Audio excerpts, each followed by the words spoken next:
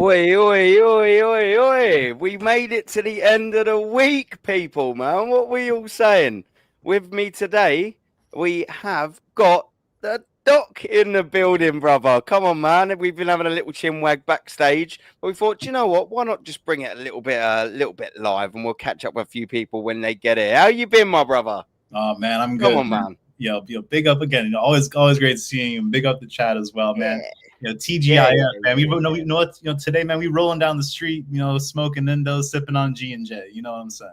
Yeah, we're no pissing about, is there, my geezer, man? Come on, no pissing about. So, do you know what we will talk about in a little bit? We'll sort of run down as it's international break. I thought, sod it, we'll do a little something different for our calling. Now we'll have a little chat about our summer signings, break them down, how we think their season's gone so far, etc., etc., etc. But until we do that, let's just have a little chat about how we think the season's gone so far. And we was having a little chinwag about this backstage, weren't we? And I thought, you know what? Yeah, let's just bring it live. Why not? So far, man, we're 11 games in. And do you know what? I said at the start of the season, if you'd have told me that we were going to be 4 points clear of Manchester City, one, I'd have called you absolutely fucking Coco. Do you know what I mean? I thought, Jesus Christ, Doc, what's going on here, man? You need to get the straight jacket on. What's going on? Instead, you're looking dapper in the jacket that you got on so far, brother. Do you know what I mean? And we're sitting 4 points clear. We'd take it. I'll bite your arm off every single day long. Come on. But that's not without being able to criticise the little bits in between either. Do you know what I mean? Nothing's been perfect. We're coming off the back of quite a poor result against Sunderland. What makes that result a little bit worse was when we looked over it the next day and watched Manchester City take apart Liverpool. That made us a little bit, What do you reckon on the season so far, man? What do you reckon about what I said? We're first, 4 points clear. You take it. But it's not without criticism, is it, my brother? Yeah, there's balance in life, right? While most certainly it is certainly a surprise that we have been as successful in the first part of the season. We also know that this is also repeated behavior. We have seen, rather, I would say in the Emirates era as a whole, it has been characteristic of us that we start off very strong in the first half of the season, and then we taper off somewhere in between February, March, April. What's up, man? Big up, Richie, brother. One Timu Neil Mape, baby. What's up, baby? How Hey, listen, Aaron's famous now. He can get Neil Mope on live. People, like and subscribe. People. We got the pool, innit? Do you know what I mean? What's going on? Big up, Rashid, man. Big up. Go on. What was you saying, my geezer? Yeah, so we have seen. Yeah, as you're saying, backstage, 22-23. I think we were showing a lot more assuredness and dominance, at least in the first half of the season. This season, while we get I think it's been a lot more precarious. I think there's still a certain uncertainty of how things are going to occur, just based off of perhaps previous behaviors and years past, but also as well. We're still not seeing players perform to the peak of their powers. So for example, our captain, who is supposedly going to be potentially even delayed a few more weeks. Man's turning 27 next month. He is coming to the peak of his career, and and his performance, his statistics aren't demonstrating that he is. So so ultimately, players need to step up if they want to win the league. They need to demonstrate it, and when we see performances like that against this, against Sunderland, that is that should be a warning flag, not only to the fan base, but also to the players themselves, because that kind of performance needs to be stamped out. It should have been stamped out already by now. Yeah. Facts. Now, 100%, man. Rashid, big up, brother. Big up, man. He's on his typical thing, and he's out, ready to go out on the old Red Bulls and whatever the fuck else is in there. I'm assuming it's not just sugar in that fucking can, is it? Come on, man. A lot of sugar. Listen, I'm gonna be diabetic by the end of the night, but But listen big up to you, Aaron. Thanks for having me on. And say big up, Come but on. big up to the whole panel, of course. Big up to the chat as well. Hey, listen, I feel like the question is the question how we did against Sunderland? Is that the question? Yeah, well, yeah, just in general, just before we sort of like move on to like how the summer Mm, signings have sort of all worked out. Yeah, we're sort of saying mm, basically like the season so far. What do you sort of make of it? Do you know what I mean? In its entirety. I know it's only a small sort of bite size. We're only a just over a quarter of the way through it. But so far, mm. how do you reckon we've been, brother? I want to first of all big up the set piece coach. I Nah, feel like he's about 70% of this team. I don't know what he does, how he does it. I've tried to study it, man. Them I've tried to study it. I just don't know how he does it. I just don't know.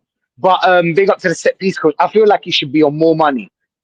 I'll be real, and I'm not someone that agrees with the amount of money these footballers and these coaches get compared to the other, you know what I'm saying, other people. But like overall, hey, listen, if we're first, fuck it. How we did it is irrelevant. You know what I'm saying? It's irrelevant if we're first. But again, we need to look facts. at game by game. We need to look game by game. If I go game by game right now, Aaron, yeah, and we Yeah, go back and actually study the games and watch how we actually score our first goal. Like most of them are just set pieces. That's what they are. Most of them are yeah. set pieces. That's why I big up the set piece coach so much. I feel like he's done for the club nearly the same amount as Arteta, and Arteta gets 15.6 million. This guy probably gets 800 or 600K. I just feel like, but overall, let's be honest. This what happened against Sunderland was inevitable. It was Yep. supposed to happen. Do you know what I'm saying? At some point, it will happen. But do you know what I was thinking? Yeah, today I was thinking at work, bored, bored to fucking life. 4 o'clock. I want to get out of there. I was thinking like, every season we have one thing that we just need. One more thing. This season it's attack. Last season it was controlling. It was too much control. The season before that it was defense. It was every season we've got something. I don't know Never the how. finished It's like a article, isn't it? puzzle.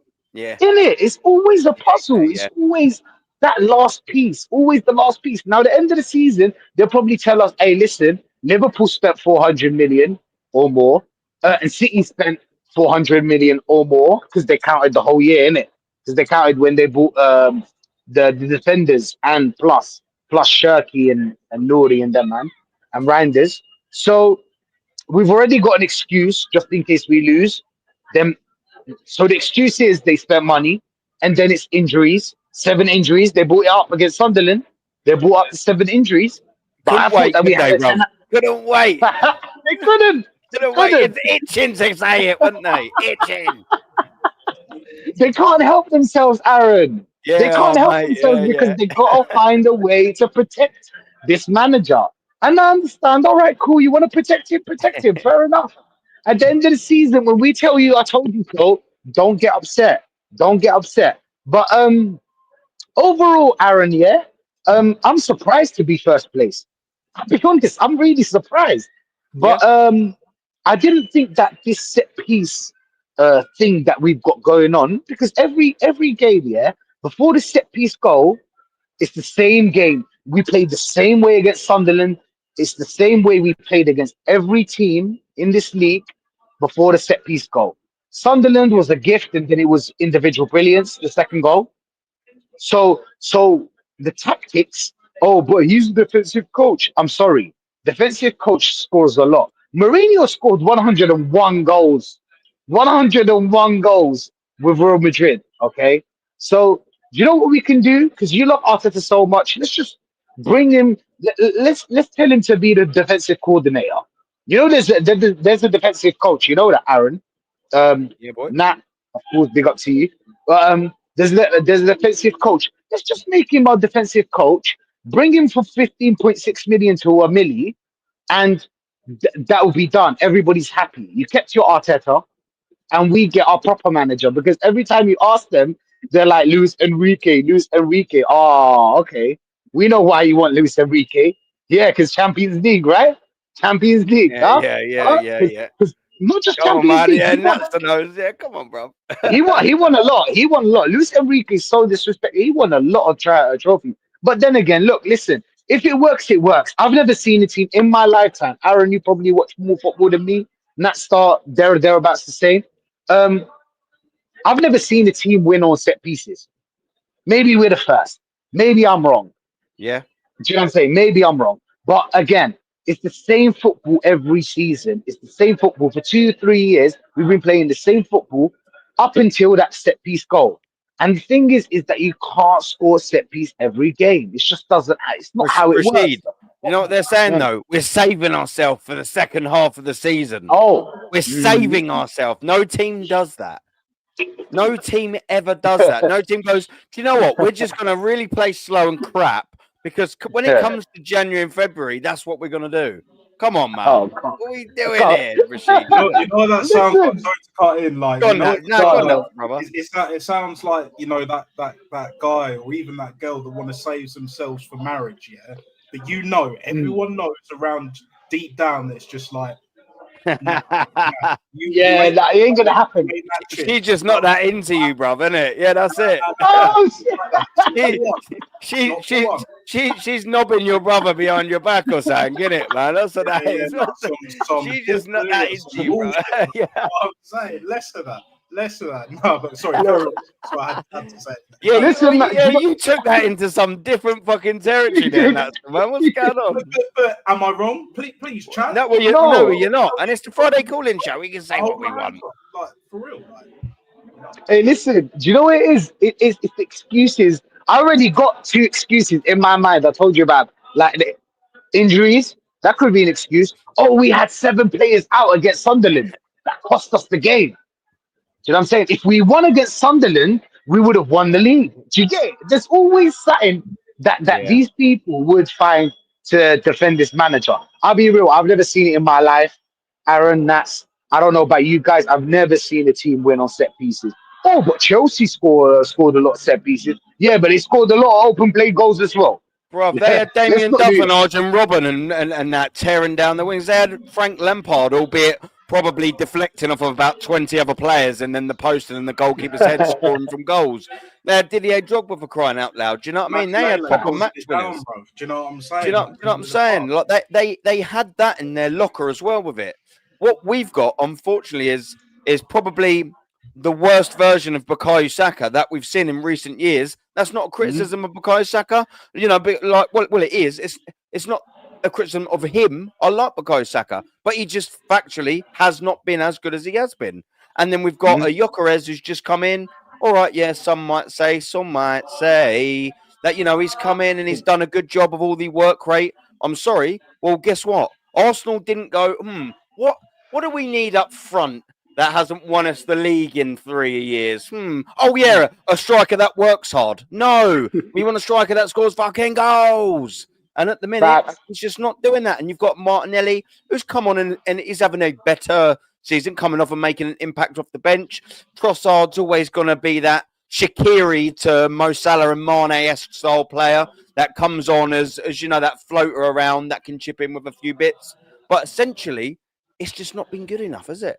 Aaron, do you think it's worrying, just before we go to Nats, of course, do you think it's worrying that Trossard is our best attacking option that we've had this season? Yeah. He should be a player that complements what we've already sort of got. He should be a player that you can bring on as a new dimension. There's a reason why I always say and use him as an analogy of Shaqiri, because whilst, you know, you obviously had Bobby Firmino up top and you had Salah and Mane on the left-hand side, but you had that Shaqiri who could come on and do a job. He could get you a goal. You know what I mean? He could make something happen. Or even if it was just while the game's secured, you're not just going ultra defensive by bringing Mane or Salah off. You're bringing another forward on. You can create something and do something who's good with the ball. That's what I've always seen Trossard as, a nice complement to the squad. Definitely not our main attacking threat. I think if you're looking at a football side that's spent £1 billion in 6-7 years and Trossard's the best that you've got, your forward line maybe ain't that good. What do you reckon, that stuff? Aaron, sorry, go on. No, you want to say something? Aaron, just this one, just this last one, Come on, man. Eze, was one of the best players last season, correct? Gyökeres Oh, it's scored hard to more than argue. 68 goals. More than 68 goals. I know It where you're just going with amazed this. me. Do you know what I mean? Like, it just amazes me how the level just dropped. Do you know what I'm saying? Drastically. Yeah, Hear this. The system only benefits our defenders. Who are the best players this season? Timber, Gabriel, Saliba. Maybe people would say not Saliba. I understand why. Raya, maybe. I could throw Raya there as well. They're the yeah, best players that we had. Maybe Rice's work rate and his set pieces as well. Defensive. So this system only benefits the defensive side of us. It's yeah. as a manager, you need to find the right balance. We're not complaining on anything, but sorry, you're getting 15.6 million. I'm gonna fucking question that. Okay? Find the What's right balance. what's And that you've a got week? the I mean, it's got ingredients. to be 300 odd k-ish a week, isn't Oh it? You know what man. I'm saying? Oh man. Oh man. Do you know what 15 he point. said? He said he Yeah, likes a man. little siesta after the pile. You know what I'm saying? Like, of course you would have a siesta, innit? 300k a fucking week. Doing absolutely nothing. What do you do apart from defend? Apart from defensive side of football, what do you really bring to the team? Have we scored a team? 300k, yeah. Have we scored a goal that is tactics? Have we scored a goal from tactics? No, we haven't. We scored Yeah, goals from set pieces, which is not tactics. That has nothing to do with your tactics. Has to do with the set piece coach. Like I told you, I don't know how he does it. But then again, all the goals. Maybe only against Brighton that we scored an amazing goal. I'll be honest. Against Brighton, you know the Moreno back heel, where he split yeah, the whole defense into two yeah, yeah, halves, yeah, yeah, yeah, and yeah, then yeah. yeah, I think that was the best goal we scored, in my opinion, of course. But apart from that, tactically, what did you really bring going forward? Again, oh, but you don't need to go forward. You can play defensive football. Yeah, but even defensive football, there must be, you catch them on the counter. There must be some kind of like, I don't know, catch them in transition, something like that. There must be some way. You can't be telling me that you're playing U-shaped football and you think that you're going to win the league. U-shaped football ain't going to get you nowhere. Two banks of four, you're done. Two banks of Yeah, four, you're done the whole game. But yeah, yeah, yeah, that's yeah, that's yeah. my piece. Yeah, Sorry, yeah. Nats. No, No, no, no, no. no. You go. Go, I go, knew go, you had nuts, something in your locker. yeah, Innit? yeah, he did. He needed to let it out, didn't he, our brother I had to. Rashid, man? I had to. I I had understand. to. Good, brother. It's all good. Yeah. But Big big up up. BBK. Thanks for Big up mine, man. having me on, Big up Harry. Hasty. Big up everyone Big in the up chat. Come on. Rashid. Big up Dr. Seymour taking his work call and all of that. It's all good. It is what it is. But yeah, man. October champions, looking like November champions, despite the blip.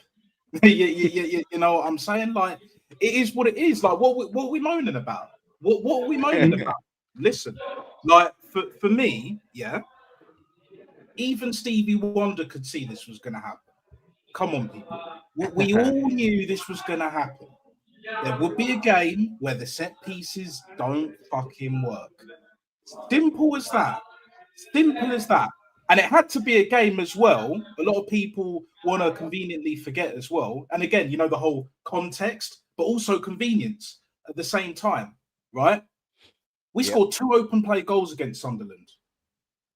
2 open play goals. None of them were set pieces, but we also conceded 2. Gabriel had a stinker. Saliba had a stinker. Raya, especially for the last goal, stinker and Yep. hooked. And fucking hooked. You know, for me, I'm just sick and tired of just hearing the same old shit. Do you know what I'm saying? That there's always a reason. There's always an excuse. There's always a but.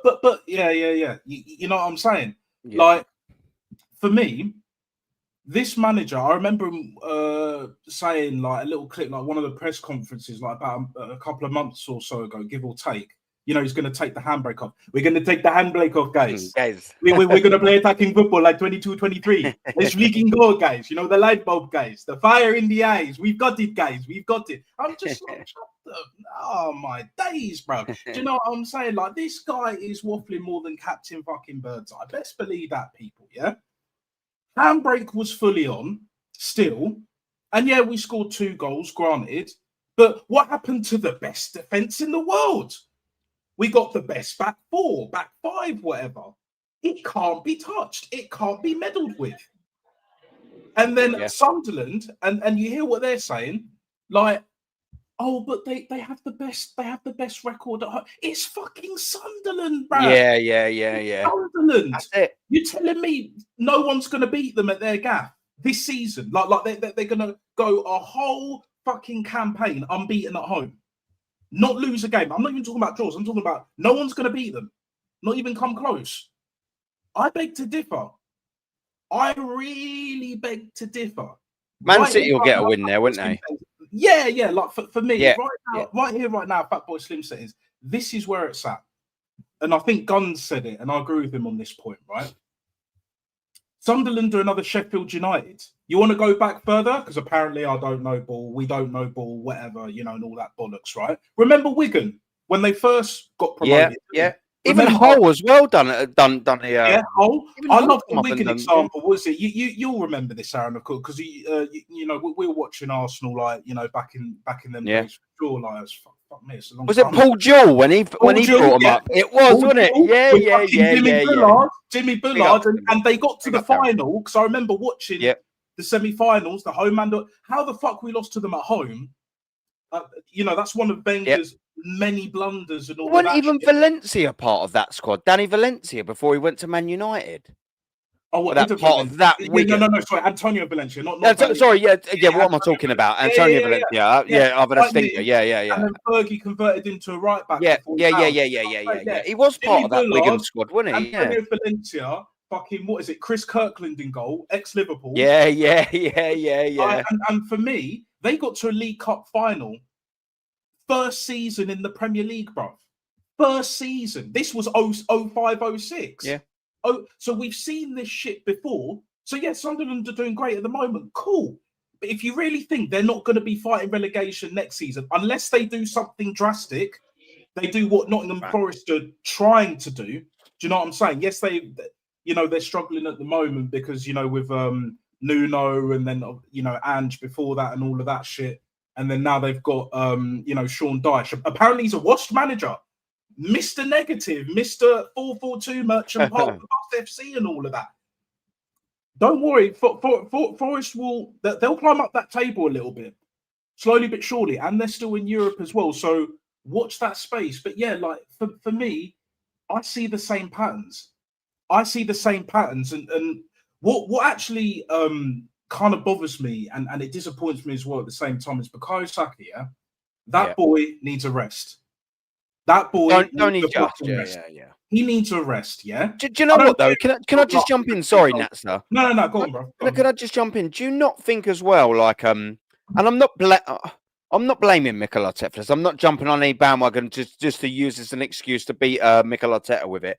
But do you not think he should do what like Alex Ferguson's and Pep's probably sort of done and gone, look, specifically with Declan Rice and Bukayo Saka, they've got a bit of a dicky belly and they can't make it. Do you know what I mean? And just go, look, you've picked up a knock. The classic, they picked up a knock. Declan, Bukayo, don't go out on holiday so you're fucking photographed everywhere. But I'll tell you what I'd like you to do. Go the fuck home, spend time with your family, spend time with your missus, sit in your pants and play Call of Duty, do whatever the hell you bloody want.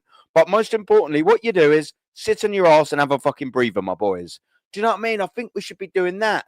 England, all right, granted, do you know what I mean? It's Thomas Tuchel's obviously going to pick, he's an international manager. He's going to pick the best available players that he's going to. And that happens to sadly be for Arsenal Football Club, two players that need a rest, Declan Rice and Bukayo Saka. I digress on that point. He should still be maybe making even just one of them. Even one of them. Do you know what I mean? I think for Arsenal Football Club, you've got to be doing these little things. And for us playing the dark arts and things like that, I'm quite surprised Mikel Arteta hasn't utilised that a lot more and done that on the international sort of stage and pissed around. He's primed for it. Is that sort of that way inclined? I'm really shocked that he hasn't done that on the international. Aaron, sort of. He can't. Do you know why he can't do that? Because it's World Cup this season.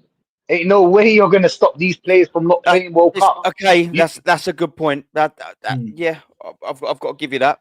And then think about it, Aaron. Yeah, you know, if you play well in World Cup, your stocks are high. Your stocks are gonna skyrocket. Do you know what I'm saying? Your transfer market, fee, more promotions. You know how it is. If any player that plays well in the World Cup, you know what's gonna happen, Aaron. Do you know what I'm saying? So I don't think that he can stop them. I can't think he can stop them. Odegaard isn't gonna care. He wants to play World Cup with his country. His country hasn't been there for time. I think they're on their way in it. I feel that they won like 4-1 or something like that. Haaland putting in crazy numbers, but that's the thing. You can't stop these players. This is a dream for them. You know how World Cup is a dream for every player out there. So I don't think you Yeah, can use yeah, that. In yeah, my yeah. opinion. I don't know about your thoughts.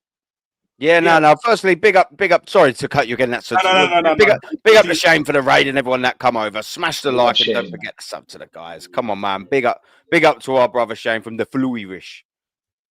He's Fluirish and a Congrats. full geezer. Yeah, no, but Congrats to the Irish as well. Congrats to the Yeah, Irish. yeah. We give him that. Yeah. CRY7 back at it again. Do you know what I'm saying, bro? These people never learn. He's not my goat for a reason, bro. Do you know what I'm saying? These people need to stop. Do you know how many people talk about the school of Pep? Yeah, the school of Cristiano Ronaldo needs to be studied. Dr. Seymour Butts, get on this, brother. Do you know what I'm saying? It needs to be studied, right? How many scrubby, bummy ass players have we seen for the past 10 years or so, right? That have come from the same school of CRY7, bro. Big up Vigilante below, yeah? Fucking, what's his face? Mbappe, Mo Salah, Di Maria. Garnacho. maybe not Di Maria, because I rate Oh Di no, Maria. Di Maria. Oh yeah, Di definitely. Maria is class. Like I would never say he's a scrub, but like Mo Salah, Mbappe, Garnacho. Garnacho for damn sure. Jesus, that guy is everything wrong with not just football but society. But I'll leave that for another day. Do you know what I'm saying? Like, Yeah. Alejandro, man, Leave come these on. alone. saying like, Well, big up to as well to Vigilante for putting everyone's link in the chat, man. Vigilante's a geezer, isn't he? Come on, man. And in a minute as well, I will put the link in the chat so we can come on and join him. But I just wanted to go around and get everyone's little thoughts and things like that and have a little conversation before we sort of got into the main bit, man. That's what I sort of big up to JCG as well. Come on, man. Always all in the chats, man. Yeah, you know what I mean? Worries. That's what we're We've saying. seen this pattern before, like Go what on, you were saying earlier, Rashid. Like when it's World Cup year, Euros year, you know, AFCON, because it is a major trophy, despite what that prick Jamie Carragher says. You know very well, Rashid. Oh, fucking the male hop to us, spitting on thing. I've got boys, yeah, that are African, yeah. They fucking love that shit. They love that shit. A couple of my boys, they're Zambian, isn't it? I remember when Zambia won it. It was 2013, I believe. I remember. They were beyond stoked. I congratulated them because I understand. Like if you're from like a smaller, especially footballing nation, it means so much. You know, yeah, the Copa America's great and all that. The Euros is great, cool. You know what I'm saying? The Asian Cup, you know, fair enough. But the AFCON is just something else. And all these players, yeah, they want to play in major tournaments. Jamaica is like they're looking to qualify for the first time since '98, as well as Norway, bro. You know what I'm saying? And I hope Jamaica make it. I actually do, you know. Do you know what I'm saying? It's gonna be mad in London. It's gonna be mad in London. Jamaica gonna go through. I really hope so. This pattern before, yeah, like James Rodriguez, in it, that 2014 World Cup in Brazil. He had an absolute stormer of a World Cup that got him the Real Madrid move. Yep. We all know this. There have been other players before and since that have had wicked World Cups and got like big moves. I don't, correct me if I'm wrong, if Mbappe got the PSG move before or after the 2018 World Cup, where he won it at 19, scored in the final as well. Was it? I think he was he still in Monaco. Yeah, that's what it feels like he was. Yeah, or he might have been on PSG on loan, and then the following year, like it was close, either, innit? That's where Mbappe blew, innit? Let's be honest. That's where Mbappe blew. When he went to the World Cup, showed the world what he can do against Argentina, against big teams, and he showed people. Listen, if you're gonna be a top, for example, what's his name? The Chelsea Caicedo. How do you think Caicedo had because of the World Cup? Let's be honest. Nobody's gonna miss the World Cup. No player out there is gonna be like, hey, do you know what? I'm gonna just miss a couple of international games, and then maybe, you know, say, what if the manager spins it around and then starts playing other players and not play you? Do you know what I'm saying? Yeah. They're not taking that chance. And you better watch. A lot of players are going to pull out of 50-50 chances. Maybe it'll get them an injury. He would never. Yeah, Saka's already doing it, man. We saw what is it, Odegaard already do it. We're not even in 2026. And to be honest, I don't blame them. Like if I was Saka, I'd even say not so much for England, but for Arsenal. Same with Odegaard. If you know you're going to start every game, if you're even remotely fit, but you're not quite at it and you need to rest, especially Odegaard being club captain, or be like, boss, Arteta, yeah? Mikel. Good old Mikel, right? I need a week or two off. Do you know what I'm saying? I want to spend, even if it's a bullshit excuse or reason, you know, like all the other fans and even the manager himself love to spew and all of that. Do you know what I'm saying? Just drop one of them bars, innit?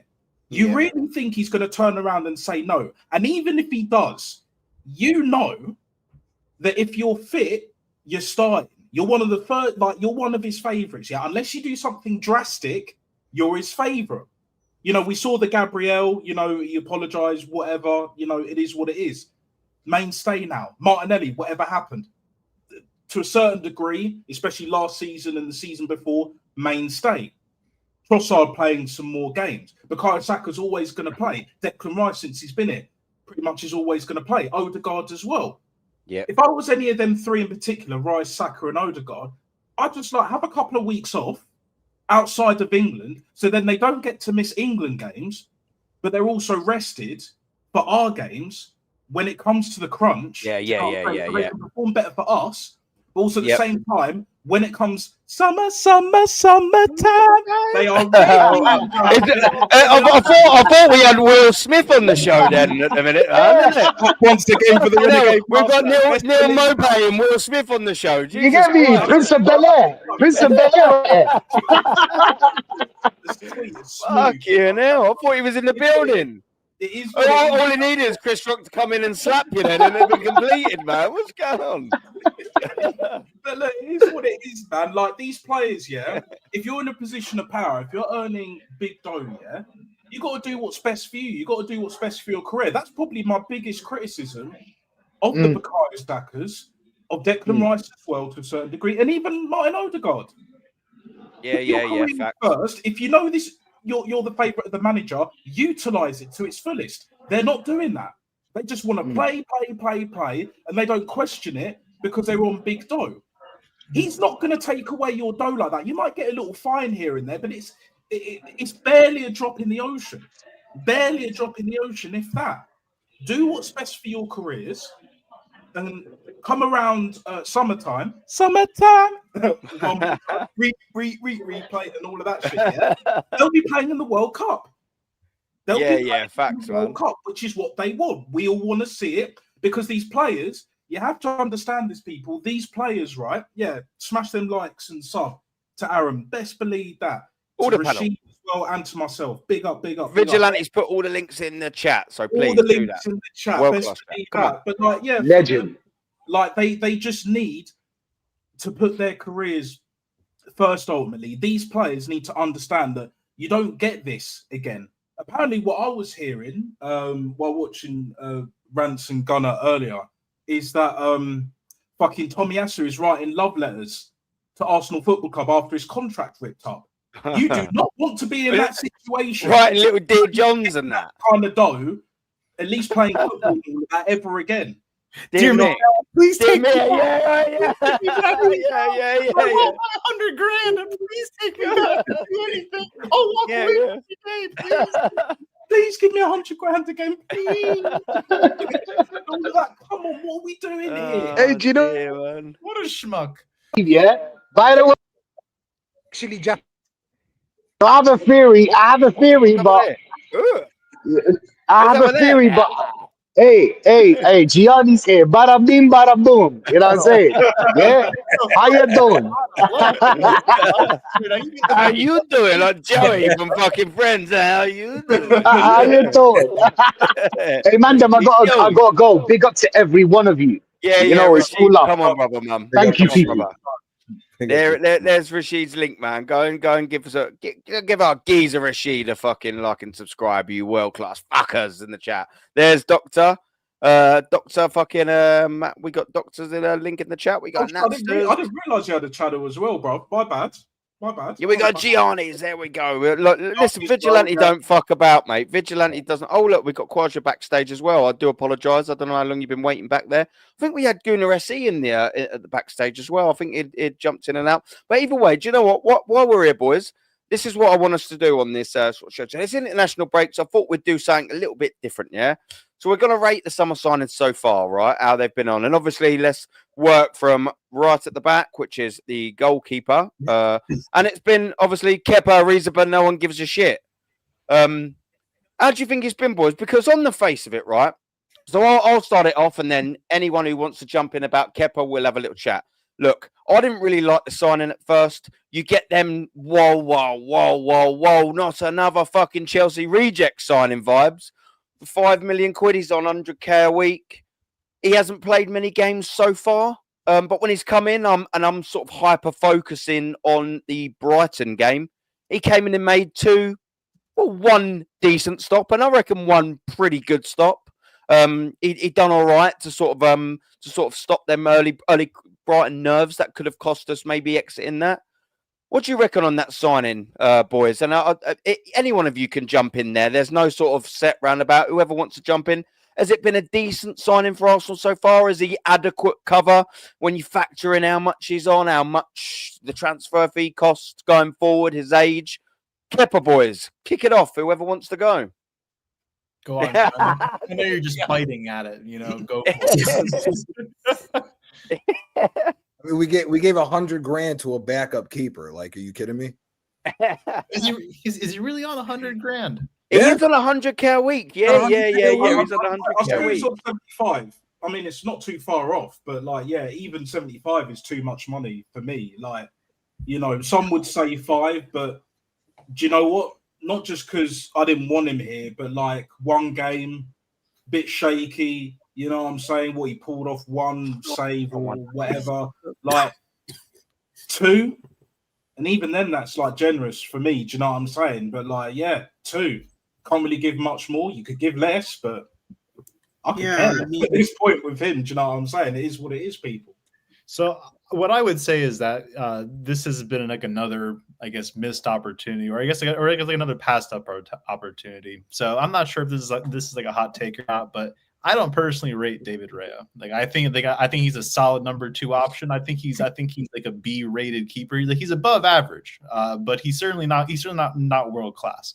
And I think that oftentimes he tends to get overrated just because of how well our defensive shape is, as well as how sturdy our back four is. I mean, I would say that that a keeper, even like Chesney, would be solid in this team. Even a keeper like Almunia would look half decent, with this back four. And Almunia,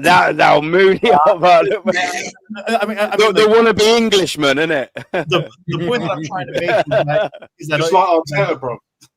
Is that ultimately rather not just the back four, but also the back 6 and back 7, how Arteta intentionally sets up his team on the pitch. It makes the keeper look even better than what he really is. Yeah. Good point. So I guess I would just based on the fact that I didn't even know that he was on 100K, that can't be anything higher than a 2. But probably I'll probably rate it a 1 just because it's another opportunity they passed up to get a better goalkeeper that would put Raya on the bench and elevate the squad as a whole. Mm-hmm. Yeah. He doesn't do that, does he? Go on, Macy. Big up to you as well, brother, man. In a minute. I mean, Kepa's not been that bad since he's come into the football. Refilling. Club. I mean, I'm happy that he's getting a couple of games, but not in the Premier League, but in the cup games. He's not been that bad so far. I mean, you guys, I'm not a big fan of Chelsea rejects, but I have to give Kepa a bit of a small praise. I'm not gonna say that he's an elite goalkeeper. Like last season at Bournemouth, he was amazing. But at Arsenal, I mean, he has been a bit okay for us. I'm not gonna like gas him up that much, but if I had to choose a rating for Kepa Arrizabalaga, I would probably maybe go for like maybe a standard 5. You know what I mean? Yeah. Sorry, just to jump in there. Big up to Fuge,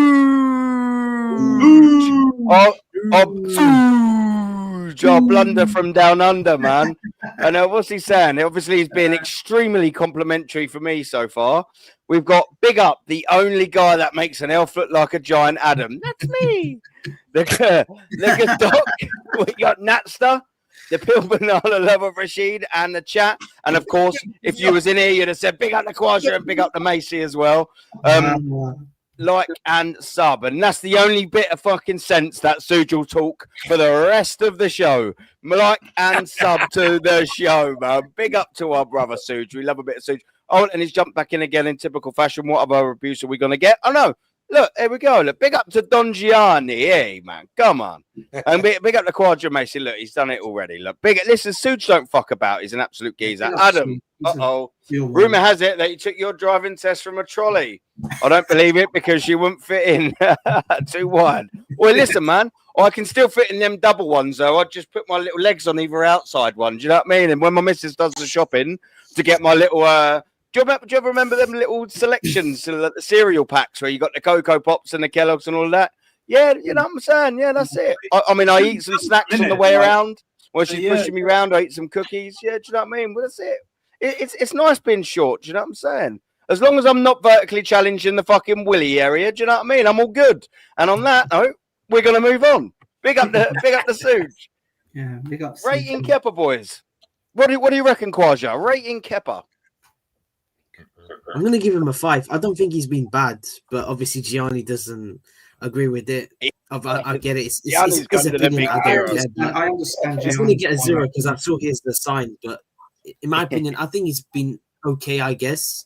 I'm not going to overhype him because obviously, apparently, he's Prem proven as what people would say. Apparently, he's done it in the Prem, so that's what they're saying. But I'm not going to get too cocky, getting carried away. I'm just going to give him a solid 5. I don't think he's been bad. Yeah, and perhaps maybe I'm being too harsh. Maybe I'm perhaps giving him too much stick for this club not doing what rather what they should be doing. But I mean, he's only had maybe 2 or 3 games played this season. It's there or thereabouts, I think, isn't it? So I mean, perhaps maybe even a not applicable score can be applied just because he hasn't really been able to, have as much of a track record to prove a rating. Yeah, I'll ask you this question, right? This is why Arsenal signed. Sorry, John. Go on. I was just going to say really quickly. This is why Arsenal got Napoli's chief of scout, so we wouldn't have to make stupid signings like this anymore. So that I was going to. There you go. I was going to bring that to you at some stage, Nat, because Gianni, because I was quite intrigued to see what you think about him. I'll save that for a little bit. I'll bring that up for later. We'll keep the flow of what's going on, but I'm intrigued to ask you about him. Because obviously, who the fuck better to ask than Napoli Ultra Gianni geezer? Come on, man. What we saying? What you going to say, Nats, the brother? Yeah, no, I just got to ask you this question because you brought up a great point in terms of Raya being number 2, but he ain't number 1, and he's definitely not world class. I fully agree with that sentiment. By the way, who would you have as number 1? Because for me, I wanted Oblak. Now, some would agree, some would disagree, saying that his best mate is behind him. But for me, I've always rated Oblak. Do you know what I'm saying? You have. You've always said that, to be fair. All the times we've had a chat, you've always said Oblak.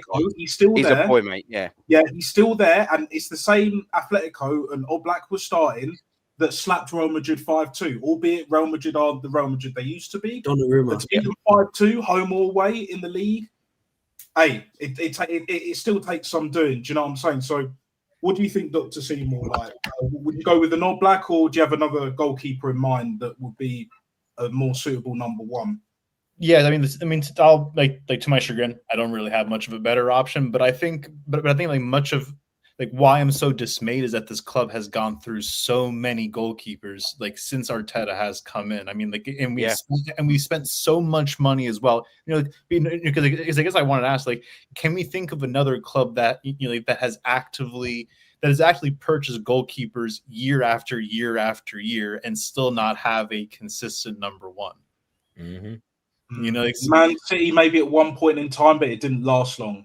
Because when they had when Pep came and got rid of Joe Hart, Willie Caballero came in for a little bit, didn't he? Yeah. Claudio Bravo as well. You put Bravo as well. Claudio Bravo. Oh yeah, that's it. Claudio Bravo. Yeah, that's right. Yeah. Bravo. Yep. They did have Willie Caballero at one point, and then as soon as Edison rocked up in it, he was there. That was his number one for a while up until now, where you got Gigi Donnarumma. So. You could have got Donnarumma in the summer because PSG wanted to sell him because Luis Enrique kicked him out of the team. I mean, he could have been number one and Ryan number two. I thought that would be perfect. He didn't kick him out. He wanted more money. Yeah, it's always Donnarumma's a money guy, isn't it? That's why he left. That's why he left AC Milan. He saw the money that PSG was offering him. But I mean, I think. Listen. For me, I think Donnarumma is actually number two. For me, the best goalie in the world is Thibaut Courtois. I'm taking Courtois with everything he's done. I'm saying Donnarumma is number two. Then probably Alisson's number three. Yeah.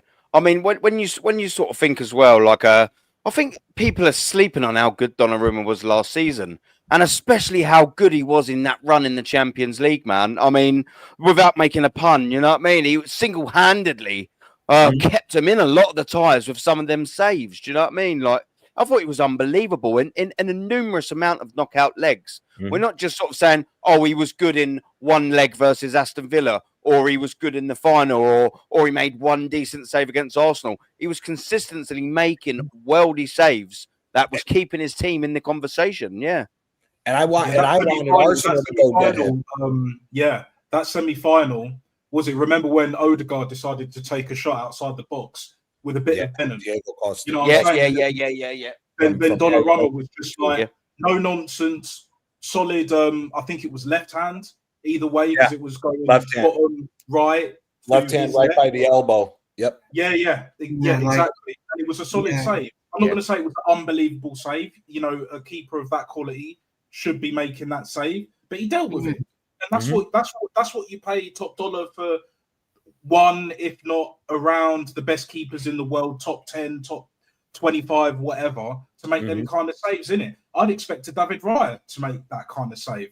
You know, especially with the way our fans going about, oh, he's the best keeper in the world, despite him being 6 foot, which is short for a keeper these days. But, you know, it is what it is. You got to do what you got to do. I agree with Gianni that when he left Milan, I was like, to go PSG, that's definitely a money team. That's definitely a money team because correct me if I'm wrong, Gianni, but not too long after, like Milan won the Scudetto, I believe. Yeah, they got Mike Maignan to replace him. I think it could have been a solid option. He's up there for me too. He's a damn good goalkeeper. He's a very good keeper. Yeah, I rate him. You know, done well for France. I wanted Arsenal to get Donnarumma because everybody forgets. They all think he's older. Donnarumma's only 26. Yeah. He's been about, and he's been about for so long, though. That's what it is. He got called up at 17, right before he turned 17 for Milan. That's right. Just gonna say, he's been about for 8-9 years, isn't he? Yeah. He's been knocking about for a while. Go on, Macy, brother. Yeah, and also the fact is that Donnarumma has accomplished a lot. Like he's won the Ligue 1 title, he's won the Coupe de la Ligue, and he's also won the European Championship with Italy. So.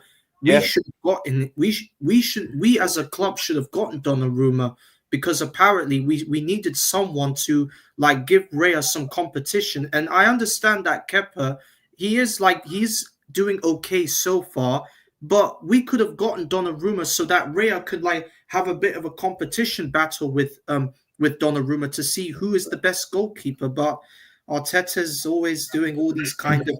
He's not good with his feet, though. That's why Arteta's doing Arteta things. I know. It's just we have an attacking goalkeeper. Apparently, Arteta said we have an attacking goalkeeper. But that's the thing. Donnarumma's a shot stopper. He doesn't play. He's all the famous mistakes that he's made in the Champions League run with PSG before they won the treble last year. Yeah. Donnarumma had a lot of mistakes because he is not good at his feet. But, Mm. you know, majority of the greatest goalkeepers we've ever seen got play started with rolling the ball out or throwing the ball out. So, you know, for me, that again, I've always said I think this ball playing goalie is a bunch of bullshit. But yeah, I like agree. you know, I like, agree. Donnarumma is a throwback. Yeah. That's what Yeah. people forget to realize. He's a throwback. The old school keepers like Gigi Buffon, even Iker Iker Casillas. Casillas to a lesser degree. Yeah. You know, Yeah, Neuer. Iker Casillas was the boy, man. Oliver Kahn. Yeah. Oliver Kahn, Yeah. yeah, of course. Yeah. Do You you know, know, the only one- even go on, sorry, Sorry, I'm sorry, cutting you, sorry, Adam. Nat. So, no, go on, mate. It's very, No, very that's- quick. that's The me. only one that was actually really good with his feet and was a very good keeper was Fabian Barthez. Whatever you want to say about him, like yes, he made some mistakes. Aside from that, Thierry Henry, yeah. Aside from that, Highbury, yeah. Other than When he that, lifted his shorts with up, the innit? 14 feet, at that time, it was damn near unheard of because Schmeichel was doing the more going up for corners kind of thing, but he weren't amazing on the ball. Let's be real. It wasn't until Fabian Barthez and then a bit after that, Manuel Neuer. For me, he's my goalkeeper. I know people disagree. They'll say Buffon, which is fair enough, which is absolutely fair enough. It's either of them two. It's either of For them me, two. Neuer changed the game, bro, for goalkeepers. Oh, yeah. Changed the game. And he's still playing today. What is he, like, 38? He's damn near He's 40. 39. He's still in And he's there. still one of the best keepers. And he's still one of the best Yeah, keepers. yeah. He's Right, still okay. good for a world-class save here and Yeah. there. Sorry, No, Aaron. facts. Yeah, No. You're all good. I can't remember what I was going to say either way, but what we'll do is we'll swiftly move it on now to Mosquera. So do you know what? And I'll get the ball Mosquera. running with everyone. That's it. We've signed him. To be fair, I'll put my hands up and go, do you know what? We've signed him. Who the fuck is Mosquera? And do you know what? A lot of the time when we have our criticisms is usually because we've got loads and loads and loads of top goonies coming in and going, oh yeah, we've got this geezer, and then they start doing their little stat-based fucking evidence to say that he's the best thing since sliced bread, and then we start getting annoyed because it's like, wow, yeah, you're pretending like you've scouted him yourself personally for 5 years. Karma. But on the front of it, boys, it's £12 million I think we paid for him from Valencia. He's 21 years old. He's actually hit the ground quite running, and do you know what? For me, Mosquera has definitely been one of the hits in terms of the signings that we've made. There was a period, of course, where Bill Saliba was out injured, and I thought, bar the Newcastle game, which I'll come back to in a second before I let someone else, one of you, go, I thought we didn't really miss Bill Saliba that much. And that's a testament to a young lad who's came in and is playing, you know, at a higher level, of course, that he was. I thought it'd been fantastic when he's come in to sort of fill the voids, Mosquera. And you know what I wanted to find out more than anything, boys, about him? When he did have that little mishap against Newcastle that ultimately led to that goal, I sort of thought to myself, okay, cool. Everything's gone quite well with you, Mosquera. Now I want to see what's going on up top when it hasn't gone well for you. You've made a mistake that could have cost Arsenal 3 points, essentially. How are you going to come back from this? Since the games that he's played in, rather, since he's came back, I thought he's handled himself pretty well. And so far, to me, 12 million quid, probably on low wages. He's came in and done a very good job for me. It's a big hit for me so far for Mosquera. Anyone take the floor? Yeah, Mosquera's been, you know, he's been one of those signings that we talk about as far as, you know, like unearthing gems. You know that, Yeah. you know, Yeah, and unfortunate that this club, you know, they tend to associate conducting transfers needing large sums of money.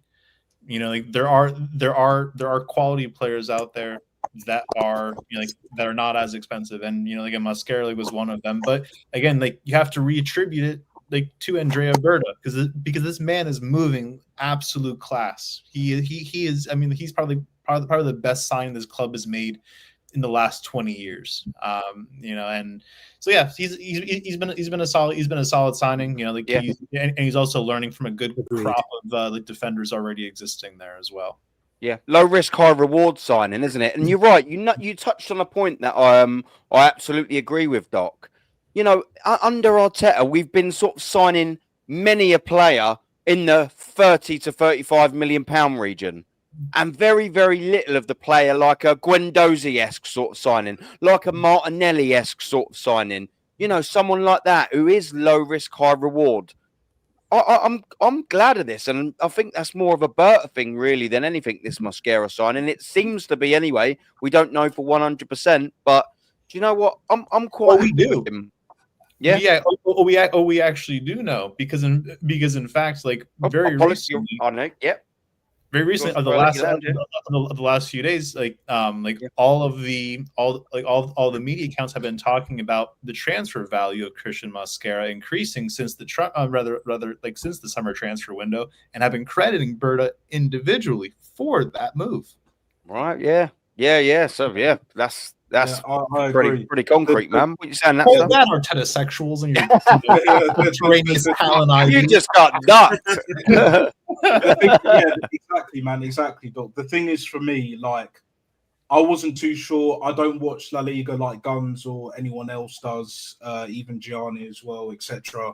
Matty. But for me, from what I've seen, and you know, the one that tipped it into going beyond a 5 for me, like I'll give him a 6, and I'll tell you why I give him a 6. That Liverpool game, when Saliba went down injured, when he shouldn't have started, we all know the backstory behind it. Mosquera came in, and what he did, he done well, because it's not like he had nothing to deal with. He did exactly what was required of him. Granted, next to Gabriel, and Gabriel was brilliant. But I personally, if you guys want to check out my match reaction, go back. I gave him man of the match after the Liverpool game after we lost, because he was stand out. Gabriel was great, but for me, I think Mosquera was better, because I didn't expect him to play as well, thrown into the deep end as Arteta loves to do, and all of that. You know, like Titanic settings. You know, get the fucking board off the ship and just sail away and all of that. You know,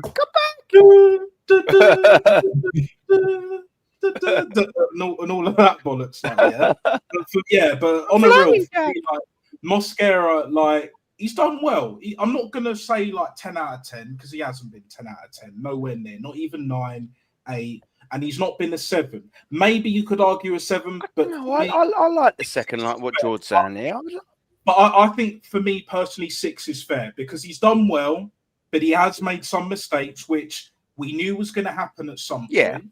And to be fair, from when we signed him up until now, you know, I think 6 is the right rating. I can't give any more, but I'm not going to give any less either, because he definitely doesn't deserve less for me. And he hasn't mainly cost us games. He may have cost the odd goal here and there, but we haven't conceded many. Like Sunderland was the last game that we conceded. Was it more than 1 goal?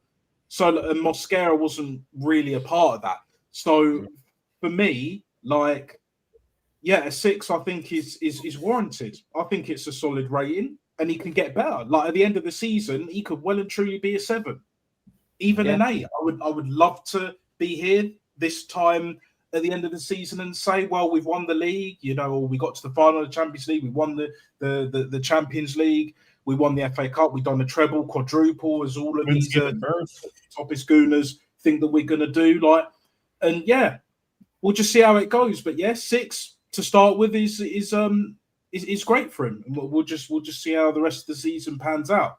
But he just needs to not rely on his pace. If he doesn't rely on his pace and actually works on his positioning, go back to basics, which is what all our players should be doing, on and off the ball, but especially off the ball.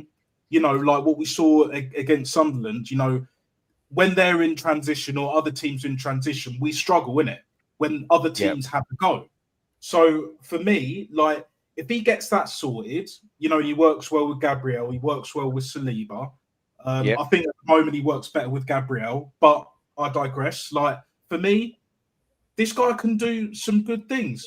He could be better than even Tomiyasu at centre back. I think he works better next to Gabriel, because Gabriel is the better defender than Bill Saliba. He's more experienced, obviously. That comes with being probably 4 or 5 years, maybe Saliba's senior. But I absolutely reckon, he works better with Calabria.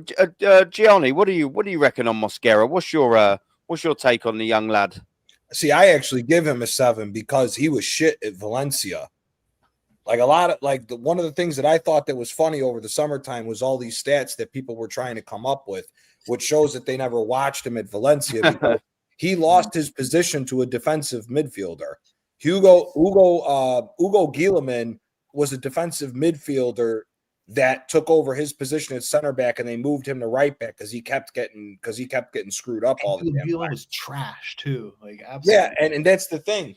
When Gieleman took over the position, Valencia got up out of the relegation spot and was able to stay in La Liga, but they were a shit team. But no, I would say 7 because he is massively improved from where he was at Valencia, and for him to come in, like Natster said, in the Liverpool game and play the way that he played, I'm pleasantly surprised how much better he looks in an Arsenal jersey than what he did for majority of the season last year in Valencia, because he was not good last year. Yeah. No, I'm sitting on a 7 as well. I think given what we've seen, given, like I said when I made the statement of bar the Newcastle game, right, cool, fair enough. You know, he made that mistake, but we didn't miss Saliba. It wasn't like in seasons gone by when Saliba's been out or Gabriel's been out and someone's come in, we've gone, fuck's sake, and you've but no, Rob's back on the field again, and everyone's got their head in their hands. Oh, for fuck's sake, what's he gonna do when the ball's passed to him? The very fact that we sort of didn't sit there and think to ourselves, oh shit, well, we really can't wait till Saliba comes back. We desperately need Saliba to come back. The fact that we weren't saying that, I think, is good credit for him. I definitely think no more than a 7.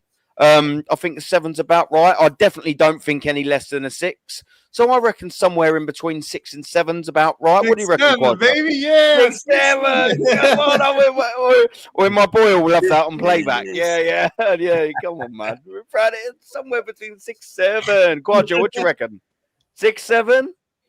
I would probably give him a 7. I think he's better than Kivior. Let's be real. He's a better centre back than Kivior. For sure. Well, that's not saying much. You don't need to do that. He's better than Kivior. I thought defensively he's been good. I know he had a stinker against Newcastle, but listen, he's come in, he's done a good job, and I'll give him a 7 for that. Yeah. I think that's about fair. And Macy, what are you saying to bring a close on Mosquera? What are you rating him as? What are we sort of thinking? This is a tough decision, Aaron. I mean, Mosquera, like, I don't know much. I really don't know much about him, because all I know is that he came from Valencia, and Lee Gunner is the only Arsenal fan that watches that league, and he knows the league like, and he knows each player like individually. And the Mosquera signing was a bit like sus. Like, I don't know much about him, but in his first game against Liverpool when Saliba got injured, I actually thought he played very well, because like he had to, because like he did the same thing Saliba used to do, and that's defend to keep us in the match until Liverpool scored that free kick. And but that wasn't his fault. He played very well in that game. But in the Newcastle game, he was a bit poor when he let Voldemar, the tallest striker in the field, absolutely outjump him and scored that heading goal. So that was his fault. But apart from that, I think he's been okay this season. So if I have to give Mosquera a rating, I will probably maybe give him a 6. Yeah. So yeah, we are quite split then. Doc, just quickly, what did you give him? Did you give him a 6 or a 7?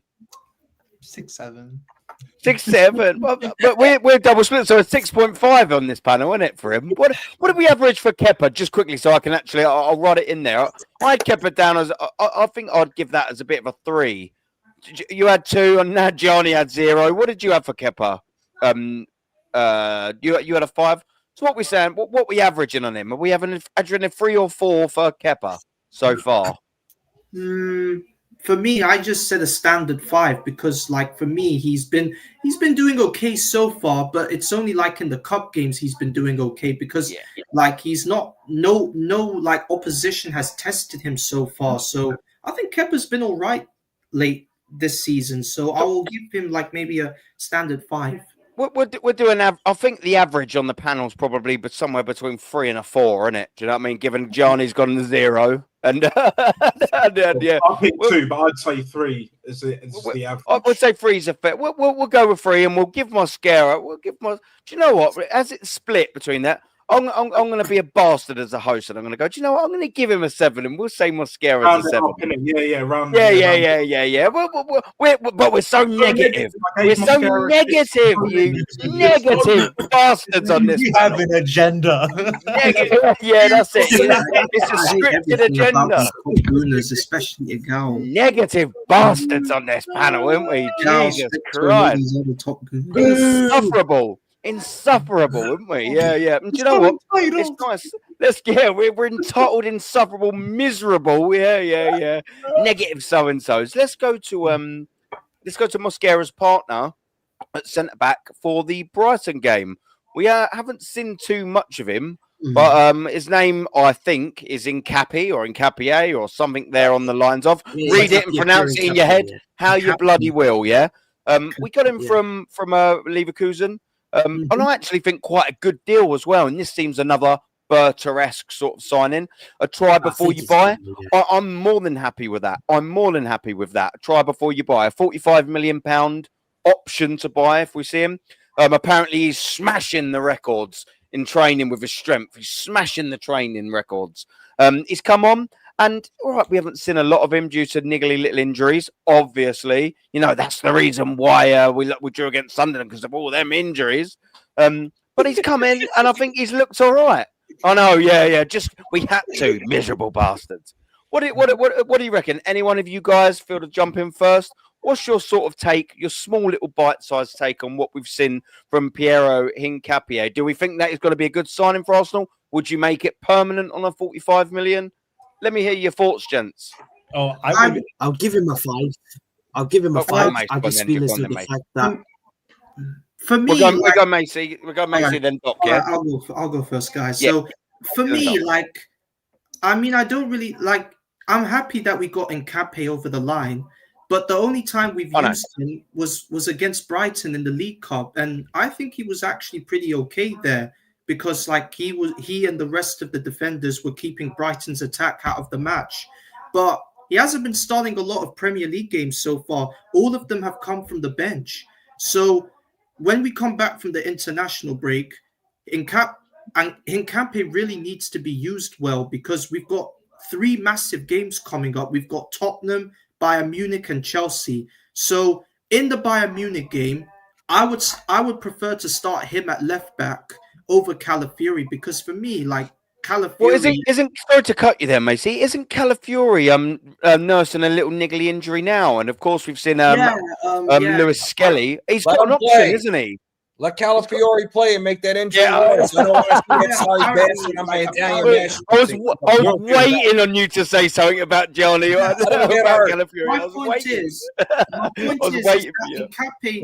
My point is that Nkape should be used more often, because he's only been used on the bench lately. So I would really want to see him get some games, because we bought him from Bayer Leverkusen because our fan base said that, he was part of the squad that won the Bundesliga title. Huh?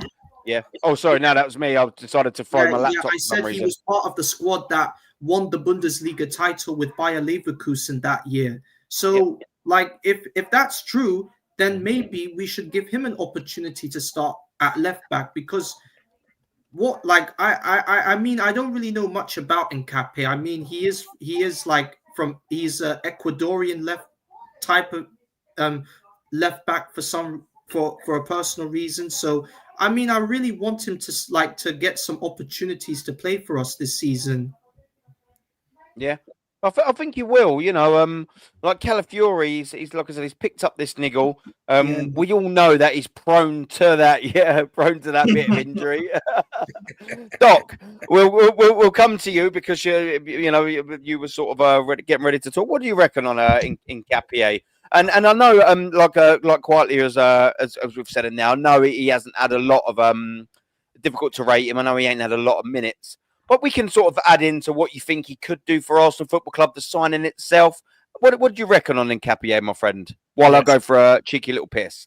So I have watched Hincapié since he was playing down in Ecuador. I think he was playing for Independiente del Valle, and man was quality, still is quality, and he ultimately is going to be the timber on the left hand side. That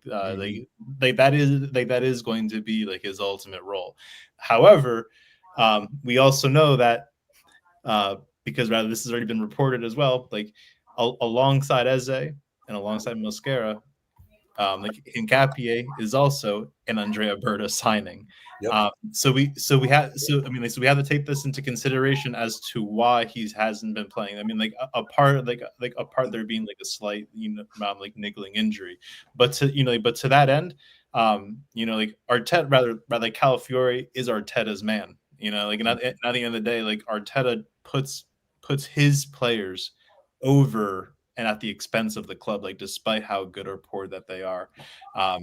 So I would definitely agree with Macy. I mean, like Hincapié should not only be starting against Bayern, just off of the fact alone that he just came from the Bundesliga, like he is familiar with that team and the opposition itself. And also just for the fact that he's just leaps and bounds better than Calafiore. And you're right, like Lewis Skelly definitely needs minutes, but he should be starting in midfield. I mean, like I would say at least like my ideal midfield is Rice in the 6, MLS in the 8, Eze in the 10, like straight 3-line midfield right there. Do you reckon Berta? Let me just jump in as well before Gianni Quadra on that to come in. Do you reckon Berta could have actually specifically signed Hincapié, knowing that obviously he plays in that left back, his competition, and also knowing that Lewis Skelly is a midfielder? Do you reckon he's gone, no, we want him in there so you can play Miles Lewis Skelly in his actual bloody position? Mm-hmm. Absolutely. Like Berta came into this club, Berta saw that Calafiore is not the kind of like quality, rather it's like quality left back that we need. He went up to Leverkusen, like brought over one of their best players, like from on the heels of their invincible season, they rather to ultimately like put Calafiore on the bench as backup, or even say rather to be fielded as like a second or third choice option. For sure. Yeah, Berta's moving mad. I'm telling you, best individual that we've had at this club like since David Dean by far and large already, and hasn't even been here for what, like 12 months, and he's absolutely he's just knocking out of the park so far. And with that Italian scout as well. I mean, for me that's very exciting news. It really is. Yeah, Andrea Mafioso, bad boy. Yeah, go on, that sir. Come in on that, my friend. The Italians are taking over Arsenal. Just give us a second. We'll get this bitch running right way. Always Inzaghi, man. That's all we need left. Boy. Well, you're always welcome anyway. But any other Italian that's on job, that's on the Berta team, that's on the, what I'm saying, that's on like the Paolo Maldini, whoever else mindset. The mindset, leading goal, guys, proper. But yeah, Andrea Berta is doing things, bro. I always rated him as soon as we got him, and as soon as they were even murmuring, so I was like, get him through the fucking door right now. Mm-hmm. Get him through the door. Do you know what I'm saying? Because for me, he knows what he's doing. And like you mentioned, Johnny, we'll get on to the scout that we got from your very own Napoli. I'd like to hear also the other side of that as well.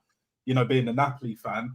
But, for me, Hincapié, considering injuries, considering that I've seen a few things here and there when he was at Leverkusen, when they nearly won the, the mini treble, whatever, I rate him. And it's very interesting what you're saying, Doc, about he could be our Timber on the left-hand side.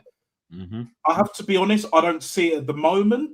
But the thing is, for me, the fact that he can defend is a massive tick. That's where you start, isn't it? Because Timber, he can defend, but he's a lot better going forward. Do you know what I'm saying? He's like an upgrade on Ben White. We can all agree on that. Whereas with Hincapié, compared to Calafiore, he's just miles better defensively. But going forward, it'll be very interesting to see if he can even remotely replicate what Timber's been doing for the past couple of years. So for that reason, as well as being injured, so lack of games and what he can potentially do, and a little bit like Mosquera, it can change. I'll give him a 5, and that's only because we haven't seen that much of him. He's been a bit I think he's only started like 1 or 2 games. You know what I mean? So Yeah. for me, it's only a 5 for now. A little bit like Mascara, it's only a 6 for now. And we'll see. I think we'll that's see fair. where they're at the end of the season. You can only But I'm rate what looking you've seen forward so to it. far, I innit? do You rate can only Hincapié. rate so far, yeah. Yeah, I do rate Hincapié highly. I saw him at Leverkusen, and everyone was not everyone, but you know, people were raving about Jonathan Tah, who's at Bayern Munich, of course, you know, on a free. And I like Jonathan Tah, but for me, from what I saw with Hincapié and who's the other Leverkusen centre back? But was it Tapsoba, in it? Yeah, Like, but Tapsoba. also Hincapié, like I think both of them are better in a way. Like, so it is what it is. But the future definitely looks bright, and as long as the Don Dana, Andrea Mafioso Bad Boy Berta is on business doing his thing, bro. Do you know what I'm saying? Godfather settings, Casino, Goodfellas, legendary. You know, like, you know, if you want to go GTA Vice City, it is what it is, man. Do you know what I'm saying? Like for me, like the future does look bright. It's just the manager, but again, we've spoken enough about the manager. As it always should be about the players and us fans. That's what makes a football club. Not the 150, bro. Yeah. The manager ain't the star. The fans are the star. And then the players that play for the club. Yeah, you know what I'm facts, saying? man. Big up as well to Waffle and Tyrell in the chat as well. And big up to Vigilante, the absolute geezer, for putting everyone's link in the chat, including theirs as well, man. Make sure you follow all of these guys' channels, man. Come on, man. And make sure you're smashing a like on this stream as well. Quaja, what do you reckon as well? Hincapié, talk to me. What do you reckon? What's your rating, my brother? I'm going to give him a 5 because at the start he's picked up injuries and obviously that's unfortunate for him. But I'm going to give him time because I think at left back he's better than Calafiori because Calafiori is not even a left back. He's a misprofiled player. He's a forward, bro. He's a forward because he can finish with his left foot. He's a left out. Yeah. He's a left out. You don't like him at all. He should be selling fucking booze at the Emirates instead of playing on the damn pitch. Yeah. But in fairness, in the Gunnosaurus, isn't it? And Yeah. Gunnosaurus, the Gunnosaurus assistant, bro. Do you know what I'm saying? But yeah, go on. I big up to Joseph in the chat as well, saying Calafiori the Sweet Prince, Gianni's favorite. Yeah. Big up JCG. Pick up Joseph. But obviously, I think Hincapié defensively is better than Calafiori. I think I'm going to give him a 5. Personally, I would start him in the North London derby ahead of Calafiori. I think that would be a good shout because I think Calafiori defensively is all over the place. Like people say, he's had a good start, but let's be real. You're facing against wingers. I mean, let's be real. Yeah. Calafiori just defensively just does my heading. Shaky. He's always shaky. He makes fouls, and for me, he's just not even a left back. You might as well just put him up top because the guy for me is misprofiled. We've had players in this club that are misprofiled. Let's be real with it. We've had players that don't play in the actual position. For me, I think they're misprofiled. I think, they're playing their position, but let's be real. Even Calafiori said when he was young, he was a striker. Just put him up top, then you just score the goals. That's it. But for me, I think I'm going to give him a 5. But I just feel as though the fact that Calafiori is going to start and everyone, the fact that the Top Gunners love him because obviously, he has lovely hair. He's a sweet prince. That's it. I'm not calling him Calafiori the Sweet Prince. I'm calling him Sophia Carson because of the whole hair thing. Sophia Carson. Maybe he should audition in Hollywood because of the whole hair thing. You know what I mean? That's what he's aiming for. The catwalk, baby, isn't it? The catwalk. The Becky catwalk. B 2.0, bro. Do you remember that? Yeah. Oh, I don't want to remember that. He's missing he's Aaron, he's the horse. It's Hecky B and Hecky C, isn't it? Aaron, you look at him, bro. The guy looks like a horse. He's a horse. He's the horse. Yeah. What's with the long face, Calafiori? Yeah. He looks like Dominic the donkey.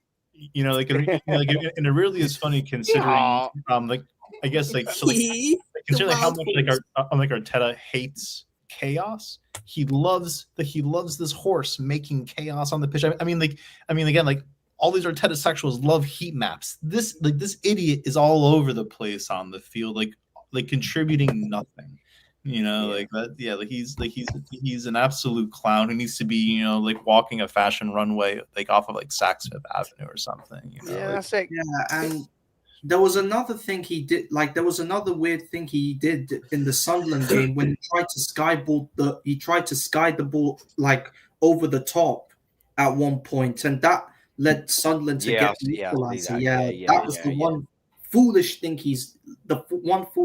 that he did in that Sunderland game when he skied the ball over the top. So, oh my days. Well, look, I think he's got Nkapie has got a decent chance, especially given especially if Calafiori is injured.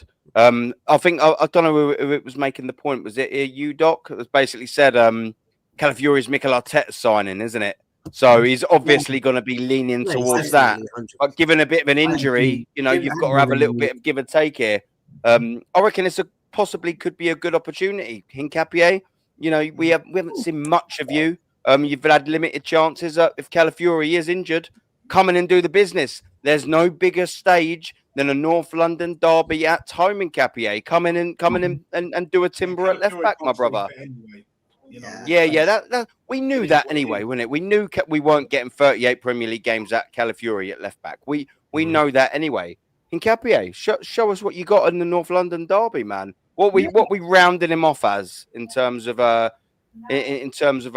It's somewhere probably between a 5 and a 6. I feel like this one's going to be, and it will with potential to get a lot better. We just haven't seen that much of him just yet, have we? But is that about fair? Somewhere between the 5 and a 6. I give him a 7 too. Yeah. Okay. Well, okay. Shut up, Aaron. Because the thing is not only is he good at playing as a third center back, but he was also playing as a left wing back. It wasn't just a left back. He was filling in for Alejandro Grimaldo, who's one of the best left backs in Europe, in European football. The thing is, Nkapie was supposed to go to Atletico Madrid. A lot of people don't know this. Diego Simeone and Andrea Berta have rated this guy to be, they think that he can be as good as Felipe Luis. From, if you remember Felipe Luis, the Brazilian, I do, from the Chelsea,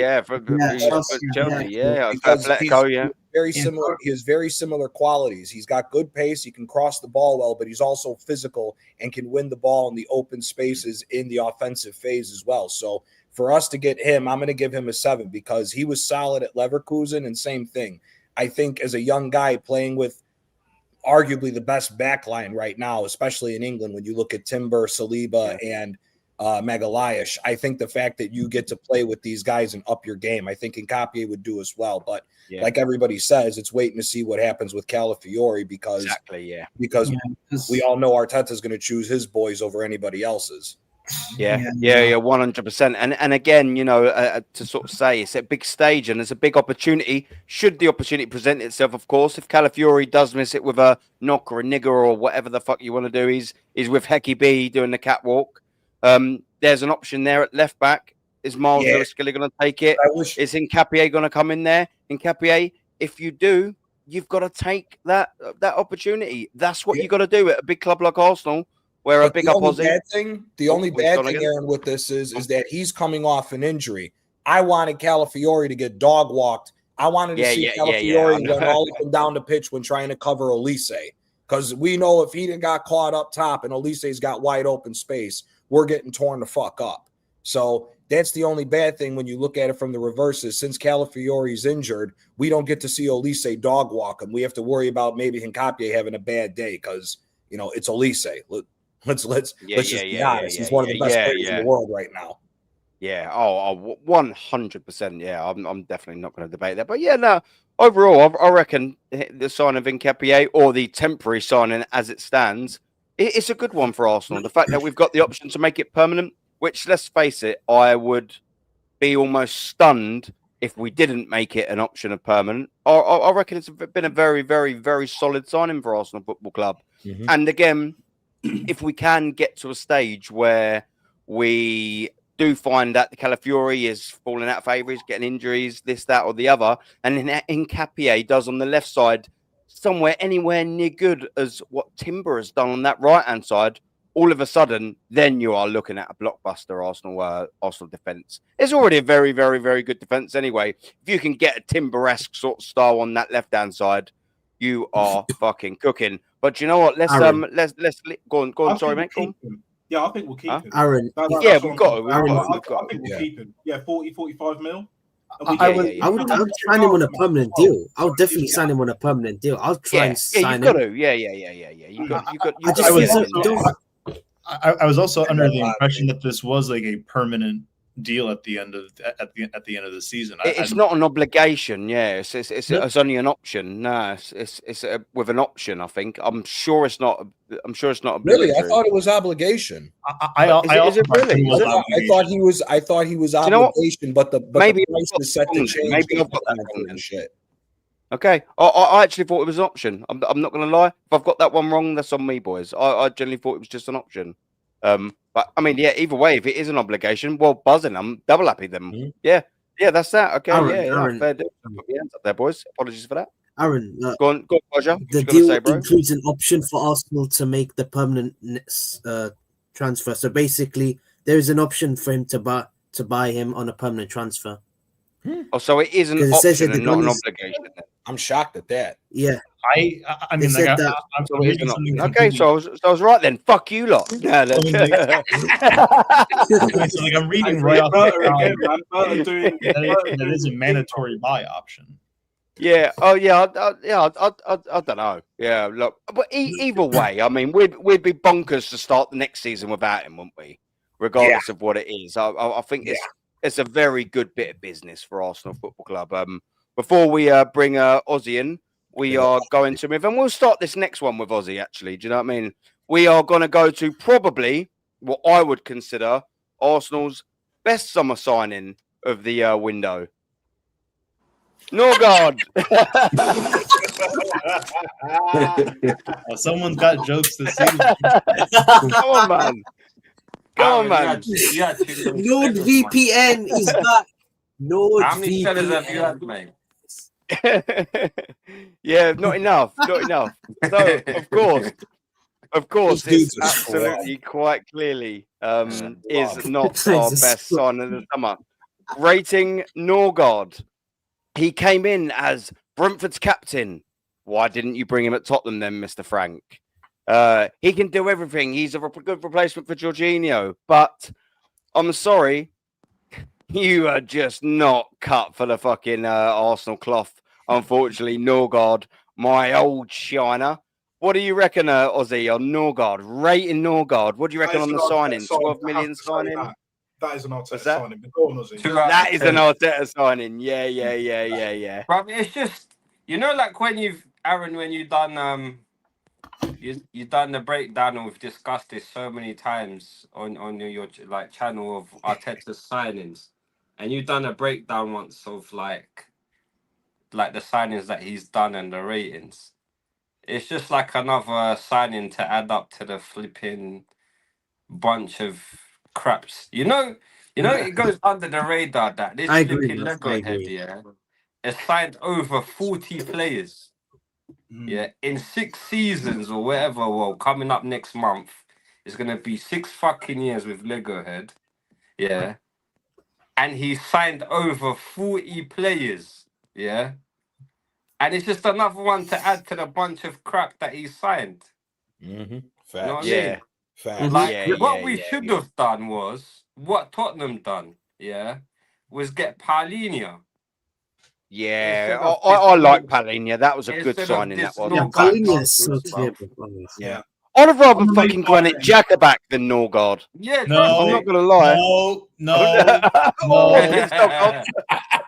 Steve was like, no. No. But we can all agree. Listen, big up the panel, big up the chat. I'm sure everyone here can agree. We should have got Kimmich, bro. We should have got Kimmich instead of Norgard. Kimmich is Mount. He wasn't leaving. Kimmich wasn't leaving. Yeah, he's dying through and through. He's not leaving. That would have been a tricky one. Kimmich is going to die at that club. Norgard, man. I mean, when look, there was there's like Terry Tibbs, mate, saying the old sensible signing, and this is what made me laugh. What he wrote, He's dog. We got He's saw dog some Top shit. Gooner say brings the winning mentality. When you see a geezer tearing up that he might make a Champions League appearance at the age of 32, 33, bro, I'm sorry, mate. It's like, oh, I never thought I'd play in the Champions League. That's coming to up our standards. Do you remember very quickly, a guy Aaron? that Remember can't wait to Marquinhos? play in the Champions League. Remember Come on. Marquinhos when he cried after he scored in the Europa League? Yeah, I do, yeah. After that, I was like, mate, you're done. Even if I rated you ever so highly, which I didn't, you're done, mate. And where is he now? He's Never saw that ball ever again. Exactly. Mm-hmm. Yep. What happened to him yet? Isn't it? Toodaloo. He's the perfect. This guy's the perfect signing to show how the standards have fallen at fucking Arsenal. Because I was on Big Up Waffle Don. I was on his show Monday. Norgard is the exact point to show of what's wrong with this fucking club. This club, if we're gonna look within England, we should be looking at the best players as far as the clubs that are immediately underneath us, not some bottom half fucking team. This is Arsenal. We shouldn't be looking at players like this to come to this fucking club. This shows you why people get pissed off, like all of us, that the standards have dropped at this fucking club. Because this dude shouldn't have even got a sniff at this fucking club. This dude is garbage. I'm sorry, man. We've seen small guys get pushed this bum off the ball. Yeah. Like, let's be real here. On this week's episode of Mikel Arteta giving players careers at Arsenal that they should have never received at the onset. 100%. He would have been far better off with Elliot Anderson. He would have been far better off with Wharton. Just either of them two, take your pick. Yep. Would have been miles better. And ironically, But apparently he wraps the ball well. Yeah, okay. Apparently he wraps the ball well. He was Prem. What does that He was even Prem- mean? Oh no, yeah. What is that? Does he work at Pita Pit? Wraps the ball well. Like, what, I mean, like, what the fuck does that even mean? That's some weird shit, in it, man. Do you know what I mean? Like wrapping balls, man, and all of Where's my burger? that. Well, what's going on here, man? Come on, no God, Natster, talk to me, and no God. What's going on? Yeah, Johnny. Yeah, no. Yes. Talk to me. So we tips. I Talk don't to care. me. I don't care. I agree with Gianni, bro. That guy is a certified fucking scrub. He is a bum. The fact that Frank didn't take him to the toilet bowl, that alone should have showed you, should have told you, bro. Yeah, should have told you that we should never have even. You got this. I know there's another signing that you're going to mention in the forward position. You probably guessed who I'm talking about. We'll get onto him later, yeah. But this guy, who actually wanted him? You know who? Nobody. You think You know. Don't say his Exactly. name though. He will come on the stream and cut off the feed. But we know who signed it. We know who signed off on this. You know as well as I do. But I don't care, bro. You could sit the likes of Rory, Igal, Christian, whoever, even Stricto, and just have a one-on-one conversation and be like, look, bro, as soon as we were linked with Nordegaard, but even before that, would you have taken him at Arsenal Football Club last season? Just ask them that question. Would you have taken Nordegaard at Arsenal for what he's done at Brentford last season? I'll put my life on it. They all say no. If they're being honest, if they're being genuine, they would have all said no. Yeah, but they're not genuine nor honest. Need I say any more?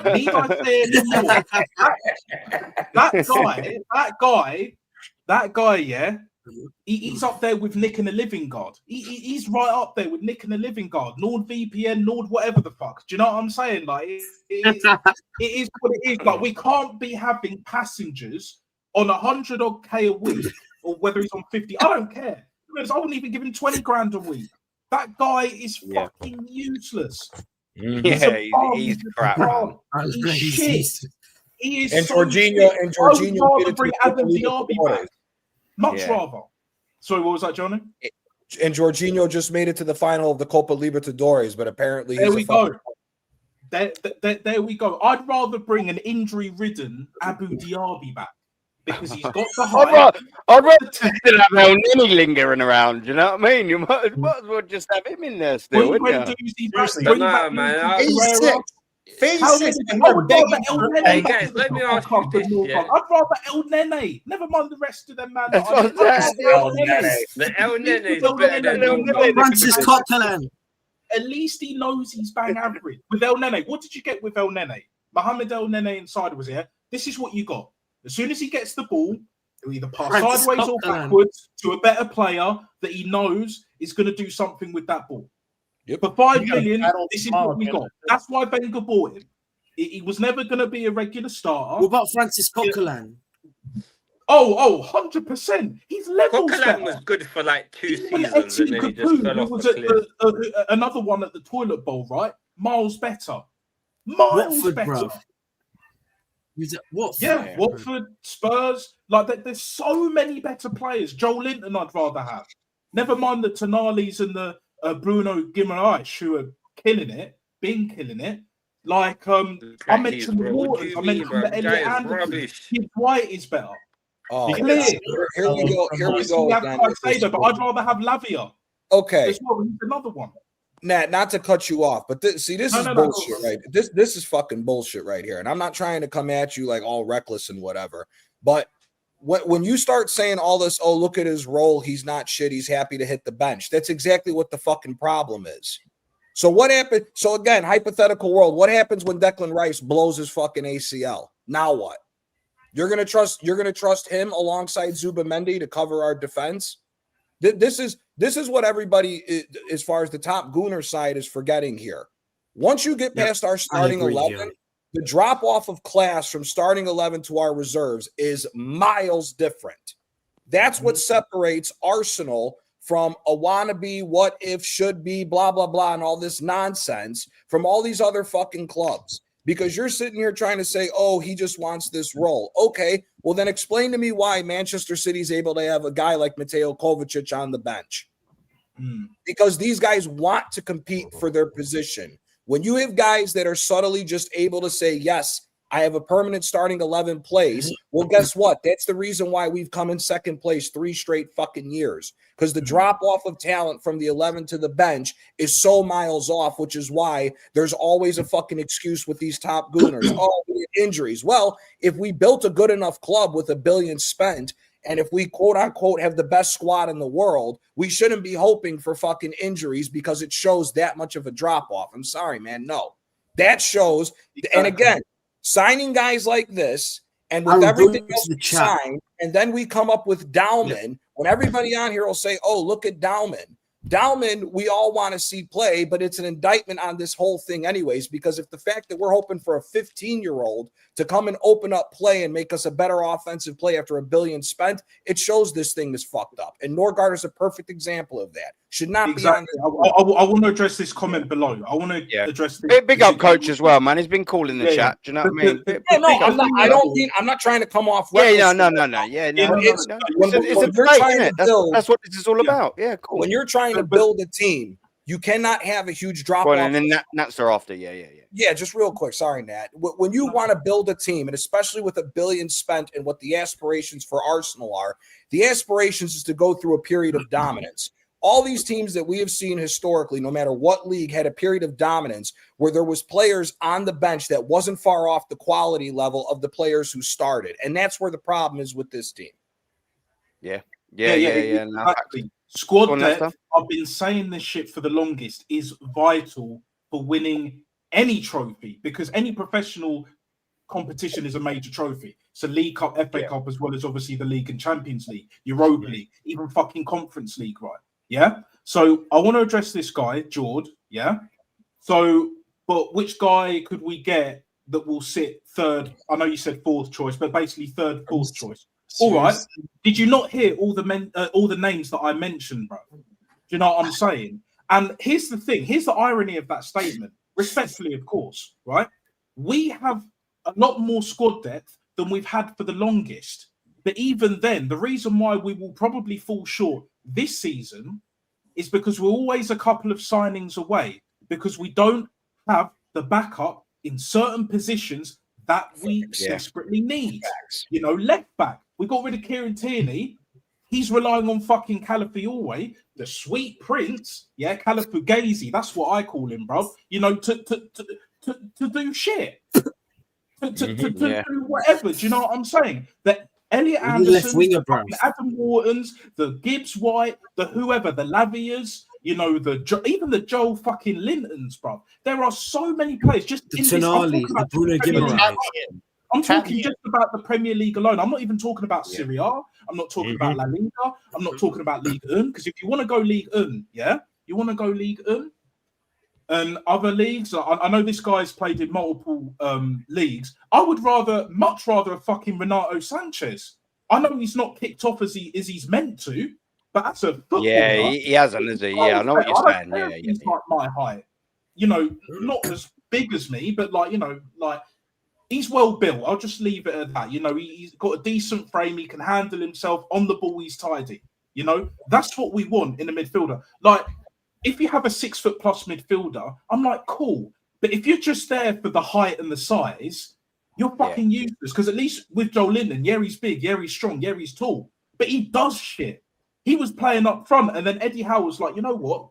You're better off in midfield, which is what this manager won't do. He'll change positions here and there, but not to the right fucking ones. And that's why he's an absolute see you next Tuesday for operating the way that he's been operating. And this is why we haven't won shit for the last fucking 6 years.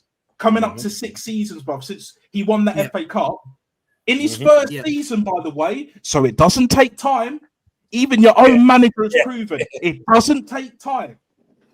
So what are we talking about here? What the fuck are we actually talking about here? Exactly, bro. If you get I the agree. right players in with the Premier League and all the other leagues in Europe or even around the world, because I'm not dismissing leagues from around the world. Talent is talent. I could go to Africa, I could go to Jamaica and all around the Caribbean, Central Americas and pluck a 16, 17, 18-year-old kid off the street that's got tech. They can all do better than fucking Norgard, even if they don't play midfield. Do you know what I'm saying?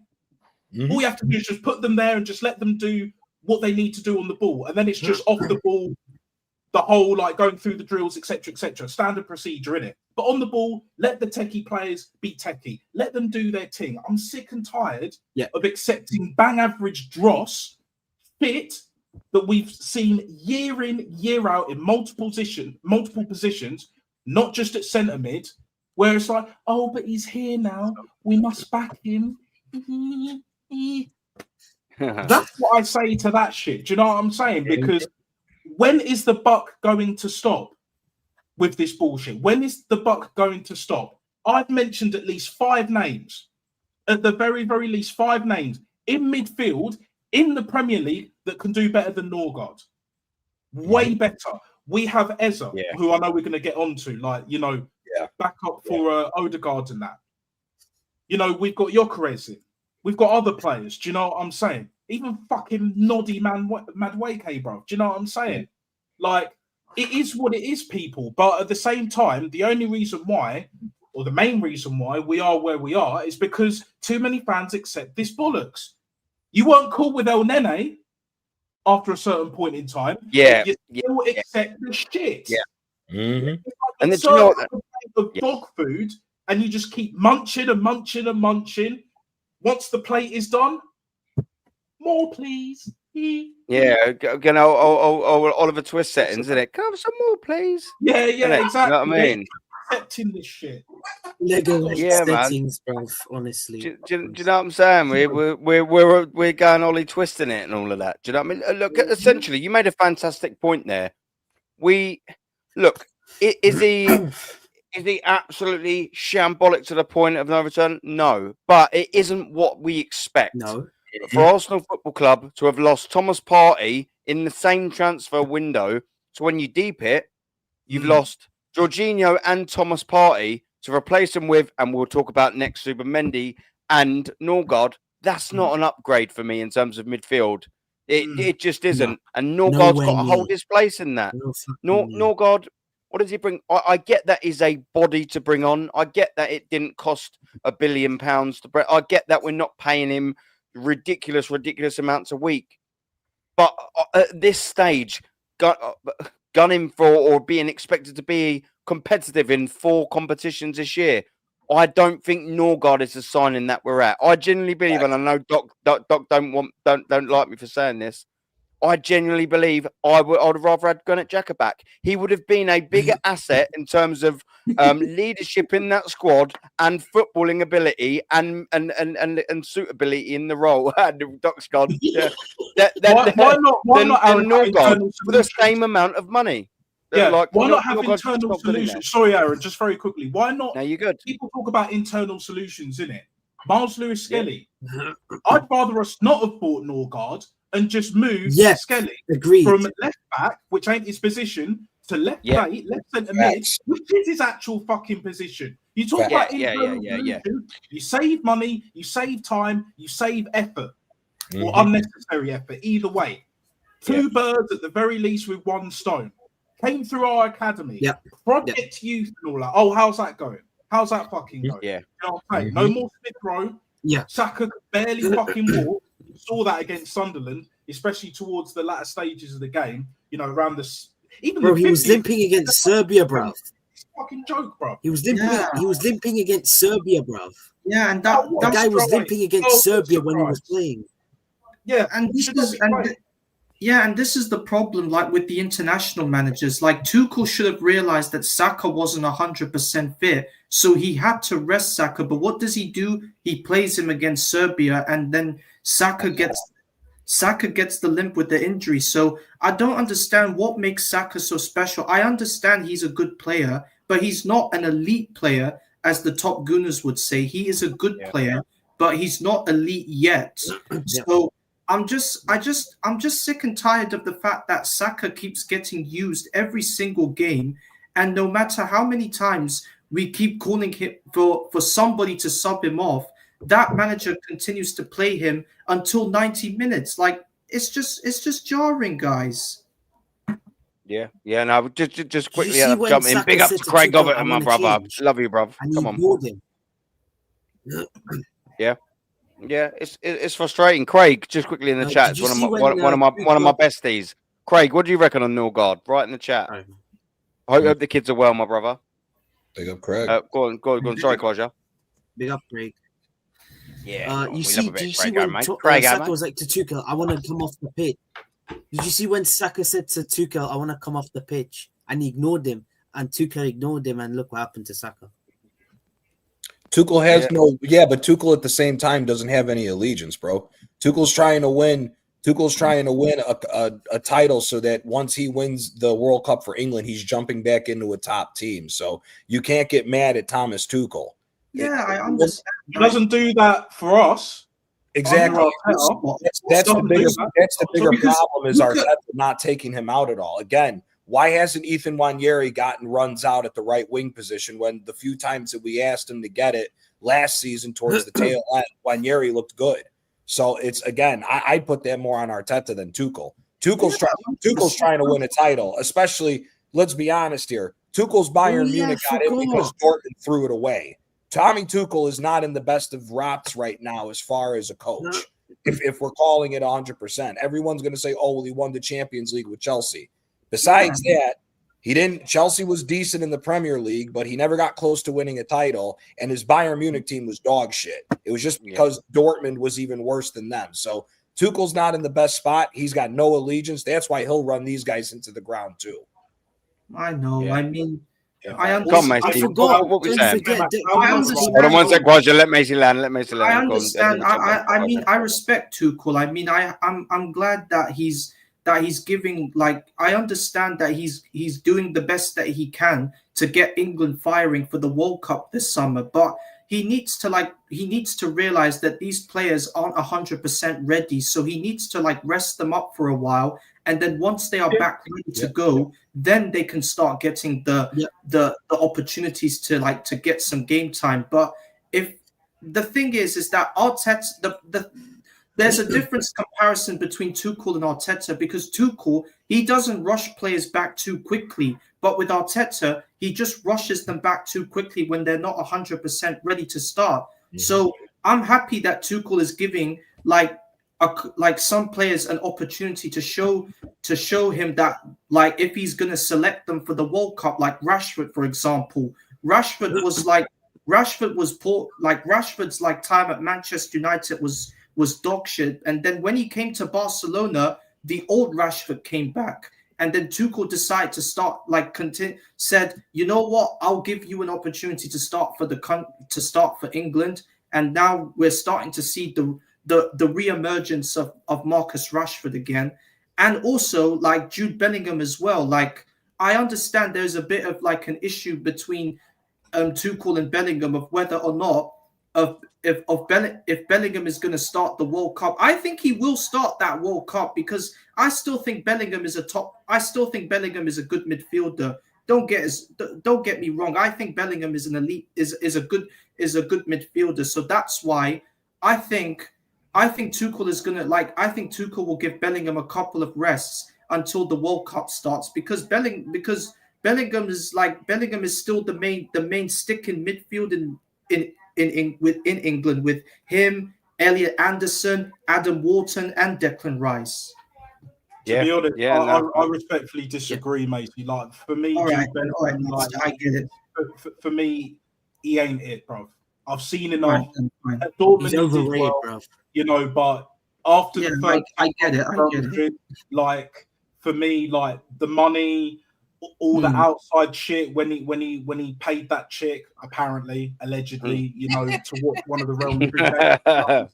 Ever since that shit, you know, like it's all been downhill. You know, him linking up with Trent, whatever. Like the list goes on. For me, and you also notice this as well. I noticed this after the Euros when we lost to Spain, right?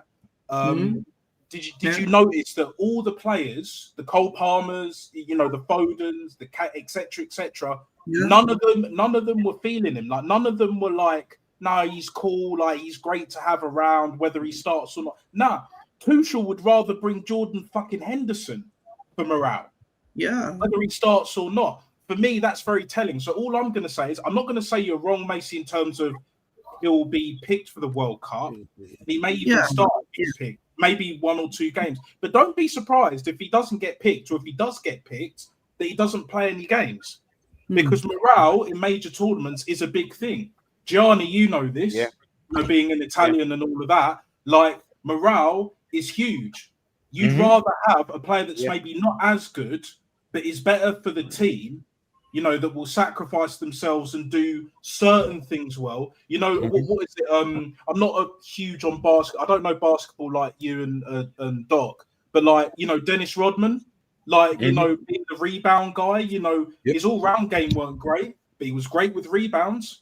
Greatest defensive player of all time in the NBA. He has a role. He fulfills that role, and it works for the team. Even against like what Scottie Pippen would have been with around that sort of era of the Jordan and things like that. Yeah, that guy.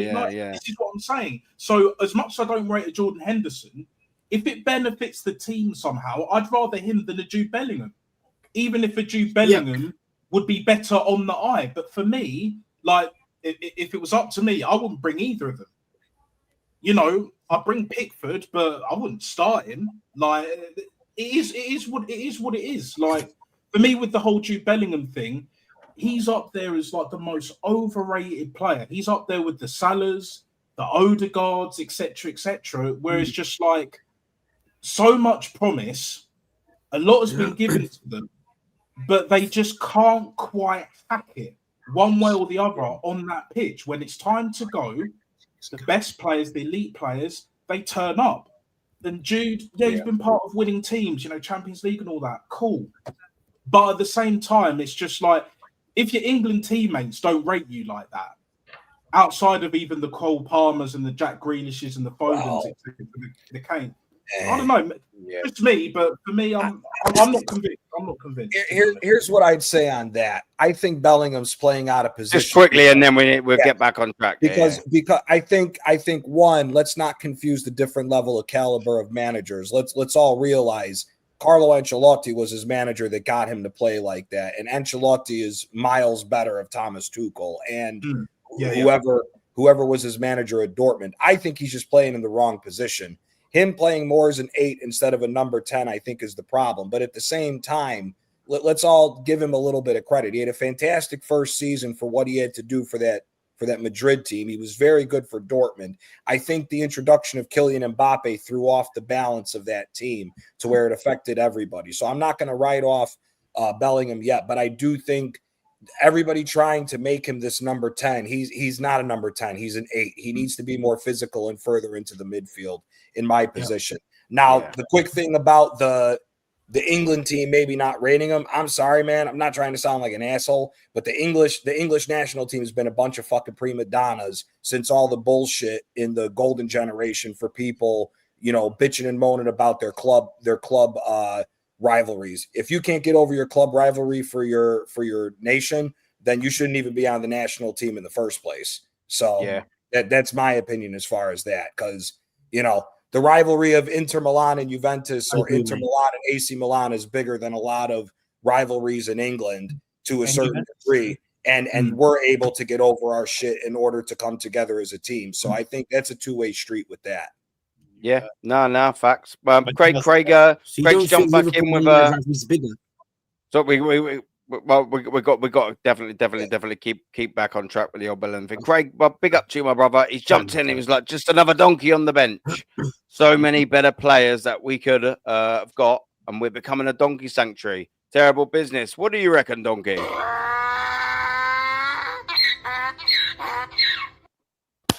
Exactly what. He's like, I know that guy. It's Arteta. He knows his stuff, that donkey, doesn't he, man? You know what I'm saying? He knows his stuff. We are going to move on because, I mean, it doesn't get... Yeah, that's in that video. That's what that was made for. But listen, man, what we gonna rate Norgard? 10 out of 10? 0. Yeah, he's getting nothing, man. He's getting absolutely nothing. Let's move on to Zubimendi. And the reason, let me get the ball rolling with Zubimendi. I'd rather give him a minus 10,000. It's minus 10,000. Big up, man. Zubimendi has been Arteta's guy. We've wanted him. Since day dot pretty much. He's finally came in. I think this guy, boys, January he wanted him, bro. Myth. He's the biggest myth, Quadra, bro. He's the biggest myth of being a world-class player. I've heard that he's I'm not saying that he's been terrible for Arsenal Football Club, but I'm hearing people going he's world-class. He's been the unsung hero of the season. I don't know what they're watching, boys. Like I said, I'm not saying he's been horrendous, but I tell you what, I would be saying he's horrendous if he hadn't had Declan Rice sat next to him, because he looks average next to Declan Rice. If Declan Rice wasn't next to Zubimendi would look like Norgard. Like I'd be looking at it like that. We're seeing Zubimendi. Okay, he's all right when he's completely relaxed and under no pressure whatsoever. And even then, actually, still we've seen him ping a few of the stray balls there and then. As soon as he gets pressed, what did we all say at the start of the season? Your arse falls out, shit's running down your fucking legs and into your shorts. There you go. And that's exactly what's happened with him. He is the biggest myth so far. I'm not saying that he's been a horrendous signing for Arsenal. I'm not saying that the signing won't work in the future. But what I'm saying at the minute now is I'm not seeing what most people are seeing about Zubimendi. Help me out, boys. What do you reckon? Whoever wants to come in first, land. For me, he hasn't been great. I'm on Quadra and then Johnny. I just feel as though the fact that the way he gets overhyped is kind of crazy, because he's nowhere near Thomas Partey's level. Because for me, he doesn't look like a number 6 to me. He looks like more of a number 8. Because for me, he's misprofiled. He's another player that's misprofiled. Because the way they say he's a 6, is he really a 6? Is he Thomas Partey? Because I'm pretty sure Thomas Partey would not do that sort of stuff. Because let's be real, this guy, I'm sorry, but I think he's overrated. In my opinion, I think he's overrated. I think the way that our fans say he's the best CDM in the Premier League, or he's better than Caicedo, and he's better than all this stuff. I mean, like, let's be real. He's just not been great this season. I'm not saying he's shit. He's not shit. It's just the fact that he just hasn't been great, and he needs to step up. Yep. He needs to keep the consistency. But it's just the fact that he just hasn't been great, and I just don't understand why people are saying that we're overreacting. Yet you watch the games. Yeah, I was watching the Sunderland game. Someone put a stat saying, "Oh, look what he's done to the stats and all this." It's all stats now. Watch the game. He was not good against Sunderland. Yeah, he improved in the second half, but what did he do in the goals, bruv? He just stood there. He did nothing. What did he do for the first goal against Sunderland? He just stood there. He did nothing. The guy is not even a proper midfielder. For me, I just feel as though the fact that he just defensively, he's all over the place. He needs to improve on his defensive awareness because he needs to think about where others are around him. He needs to look at, right, I need to go over there to mark him. Right, go over there. If he needs to mark someone on the right, go and mark him. But for me, he's got to thank Declan Rice. He needs to thank Declan Rice for helping him. Because if Declan Rice had not helped him, he would have been in big trouble. Yeah, I think Craig, for just me- quickly, just quickly, Yeah, sorry, no Nat, Craig's jumped in and he's sort of say, hate saying it in this chat, but I like him. Him and Rice work well, in my opinion. Don't grill me. Well, I've just got one real thing to say to you. In fact, I'm not going to say it. I'm going to let my mate say it.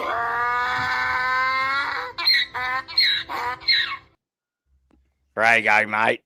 Craigo, mate. No, him and Declan Rice work okay because of how well Declan Rice is playing, Craig. That's generally what I think. You take a Declan Rice away, nada. Not enough for me. Or Sorry, like Nat. that type of, not even Declan Rice, just that type of player. To be honest, Quadra, Yeah. like for me, he is overrated. I agree with you on that. But where I would disagree, like for me, Yeah. it's not so much that he's misprofiled. I just think he's not as good of a six as everyone thinks he is. I just think he's like an above average, maybe good at best as a six. Like everyone was lauding him up as like, you know, like a regenerated Xabi Alonso, you know, like even a Rodri, but not as big, not as physical. He's none of them. He's none of them. If anything, he kind of mirrors what Arteta was without the dead ball kind of, you know, option. Do you know what I mean? It's just very bog standard, basic shit. Sideways. He can ping it here and there when it's accurate. But outside of that, like, you know, he flatters to deceive. And for me, I would give him a 4. I agree with Gianni, 100%. No better than a 4. Like, I don't think he's been horrific, but he ain't been good for what we expect. Like, he's 4, bro. It's a minimum of a 4. He's not getting a 5. He's not getting a 6. He's not getting a 7. Nowhere near. The thing is, Zubimendi for me, yeah. Like, if you really think about it, if he's that good, would he get in any of previous Arsenal teams, or not even just that, previously won Premier League title-winning teams in the last 20 years, 10, 15, 20 years? He wouldn't, bro. He wouldn't. He barely make the bench. Think he does. He would barely make the bench. You know, that, like, I'm not going to say, well, there's a reason he's been playing at Real Sociedad. But at the same time, it's just like, for me, like, I know Arteta wanted him. It's definitely his signing. But if you're going to play him on a regular basis, yeah, it's very clear that a Declan Rice ain't enough to protect him. Odegaard, when he was playing, it's not enough. Eza, you're seeing now with Eza, it's not enough, you know, off the ball.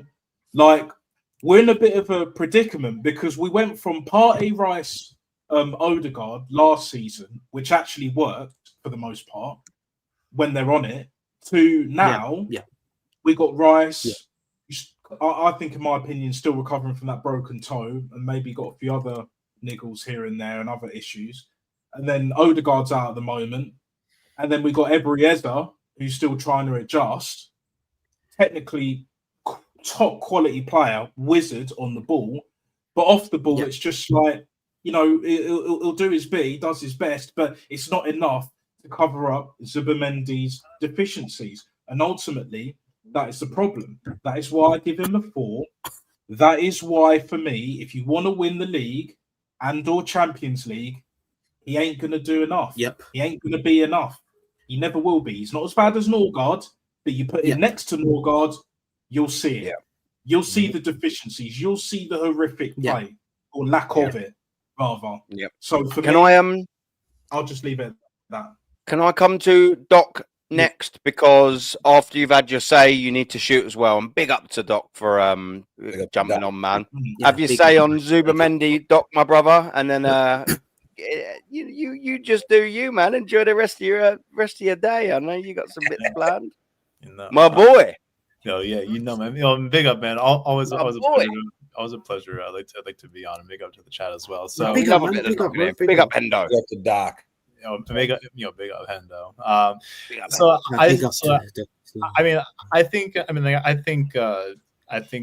I think what has been said about Zubimendi, like from both perspectives, I think there's a bit of truth in it, like from both sides.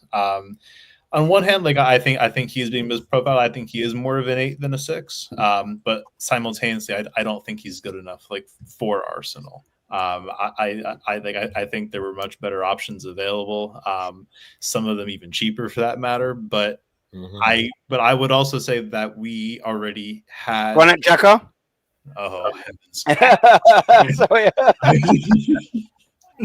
Oh, God, I'm telling you, like I honestly, I cannot. I mean, like Granit Xhaka epitomizes everything wrong with Arsenal's transfer policy over the last 20 years. Like that man could get launched into outer space for all I care at this point.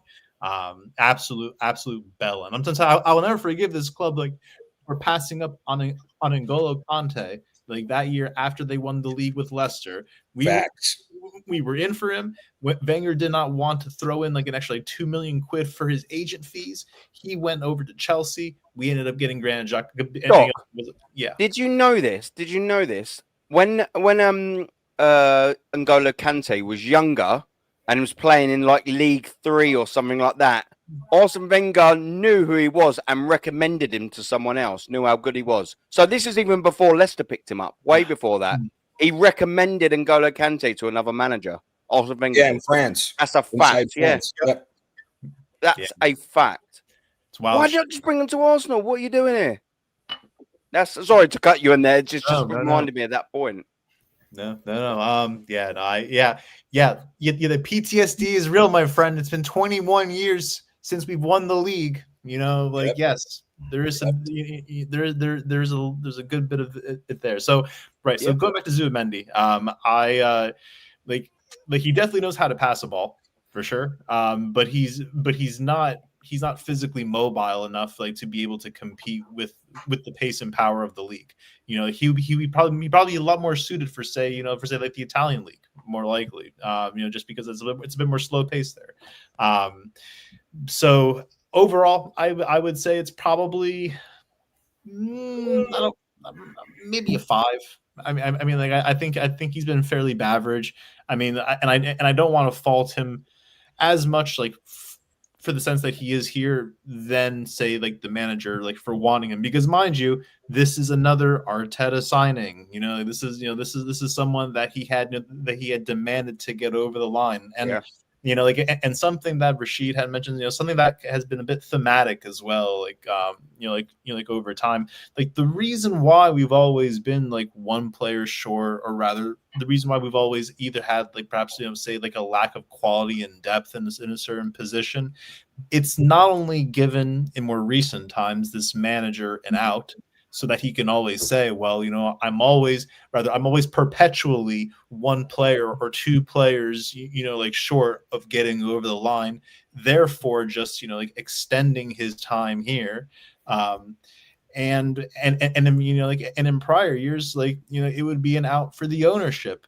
Rather because for years we had lacked a defensive midfielder after the departure of Gilberto Silva and Patrick Vieira, and it was only until, for the most part, that we had brought in Partey, that was almost the closest puzzle piece that we had been missing for a very long time. But with that being said, while we had filled in that that hole. Pause. We have we had then also we were then lacking somewhere else. It's very much that carnival game whack-a-mole. Rather you're hitting the machine, and then and then the mold just pops up in different places. So it's the same reason why Ethan and MLS aren't getting enough time on playing, simply because MLS especially, right? So as we talked about with goalkeepers, and not to say that we had anything purposeful to say about Raya, but again, it goes back to the transfer policy of this club. Like, we have spent how much money on left backs just to find out that we had the left back answer internally that we didn't have to pay any money for. So simply for the fact that Lewis Kelly was not only playing and starting, but he was showing up all of these transfers, it makes Arteta look bad. It makes pretty much anyone who had signed off on those transfers look bad, simply because they didn't realize that they had the talent internally and that they'd have to waste all that money. It's a great point. And it's a really good point. And the same scenario goes with Ethan as well. Last year, when Odegaard went down with an injury, Ethan was not starting in the 10, and simply because if he were, he probably would have made that position his own, and then Arsenal's captain would not have been able to get back into the squad. It could be a very similar reason, in the sense that why he's not being played outside on the right wing, because if he ends up if it's proving well consistently over time, then the manager has to wonder, do I have to move Saka over to the left wing? What am I going to do with Madueke? Because that was another signing that I had wanted, that perhaps we really didn't need, and we could have spent it on more important, crucial things. And so just to tie this rant all in, unfortunately, this manager is putting his own ego over the club and at the expense of the club, simply because he is trying to prove to the ownership and demonstrate that his talent ID is on par and was able to get over the line. But we all know, and you Arteta sexuals, you need to hold this for the remainder of your lifetime. All right, this man is gonzo. He is done. So D-O-N-E-Zo, cuz, and I am telling you, Andrea Berta, he's dragging him by the ankles and throwing him in the Thames. Big up, everyone. I am not like Trout. Big up, Doc. Big up, Doc, man, bro. Big up, Dr. Big up. Yeah, we love a bit of Doc, man. Yeah. He's a geezer. We love the Doc in these parts, man. What an absolute geezer, man. Zubimendi, Ozzy, talk to me. I mean, for me, he's been bang average, 5 out of 10. The guy doesn't fit the profile of the Premier League. I said this yesterday on Rashid's show. Big up Rashid. The guy is just not it. Simply as we've brought in him as a number 6. We're look at all of us. We're questioning whether he's actually a number 6 or not. And that's where he actually played for Real Sociedad. But the league that he's playing in is nowhere near as physical as the Premier League. He gets run over every time he gets pressed. He's not press resistant. Yeah. He always gets overrun in midfield. He's not going to get the time or space that will allow him to flourish in this league. It's not the league for him. For me, it was just a wrong buy, to be honest. For 52 million or wherever it was, to get a 5 out of 10 out of him at best on a good day. Yeah, is not, for a starter. You know what I mean? It's just not it. If you tell me a yay or nay signing at this point, I'd say a nay signing. He's just not it. I know he's got a lot of praise, and he's people were getting giddy about when we went on our run in terms of winning a couple of games on the road and whatnot, looking good. He was getting a lot of praise, but to be honest, the person that needs to be getting the praise is Rice, because the Rice is getting overrun more than he has ever been, because he's cleaning up after him. You know what I mean? The reason why Zubimendi might look good is because he's got someone else doing his dirty work that allows him to look good in decent bits. But for me, it's almost how can I put it? He's basically half the player we expected we was getting. That's how I look at it. Yeah. That it's because Rice is not only doing his job, but he's doing half the job of what Zubimendi's meant to be doing as well. Yeah. So for me, it's like he's been found out already. Because all you have to do is press him, and then he's like bamboozled. Exactly And right. Yeah, we've seen it exactly right. against, We all like, said it, didn't we, Ozzy? We all said it. so like for me, he's a massive downgrade on what we had. He's not it for me personally. I don't think he'll be it. He just doesn't have the attributes to play in this league. You know, I think he's better suited to a slower league.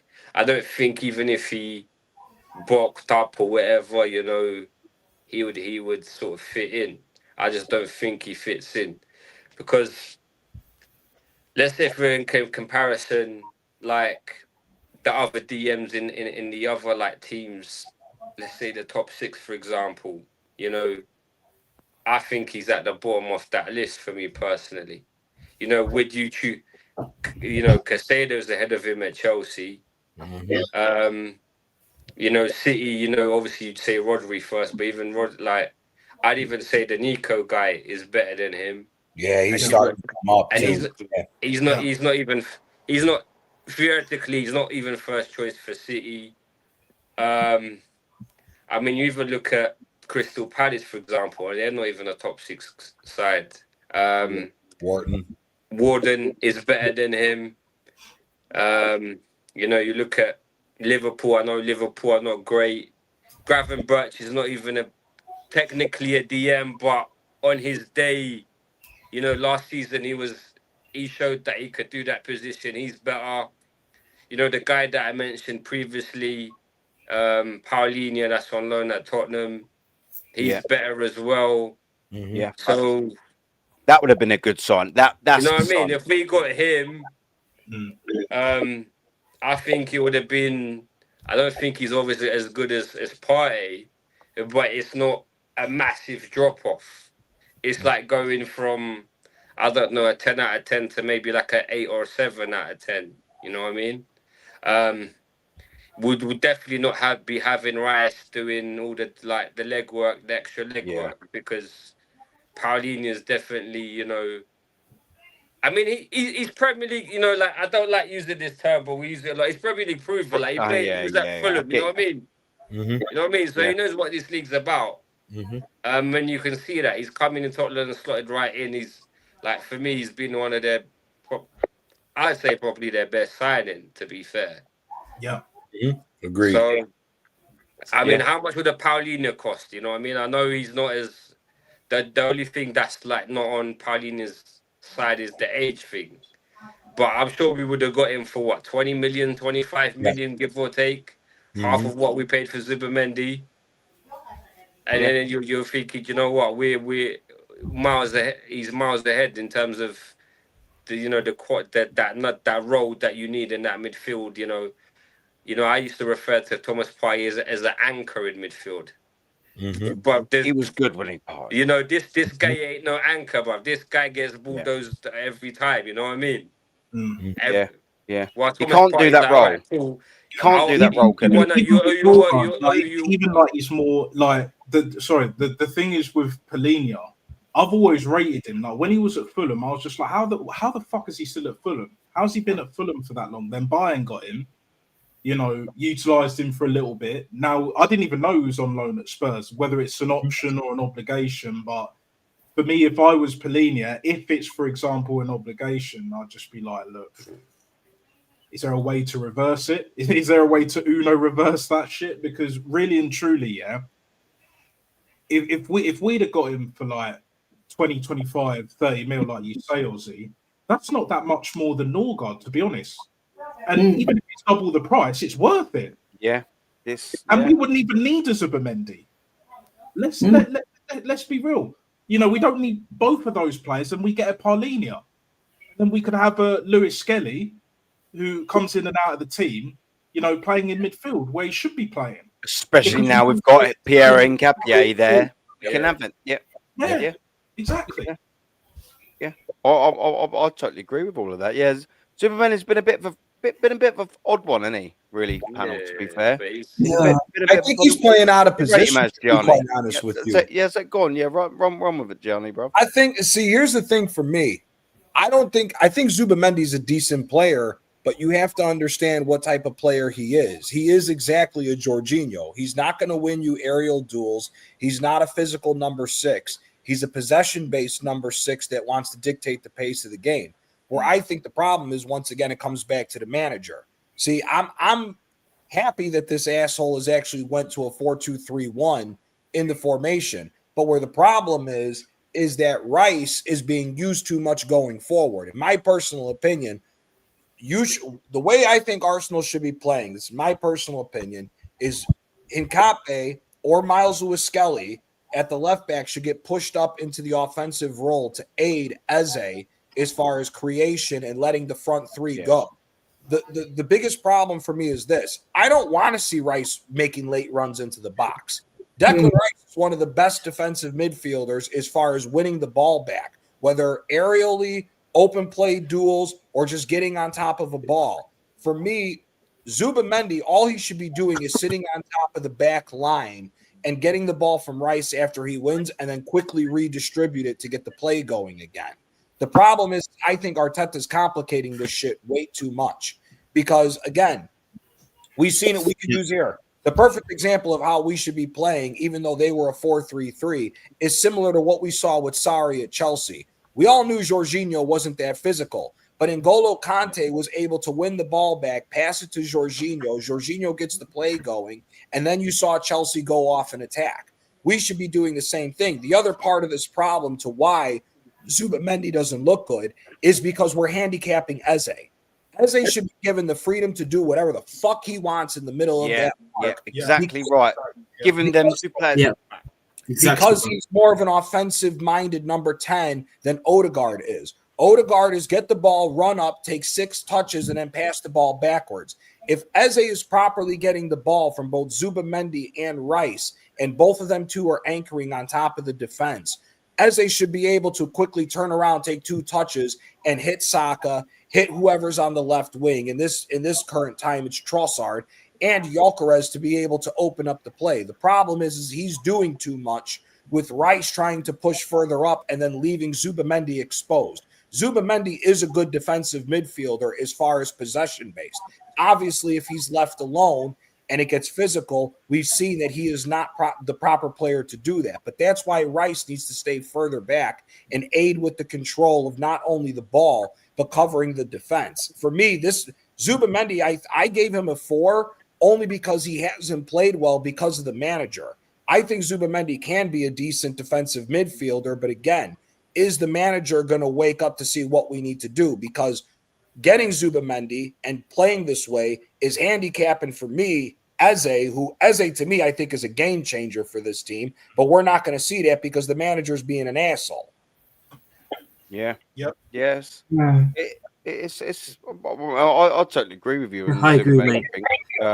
We've got coach from the chat's decided to jump in. Oh, you've got an audio issue there, dude. Hold on. So we've got a bit of feedback there. Hold on. You got good evening. Can you hear me? I shouldn't be having any audio issues. Did say the host muted me. No, it's all good. I'm having a bit of audio feedback. I don't know if anyone else is, or is it just me? No, I had a little bit. I had a little bit. Oh, yeah. No, all good. Now you're good. I don't hear anything. Yeah. That sounds a little bit better. Yeah. What we saying, Yeah, man? you're fine now. Yeah, all good. What I was saying earlier in the chat is I think the panel's being a bit too harsh on some of the players, like Zubamendi. Simply because Zubamendi has come into a new league and he's replacing Thomas Partey, who we all said was a general. And we're trying to replace Thomas Partey's ball-winning ability with someone who, those are not his strengths. So we're looking at Zubamendi's weaknesses instead of looking at his strengths, like passing in between the lines, something that Partey used to lack also. Yeah, but the problem don't with agree that is with with you the there. passing between the lines is majority of Zubamendi's passes is out wide.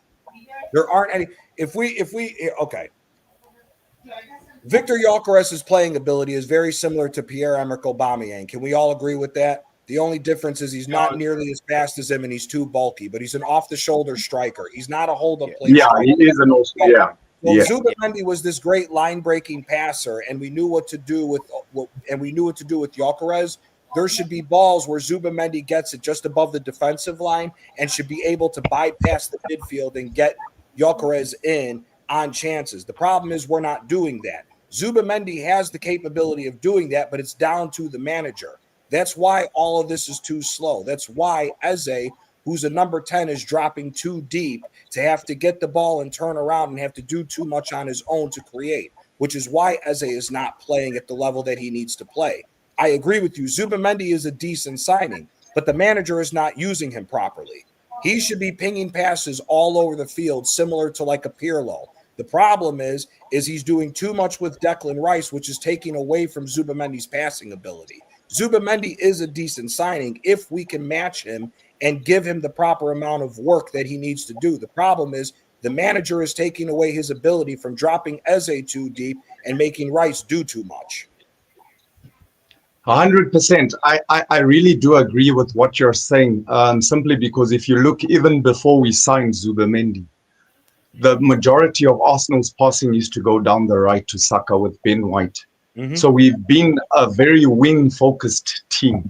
Mm-hmm. So that's why Arteta trusts Marino in the midfield, because we're not really a central team. We look to the sideways pass onto the wing to Saka. Martinelli's left isolated. And that's why we're crying out for a new left winger. And that's why Eze is struggling. So 100% I agree.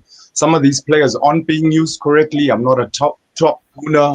I'm not saying Arteta is the truth. What I'm saying is we need to try and understand the roles these players have been given. And at the moment, we are on top of the league. So I don't think we have anything to moan about until such a point where City do what they do and overtake us. Okay, let me put a scenario in then, Coach, man. Big up for jumping on as well, by the way. Mm-hmm. No, thanks for having me. Thanks. No, you're right, man. That's it. This is what we're just chilling out on a Friday, having a conversation. That's what it's all about, man. That's why I do this. Yeah. Let's just say, let me throw a hypothetical scenario. Declan Rice gets injured. Are you comfortable with Zubamendi? I am. If Declan Rice gets injured, I'm also looking at the possibility of putting Ben White as the holding sixth, because we don't have a place for him anymore due to the form of Timber. So what do we do with Ben White? We know that he's played there at Brighton, so I think he could be an emergency option. Obviously, I'm not saying the club have done due diligence and replaced Partey adequately. Obviously, Zubamendi is not perfect, and I think someone did say earlier if we went for someone like Joe Linton, but Joe Linton won the FA Cup. His first choice at Newcastle. He's paid pretty well. He's not going to want to go to Arsenal and be third choice behind Zubamendi and Rice. Why not? We're bigger than Newcastle. We pay the most. No, we are. So how come Mark Gay didn't leave Crystal Palace to go to Liverpool?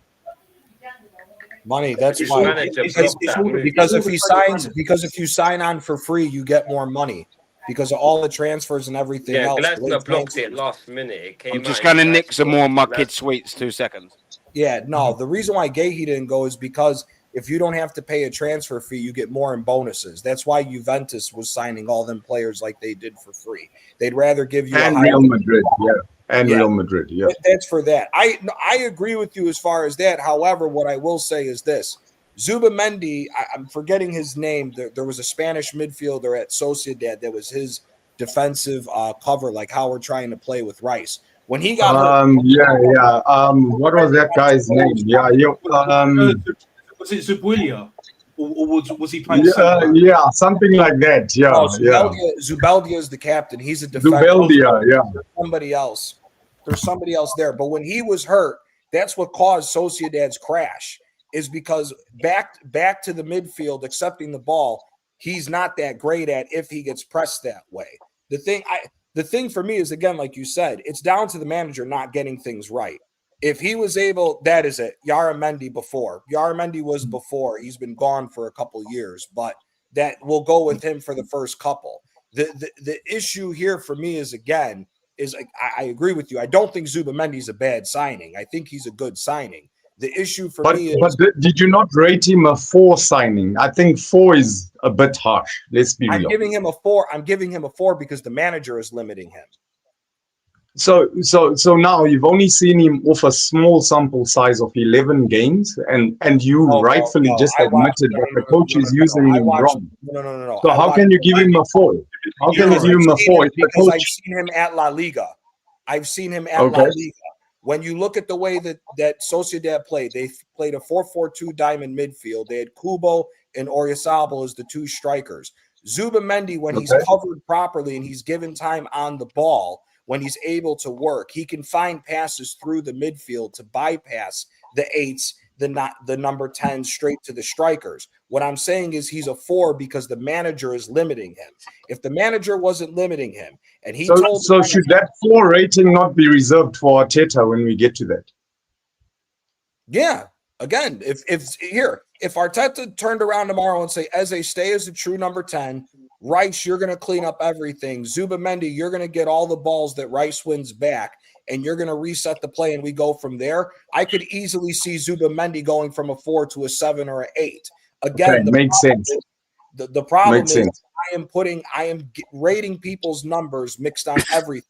Quality of player, the money that they were playing for, and what they've shown me. But also you have to take into consideration what they're showing you is also down to the tactics of the manager. Again, if you put Declan Rice in his proper position of just winning balls back and giving it back to Zubamendi, there's not that many guys that are better than Declan Rice. Similarly to Zubamendi, if he's able to control the game and pass the way he wants to, if properly given the time and the way that he's supposed to play, Zubamendi can easily be one of the best defensive midfielders. The problem, no, he can.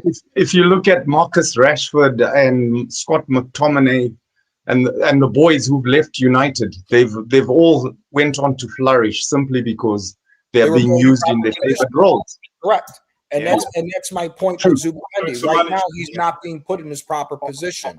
I think we all agree on that, didn't we? With the Zubamendi thing. So how much are you giving him? 4 is too low, guys. Come on, 4 for Zubamendi. Come on. Here's why. For 60 million, you spend 60 million for a guy to do that. You can go get other defensive midfielders that are quality that may not be a better passer than Zubamendi, but if they're going to get limited the same way that the manager is limiting Zubamendi, you could do the same thing. That's the reason why I'm saying is a 4. Zubamendi and Eze should both be at least 8 signings. The problem is they're being held back by the way the manager is playing.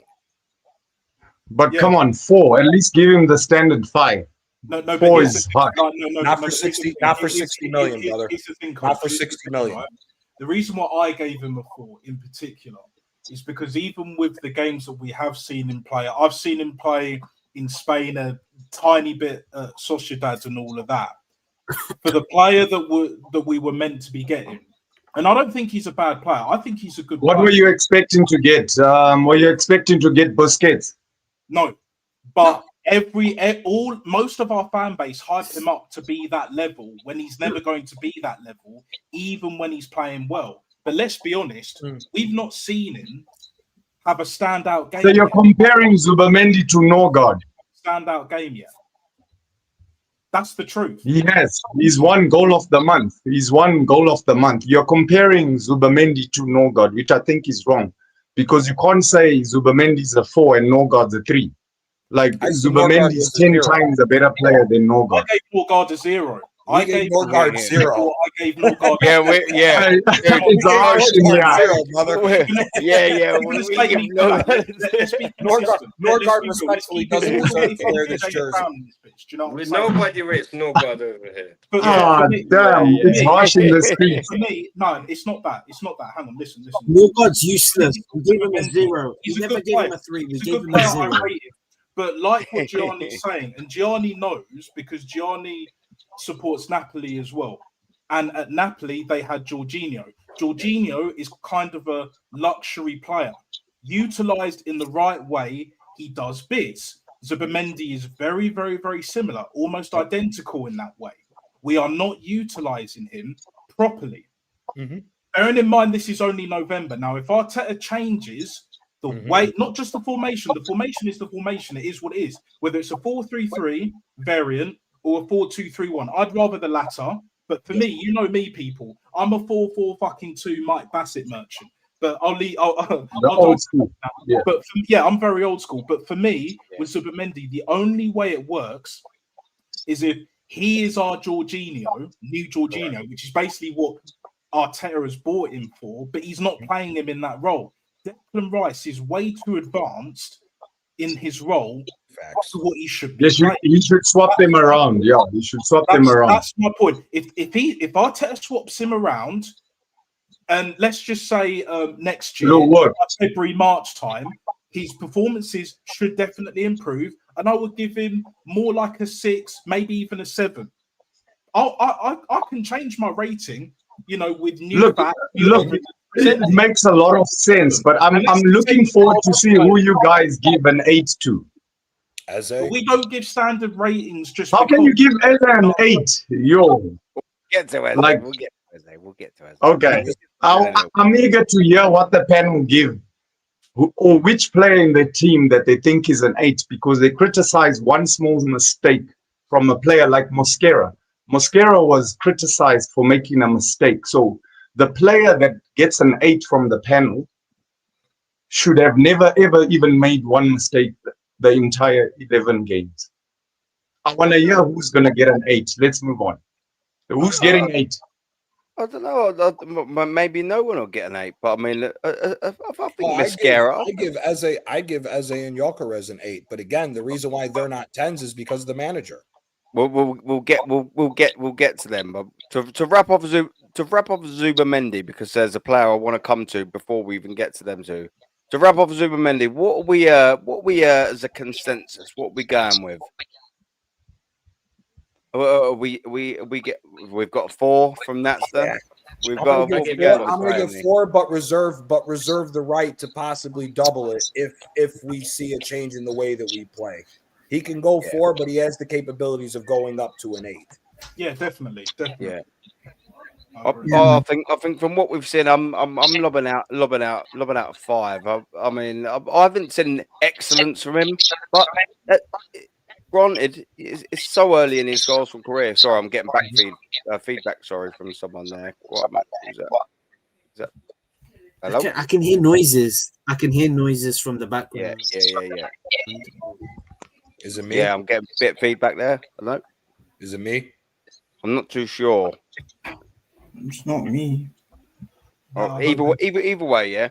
Zubimendi, I'm gonna go for a 5. What's the general consensus here, gents? Yeah, 4.5. For me, 6.5. If you're giving Mosquera 7, at least Zubimendi should be 6.5. You can't be 4, and yet you've given Mosquera 7. Come on, guys. He's not been playing that well, let's be real. Granted, it's more the role. Mentioned. In the right role, would he get a higher mark and plus playing better? No, I agree, but you gave Mosquera 7 and you're giving Zubimendi 4. Make sense. The thing is, Craig, is that Mosquera. The thing is, Craig, how can you give Mosquera 7 and Zubimendi, who starts every game, a 4? Because Mosquera he's made mistakes or the odd mistake here and there. Yeah, because Mosquera is perfect by any means.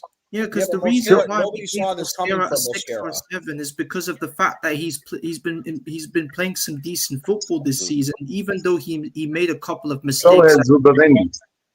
Yeah, but Zubimendi this season has not been made good. More than a few mistakes. Let's be real. Come on, coach. Yeah, because of the fact is. Did he not win goal of the season last month? Goal of the month. You're going off from one goal in 10 games. Go on, Mace.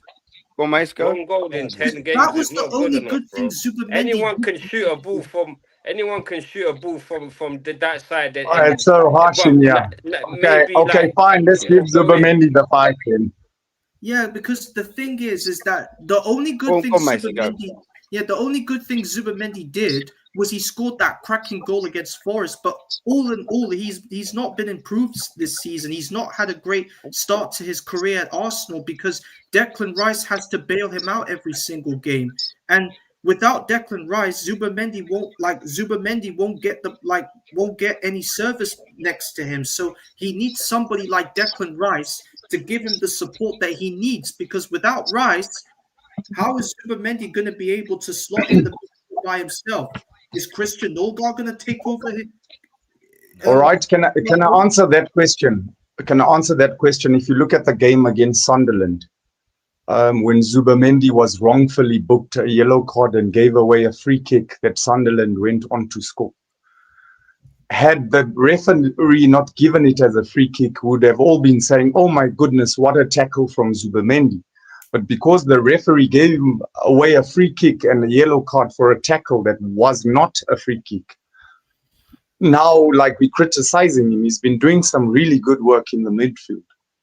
Yeah, but those mishaps happen to every single team throughout the season. So it is what it is situation. The reason why I'm saying Mosquera. That's why I say he's not so bad. He's not as bad as a 4. No, again, he's not as bad as a 4. Again, the main reason why I have him as a 4 is because of the manager. It's not because of him. Yeah, because of the manager. I agree. Because and the reason why I say that Mosquera is a 7, again, the ceiling for Mosquera is much lower. If you watch La Liga, Mosquera was not that good last year. Mosquera had a lot of mistakes, which is why. Yeah, he's improved. But I'm talking about what I'm seeing at my team currently. So I'm saying there's no way Mosquera's 7 and Zubimendi's 4. The gap is too big, in my opinion. But I digress. The guys have made some good points. It's all different factors. But like perfect example, for you to get thrown into that Liverpool game that early on into your career at Arsenal and to have a flawless performance like that was standout from Mosquera. Newcastle's a completely different animal because of the way that they play. Again, for Zubimendi, like I said, Zubimendi could turn out to be one of the best, if not the best signing for Arsenal. Again, I'm chalking that one up to the manager. Zubimendi is a good player. He is a good player. But again, it comes down to how the manager sets this up. That's it for me. Okay. It makes sense. Yeah, it makes sense. For a center back to look better in this team than it is for a defensive midfielder because of how he is limiting the midfield's play when you look at the capabilities of all the players. Because we're so defensive heavy with this team, for Mosquera to come in and stand out the way that he's had in certain games, that's the reason why I'm giving him a higher rating so far. But again, like I said, Zubimendi's being limited by the manager, same as Eze. Yeah. I think if you was to have him as a proper double pivot 4-2-3-1 player and actually encourage that system and have Eze wherever it is at the top, I think you would see Rice and Zubimendi flourish a little bit more. You know what I mean? And you'd probably see a lot more Zubimendi's class and abilities come out. But what he's sort of asked to do under Mikel Arteta under these regimes is not really what Zubimendi's good at. Do you know what I mean? And he's been sort of held back by his manager, I personally believe. And that's not knocking Zubimendi entirely. But I just, I don't know. Yeah, I think it's not been the best of starts, as what people say. Anyway, I don't think he's been bad. I'm not saying he's been terrible, but yeah, I expect a little bit more. Harsh in the streets, man. What's up? This is poor Zubimendi. Yeah, I expected a little bit more from Zubimendi, if I'm being totally honest with you. And you're being brought in. Sorry, just very quickly before we go on to the next place. If you're being bought in for 60 million, give or take, we expect more just by default, regardless. We didn't expect much from Mosquera. No, all right.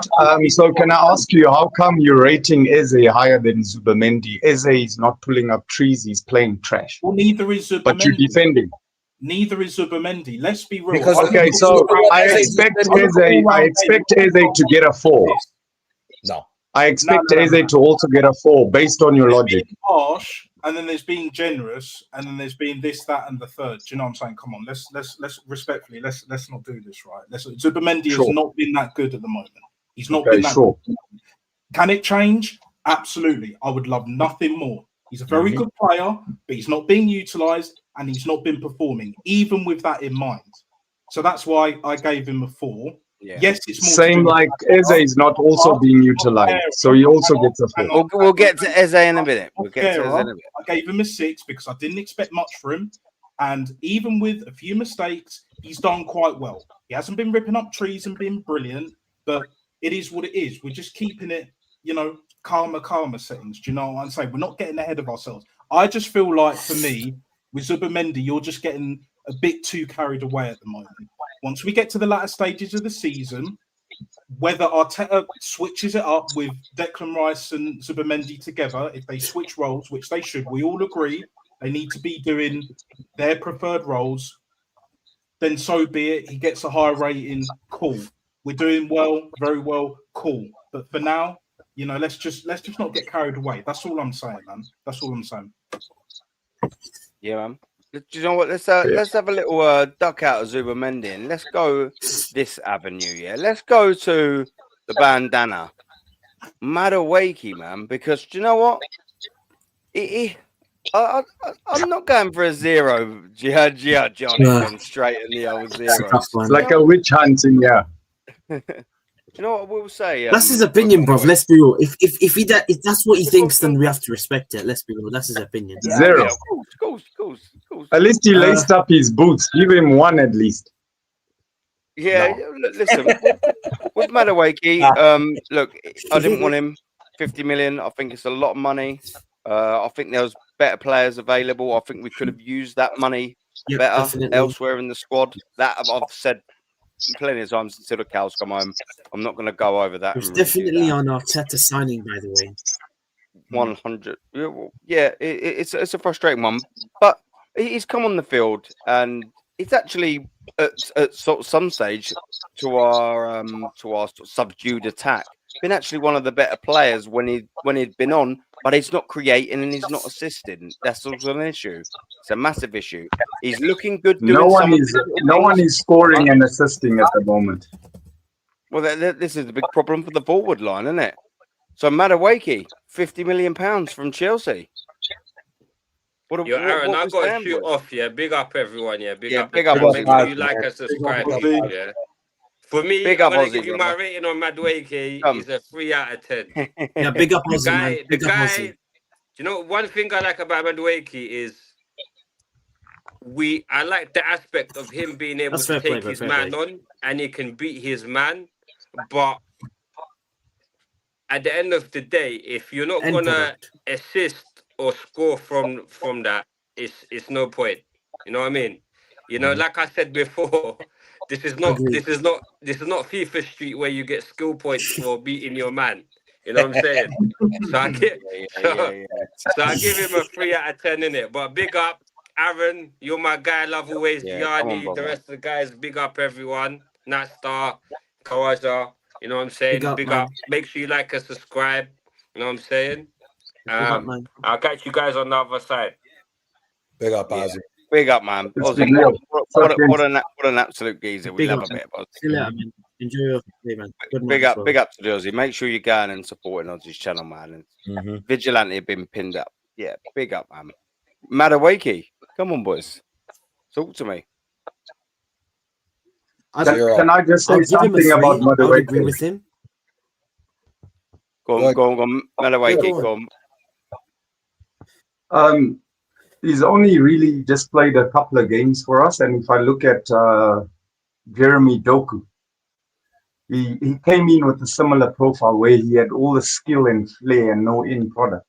So I think Madueke, under the right coaching, I don't want to write off players. I look at more as a coach myself in my life. I'm a coach.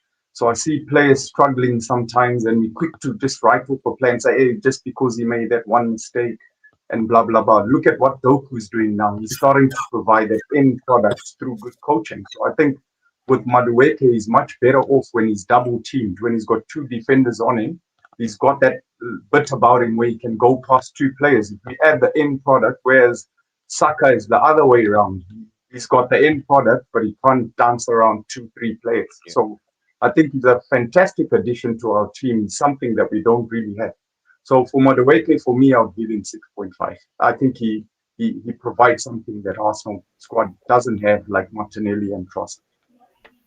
Have we missed him? Have we missed Madueke since his injury? Well, I think we did against Sunderland. If we had Madueke coming on instead of Mascoira, who was given 7, cost us 2 points, we would have been better off if we had Madueke coming on. That's a managerial thing, man. Yeah, that's a managerial thing, man. And Mikel Arteta, yes, that's a whole nother conversation, man. Yeah, I don't want to go down that rabbit hole. I'm not going. All right. I'm not going down that rabbit hole. The reason why I give Madueke, talk to me. The reason why I give Madueke a 0 isn't because of Madueke himself. It's because for the amount of money we spent for Madueke, there were millions of wingers in different leagues that we could have got for less money and could have used to go and get better players quality. I mean, hell, the guy that's replaced Eze at Crystal Palace, Yeremy Pino is a better player than Madueke. You know, Alex Baena went to Atletico cheaper than what Madueke came to us, or on the same money. You know, those guys are better players than Madueke. For me, again, this goes back to what I say. It's all about the quality of play. Again, here, I'm a Napoli fan. Madueke is the exact same thing that Matteo Politano is. If he can't dribble one guy and then have to put the ball back on his left foot and lose time because he can't use his right foot, I'm sorry, man, you're not a right winger. If we're going to be crossing the ball in the way Arsenal plays, play on the left wing. At least you got your pace and you'll be able to create space for you to cross the ball in for Gyökeres. For me, cool. You can dribble 2 guys. That's great. The problem is this guy he's not players that can dribble. I have no problem if you're not a finisher. The pass before the assist is just as important as the assist. But the problem is Madueke's choosing and mentality of when he's trying to pass the ball off or shoot after dribbling is dog shit. I mean, let's just be real here. He has all the pace. So I think you're the perfect guy to ask this question. Would you take Nico Williams or Rafa Leao? Neither. They're both shit. No way. Definitely not. Hey. First of all, Rafael Leao. I watch City A every weekend. Rafael Leao. Yeah, I know. You're the right guy to ask. He has the skills to be one of the best players. The problem is Rafael Leao is starting to look like this generation's version of Balotelli. Has all the skills. Someone got telly on or something in the background there. I don't know if someone has or something. Not me. No. I got nothing. No? Not me. I don't own a telly. Right, but cool. Rafael Leao has all the talent in the world. The problem is, does he want it? His problem is motivation. And people are going to say, oh, well, he's motivated to leave Milan. Guess what? If you want to play for the big boys, you got to put in the dirty work in the lower league to get to the big boys. So that's the reason why I wouldn't take Leao. Nico Williams is too inconsistent. I would say on a skill level and everything else, I might lean towards Leao over Nico Williams for skills. But again, the problem is Nico Williams, he don't want it. End product. Yeah. For me, if we're talking about but what about Doku a year ago? Doku looked like trash a year ago, but now he's starting to look like a world beater. Yeah. It's taken him a couple of years to settle in, isn't it? Yeah, it's better. I wouldn't go as far as say world beater. I wouldn't go as far as say world beater. Like, he has improved. I said he's looking like one. He's looking like he's got the potential. Like Haaland on the ball, all-round game has actually improved, but we know he's not there for that. He's there to score loads of goals, and he keeps scoring, which is kind of why we bought Gyökeres, which I know we'll get to. But it's like, again, for me, like I would give Madueke a 3 as well, because like, yes, he's shown glimpses. You know, I do rate his directness, but you can have all the directness. You can have the skills, which I don't believe Madueke has, but he's shown bursts here and there, similar to Doku. Yeah. But his end product is garbage. It is absolutely garbage. And before the injury, we've seen that. And for the price tag as well, you know, I'm not going to go back to the price tag. But like again, if you're rated at this and you were bought in for this as well, I expect a lot. And especially if you've been playing in the Premier League for a few years, right? I expect even more than a Zubimendi and any other player that comes from another league, a foreign league, a different league. So for me, I knew exactly what we were getting. I didn't want him. There were so many better options. There was all this I'm talk. getting a bit of feedback again, boys. Rodrigo. Is it just my mic? Is it, or is it yours? I'm getting a bit of feedback in the stream. Is it just me? No. I want to like say something about Noni Madueke. Oh, Yeah, I'm getting a bit of feedback. I think. Yeah. yeah. Can you hear that? Whose mic is that? Let's have a little. Right. Hello. Right. Yeah. I think. Can you hear yours. me? Yeah. No, that's all good. I think Coach. I think it might be your my mic. mic is fine. You know, right? I think it's Coach's microphone. That Yeah. is- Yeah. I think I've he just had is. a little. My mic. Yeah. We're getting a bit of feedback. Maybe come back out and come back in, Coach. No problem. Yeah. Jump off, jump back in. Yeah, that's the winner. Yeah, 'cause there's just a little bit of feedback coming in. Aaron, Sorry, can I yeah, say go on, something? Sorry. Go on, mate. Yeah. I think that Madueke gets this overhype from our fan base.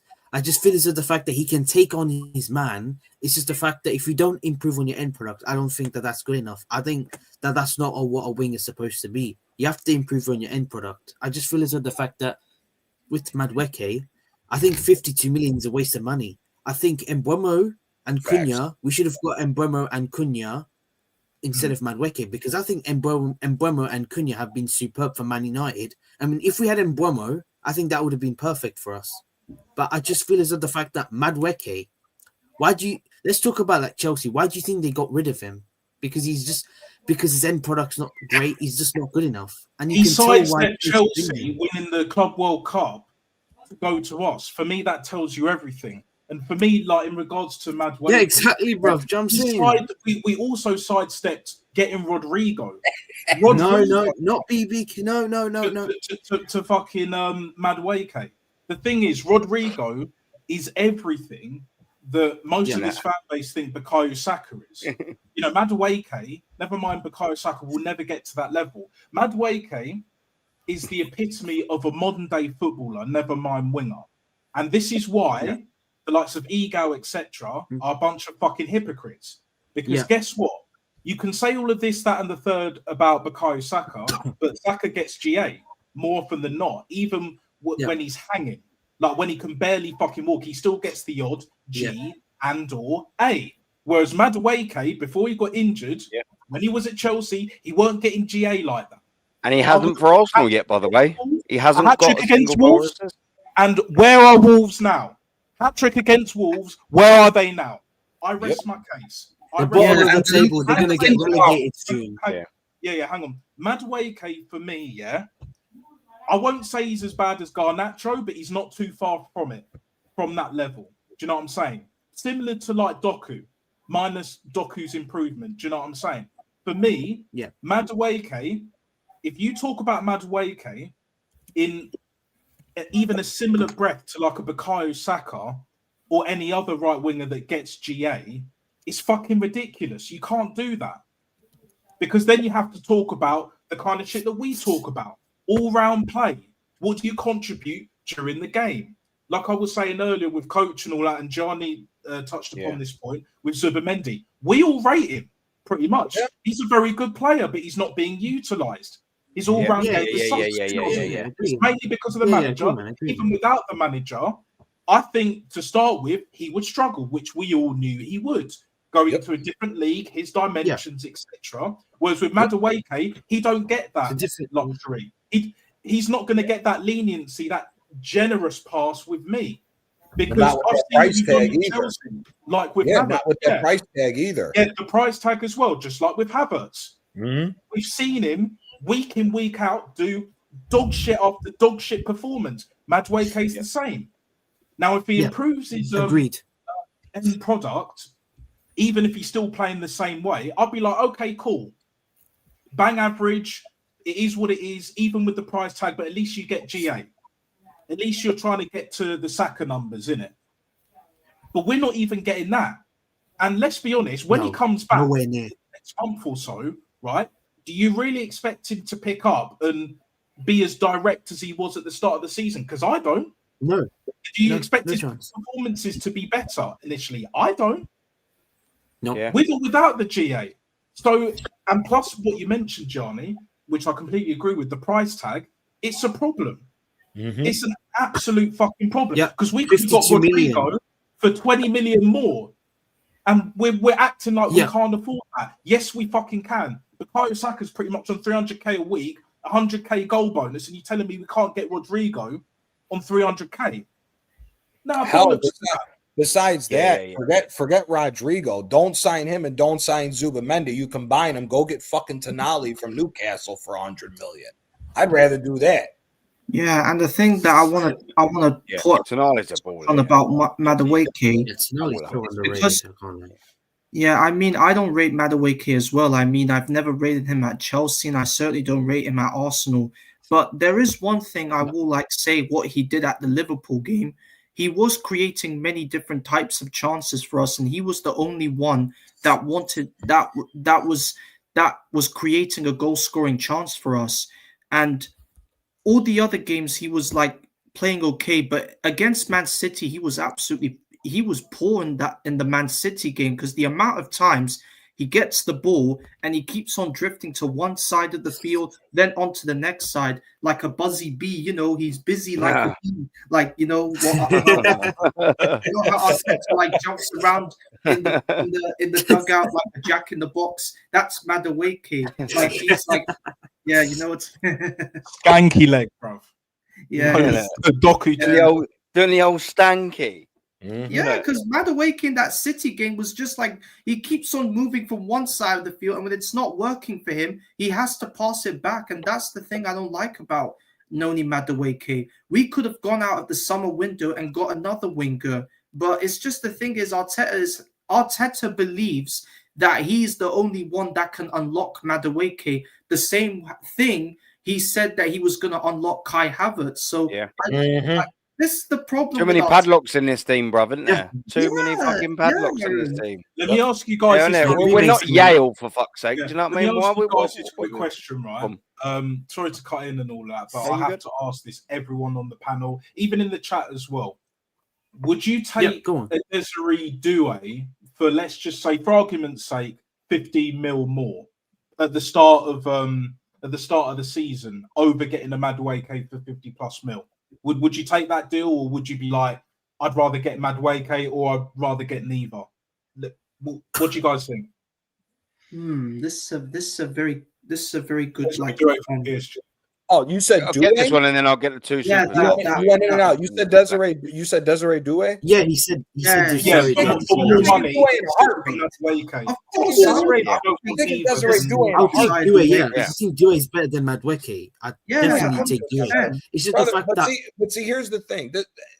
Again, this is one thing I want to point out. This is also part of the problem. We're talking about Hollywood signings again. We don't need Hollywood signings to put a good team together. Again, we could have got Jeremy Pino that went to Crystal Palace for less. Yeah. And Pino's way more of a baller than Madueke is. Same with Alex Baena. Here, another guy that we Baena's should have a baller. looked at. Look at Kareem Aktürkoğlu from Benfica, the Turkish winger. We should have been looking at him. Or hell, I would have said spend the money and get the youth right now and go get Yildiz from Juventus.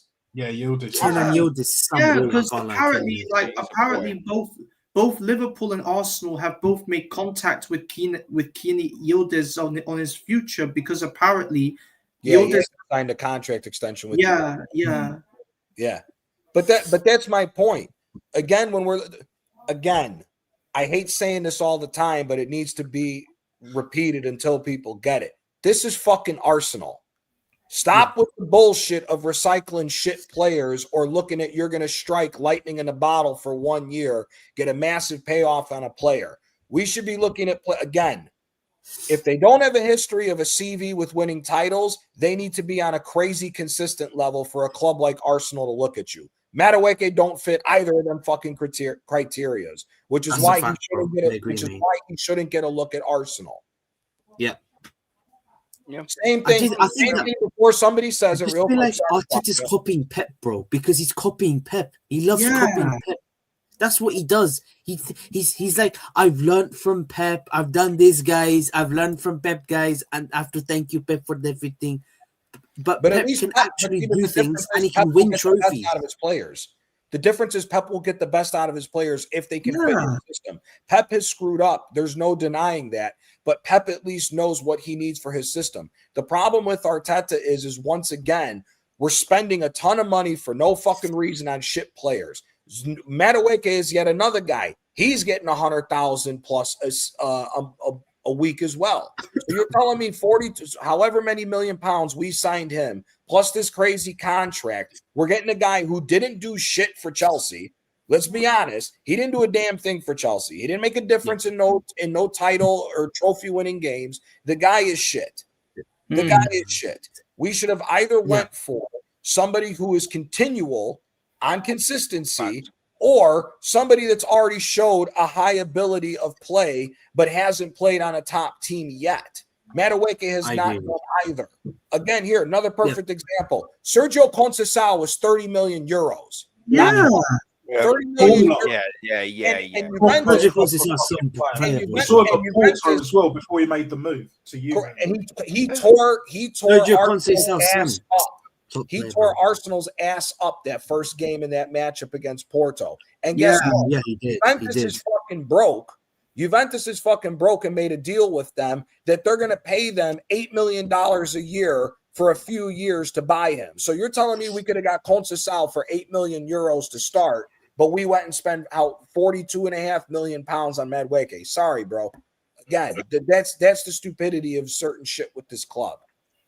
I think he just loves to buy Chelsea's trash, bro. Igal didn't want Madueke. We've all seen the video, guys. Yeah. Fuming, bro. Yes, we have. Yes, If And he Igal told didn't Mo want said to Madueke apologize. even before he was brought over the fucking line, that should tell you everything. Everything, bro. Do you know what I'm saying? The guy ain't it. And I love the fact that, Johnny, you brought up or you answered Coach's question about would you take like Nico Williams and Rafael Leao? More so Rafael Leao because he's at Milan, you know, Serie A and all of that. You broke it down brilliantly. Rafael Leao more so than Nico Williams. All the skills, but not enough to pay the bills for me. Do you know what I'm saying? He ain't clinical enough. Do you know what I'm saying? Correct. And that's why Madueke for me, price wise, he's a zero. Again, it's very simple. The guy's living off his name off the one season he scored 7 goals for PSV. That was how many fucking years ago? 7 years ago? Yeah. PSV weren't doing that well at that point. Yeah, they exactly. A little bit better recently. It's the same nonsense with this jag-off Roberto Martinez as a coach. He's living off of his one-off championship appearance with Everton. He's been a shit coach the whole time. So again, that's what I mean. We're trying to catch lightning in a bottle. We're going to buy Madueke for what? You're hoping he's going to have a one-off year to where you can flip him for an $8 million profit? He's not even worth the fucking buy. Yeah. Northside says how high risk, low reward, isn't it? Sorry, go on. As a manager, look, all I wanted to say, sorry, Aaron, is how can you fail upwards as a manager? That's even worse than Arteta because Arteta's this is his only job at the moment. Now, will he get another one? Well, it depends on his fucking ego. But with Roberto Martinez, he won the FA Cup with Wigan, but he took them down. Went to Everton, did jack shit. And now he's at fucking Portugal. Northside said it perfectly. How can you fail up? You are a bum. You are a scrub. And like after that Wigan performance and what he done at Everton, I was like, nah, you ain't that guy, bro. You ain't that guy. You think you're this hot shit manager? You ain't, bro. And that's all. I thought he won the Nations League. Don't you want to talk about the Nations League? And he failed at Belgium as well. Sorry to cut in.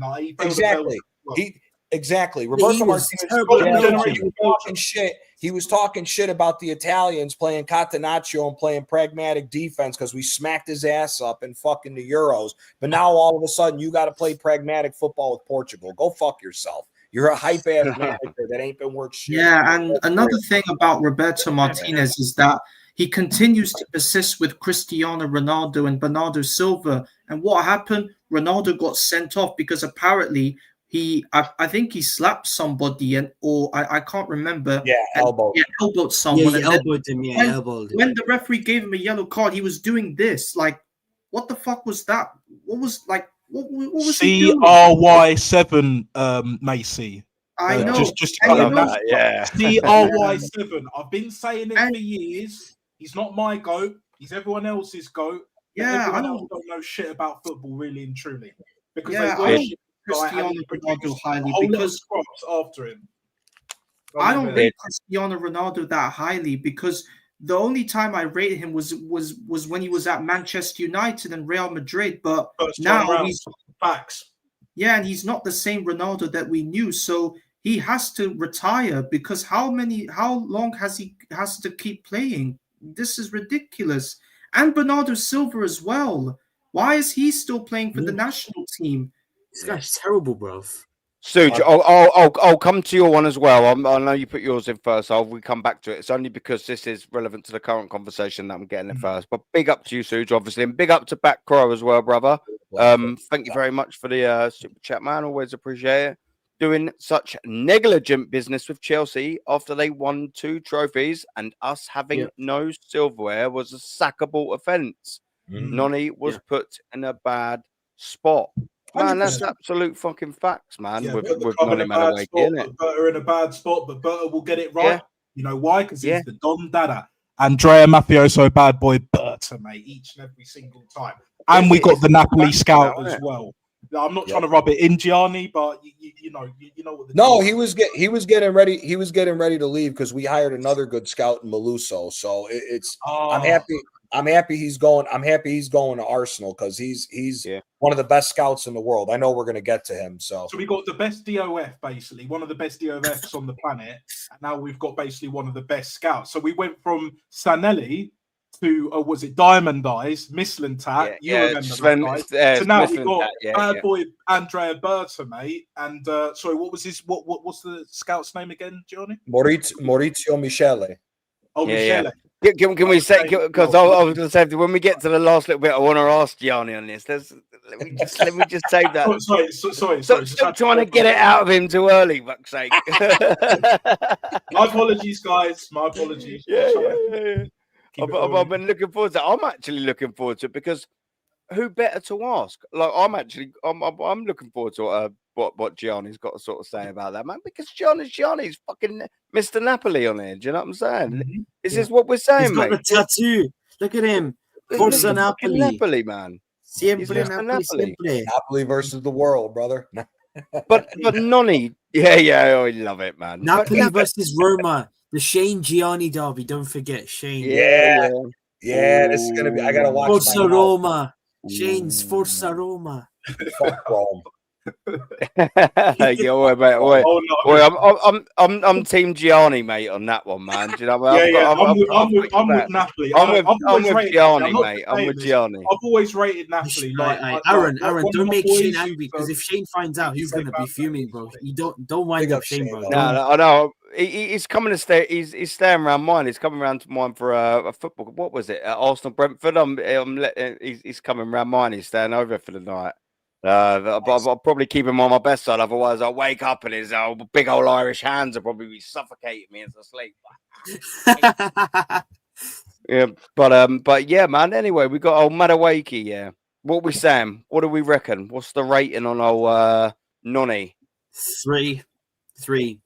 It's again shock. Another injury playing sort of Gianni, man. You kill me, bruv, man.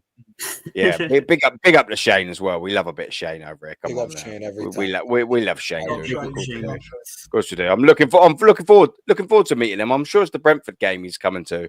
He's sat next to me. He's got my mate's season ticket next to me. And we're gonna have a couple of beers. Yeah, Dazza, you know it. Yeah, Dazza. Yeah. We're looking forward to it, man. Looking forward to it. But yeah, Madueke, what we saying?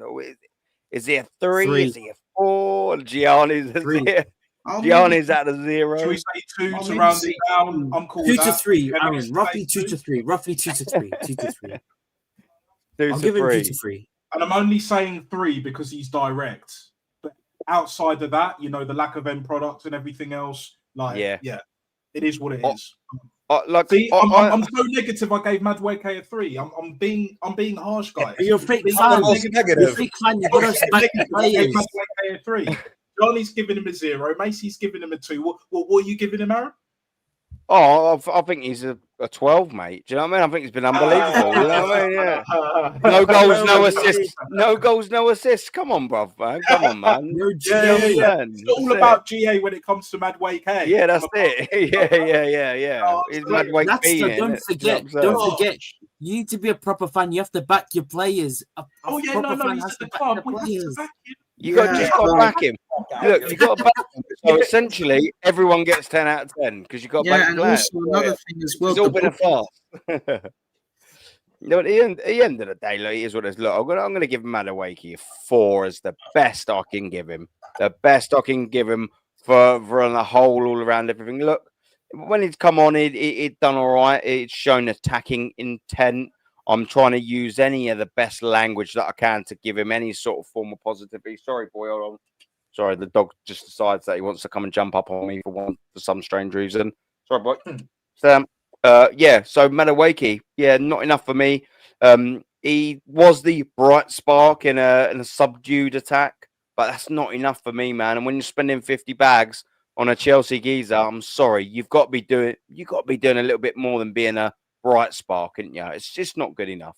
He's not been at the races for me. It's been a bit of a poor signing. Like all the other signings, I hope that it gets better. Of course I do, because if Madueke gets better, if Madueke performs better, then it means that Arsenal are performing better. But you kind of get what I'm saying with this. Do you know what I mean? It's just the same old, same old. Let me just get this from our brother Suge as well. Big up to Suge. If you are playing, and this is a fact as well, bruv. Come on, man. We know when Suge talks. If you are playing for Arsenal, I expect a minimum, and this is it, a 7 out of 10 every week. Minimum. Yeah, 100%. The issue is currently our players go from being 7 to a 2 in any, and that's a consistency in it, Suge. That's and consistency does win you the Premier League. When was the last inconsistent Premier League winner? Exactly. There isn't one. Not Blackburn, there isn't not one. Leicester, not Chelsea, City. Obviously, United. That goes for every league. Yeah, that goes for every league. Yeah, facts. Yeah. That's it. In every single league. Just for every league, yeah, exactly. The dog's just trying to climb up. I don't know what's got into him today. Do you know what I mean? Yeah. Yeah, it's Aaron, just, isn't it? Adam? Why does is that your nickname? Or? Nah, it's a play on it's a play on Suge is a world-class ball breaker. That's yeah. It's a play on a gal as well. He calls Shane obviously Sean Thunderbum. Yeah. He called the Shane Thunderbum.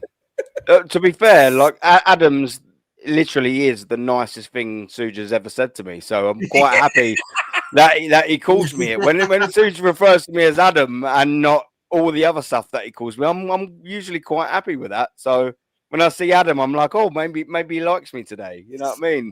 And then dot. And then what followed? Yeah, Suge is a boy, man. Look at what Nuno in the chat. Look at this Nuno guy. Look at this Nuno guy. Nuno Santo is with us. That's what it's all about, man. Do you know what I mean? That's it. It's got to be done. We love a bit of Suge. Do you know what I mean? It's the characters in the chat. It's a proper fucking character, man. You know what I mean? A blunder from down under. We love our brother Suge. Yeah, we double love our brother Suge. Let's get that absolutely well and truly thingied. So we have got our next player. We will move over to this player. This is a bit of a funny start for us, eh? And you know what? I've got a feeling. I've got a feeling that we're going to be sort of doing sort of similar-ish for me for a Zubamendi, not being utilised correctly. ... Gianni, I know you're going to want to jump in here. So again, for me, I rate Eze as an 8, and the reason why I say that is because he's the complete fucking opposite of this idiot Odegaard. Eze is fast. Look at how he played Look at how he played. It's Suge, man. Suge, World class ball breaker, man. He's good. Leave the geezer alone. But the thing with Eze is what we need to replace Odegaard. Again, it's down to the manager. Again, it's down to anybody who's seen a 4-2-3-1 play. I said this, big up Waffle Don. I was on Waffle Don's show on Monday, and I said the thing that I think that needs to change, the thing that needs to change at this club is the formation. Now, one, I'm happy that Arteta's gone to a 4-2-3-1, but in my opinion, I think we should be playing similarly to how Luis Enrique plays at PSG. Instead of Saka being a right wing, he needs to be a right 10. Same thing with Trossard or Martinelli. Instead of a left wing, they need to be a left 10. Eze should remain as the center number 10 and have all of them interchangeable. Saka doesn't have that breakaway first step that he used to have about 2 years ago. The injury and getting ran into the ground has taken that away from him. So with that being said, and we all know we need Saka to score 15 to 20 goals for us to have a chance at winning, he should be moved from right wing to a right number 10 and let these guys be interchangeable. Again, it's the basics, man. You have a true off-the-shoulder poacher number 9 in Gyökeres. Why do we not have Saka, Eze, Trossard or Martinelli shooting freely, forcing rebound shots to land right back at Gyökeres? Again, the basics of the fucking game. Anytime you've seen a team with a good striker, you see the managers tell wingers in the number 10, shoot. The goalie may not be able to hold on to the ball, and our guy's going to be on the box to jump on it. Eze, for me, is getting held back. A true number 10 not have to run that deep defensively like we've seen Eze to get the ball and turn around. Eze should be getting the ball near the 50-yard line and immediately turn and have diagonal runs running in to put Saka or Trossard or Martinelli through in on goal and either have a shot on goal or be able to get the easy assist to Gyökeres. For me, again, Eze, he's quick on the ball, which is much better than what the fuck Odegaard is. He's not going to take 10 unnecessary touches and slow the game down. Eze wants to get the ball moving because it adds to his game overall because he's so direct. So for me, I'm giving it an 8 because he's the true player that we need to replace Odegaard. The reason why he's not a 10, once again, is because the manager is holding him back. Yeah.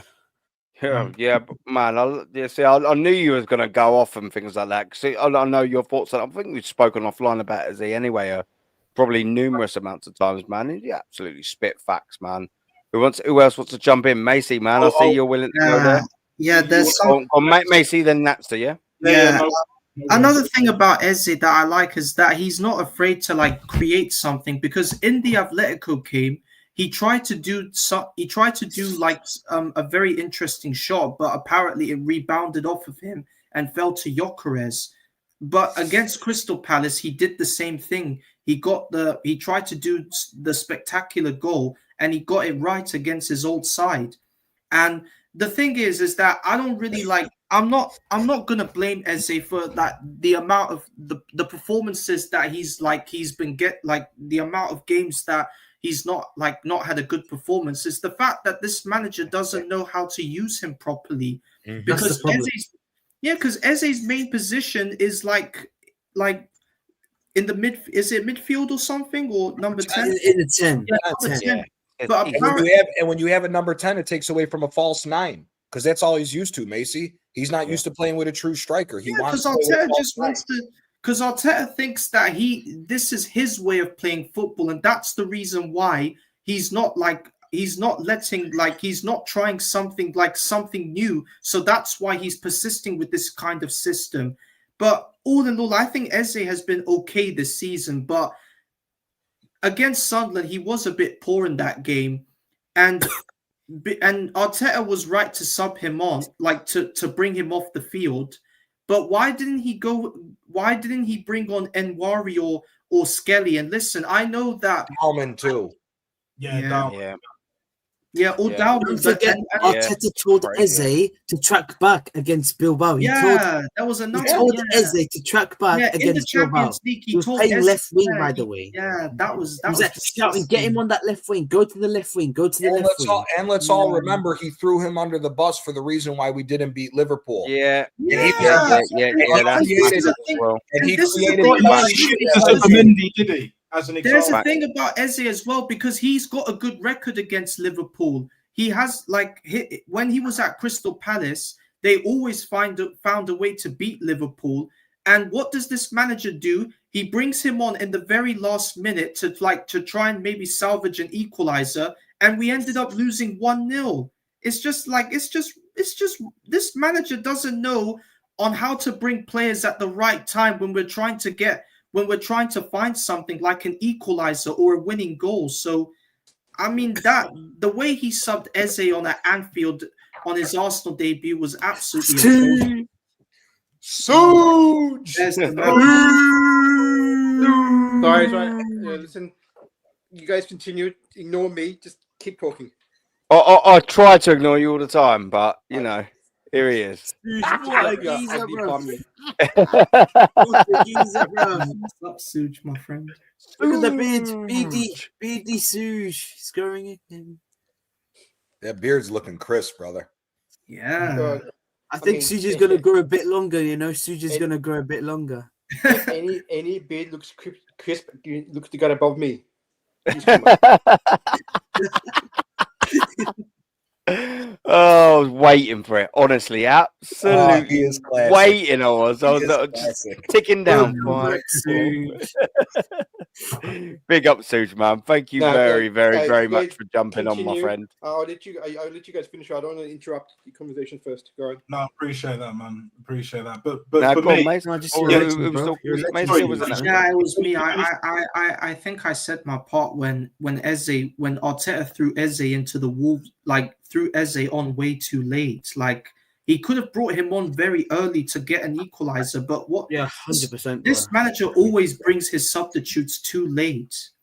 That's the problem with Arteta. He always makes the substitution at the wrong time in the last minute of the match.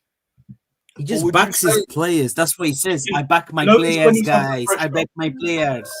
You know when he's under pressure. You know when Arteta's under pressure. Yeah, he does the most Lego head kind of settings. One substitution when out of a 5 against Sunderland, when we needed Ethan, Max Dowman on, Lewis Skelly.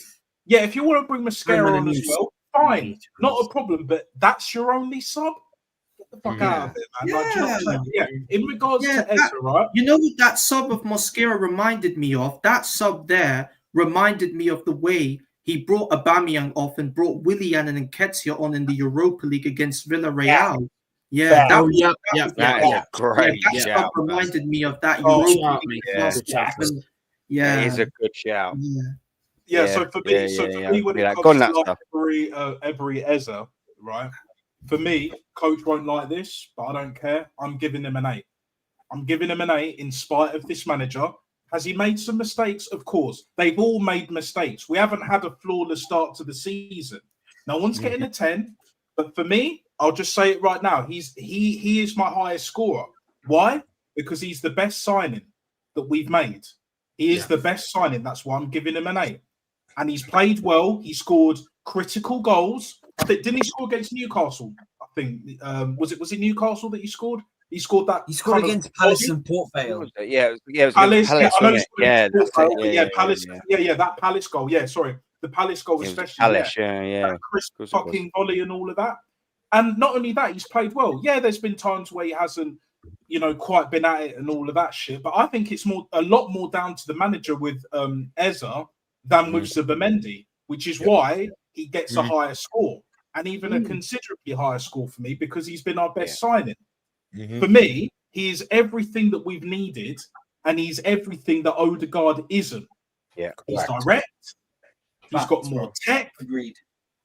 And he can control the game centrally and supply the lines when necessary. Remember what is it? Was it Bilbao? And there's been like other games where he's just put that ball over the top. L1 triangle or LBY, whichever console you play on. Yeah, he plays that ball. Easy to play. That lob through pass for Martinelli since 05. That pass to Martinelli, bro, that was superb. The pass for Martinelli, the same point against City.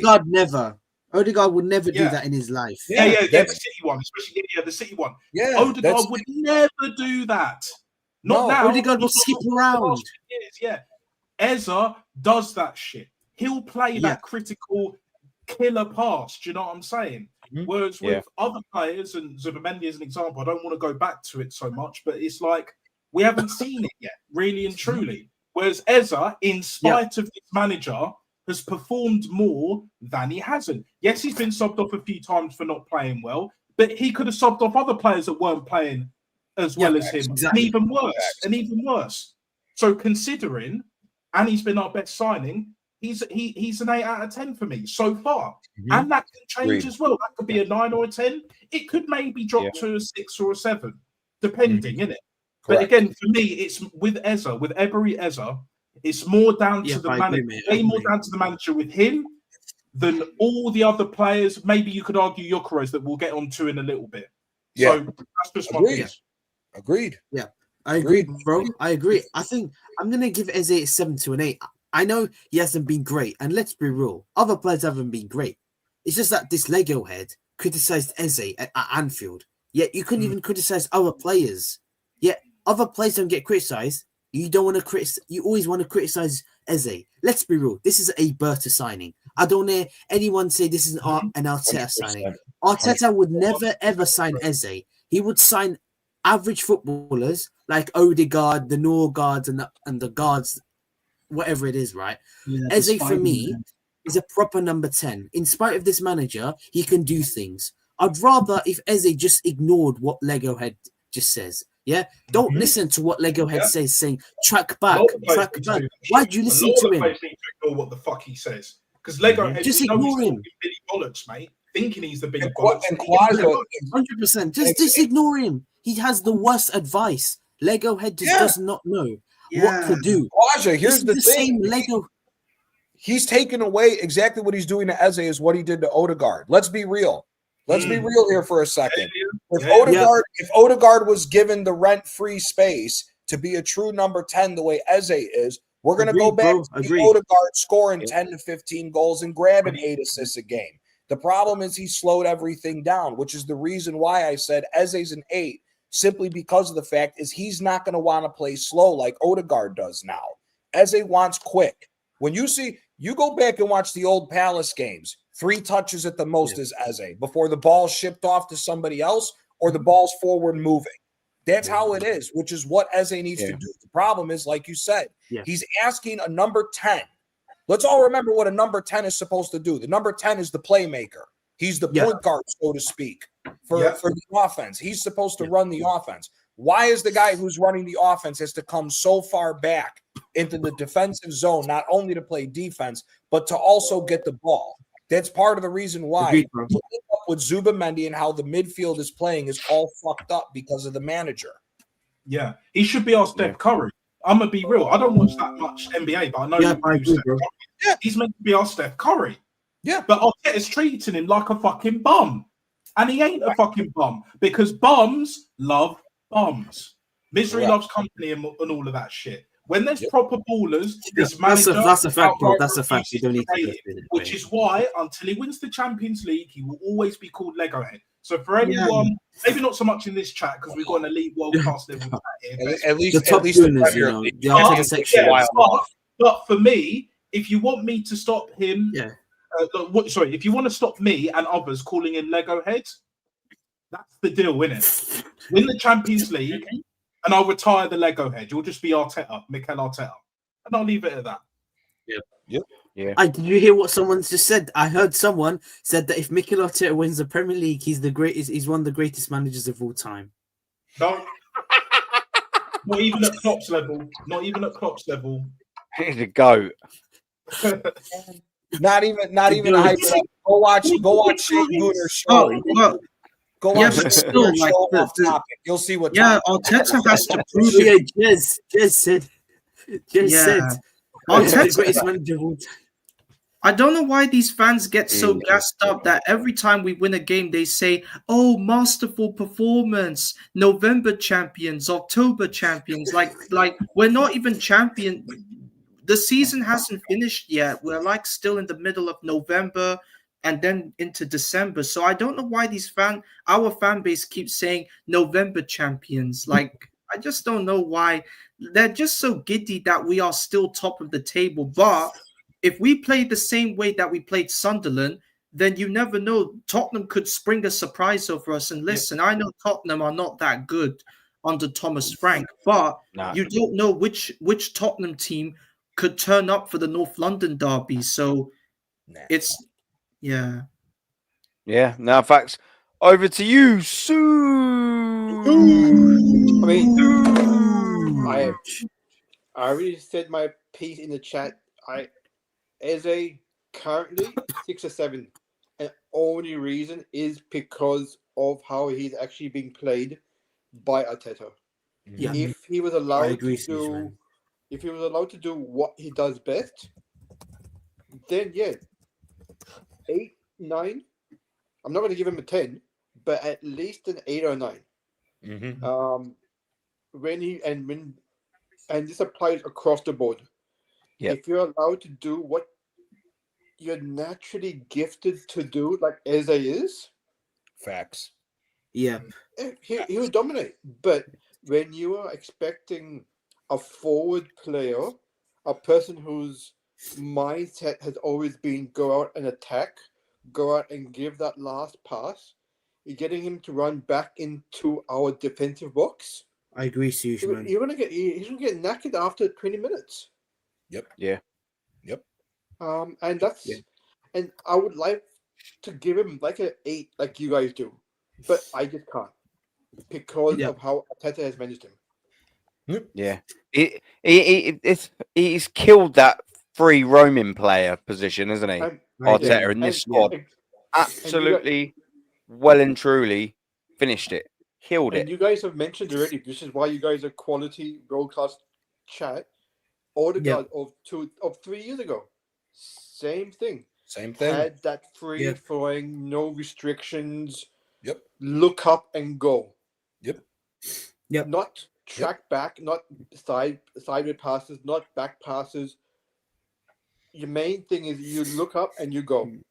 And Gianni, you would know this as a American person. Mark Williams, Mr. White Chocolate. He was that. He could find the path anywhere, which is what Odegaard used to be.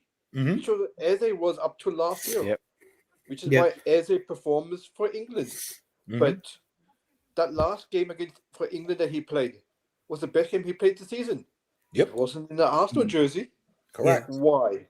Correct. This manager is stifling these players. Lego head setting. He has PTSD from 22-23.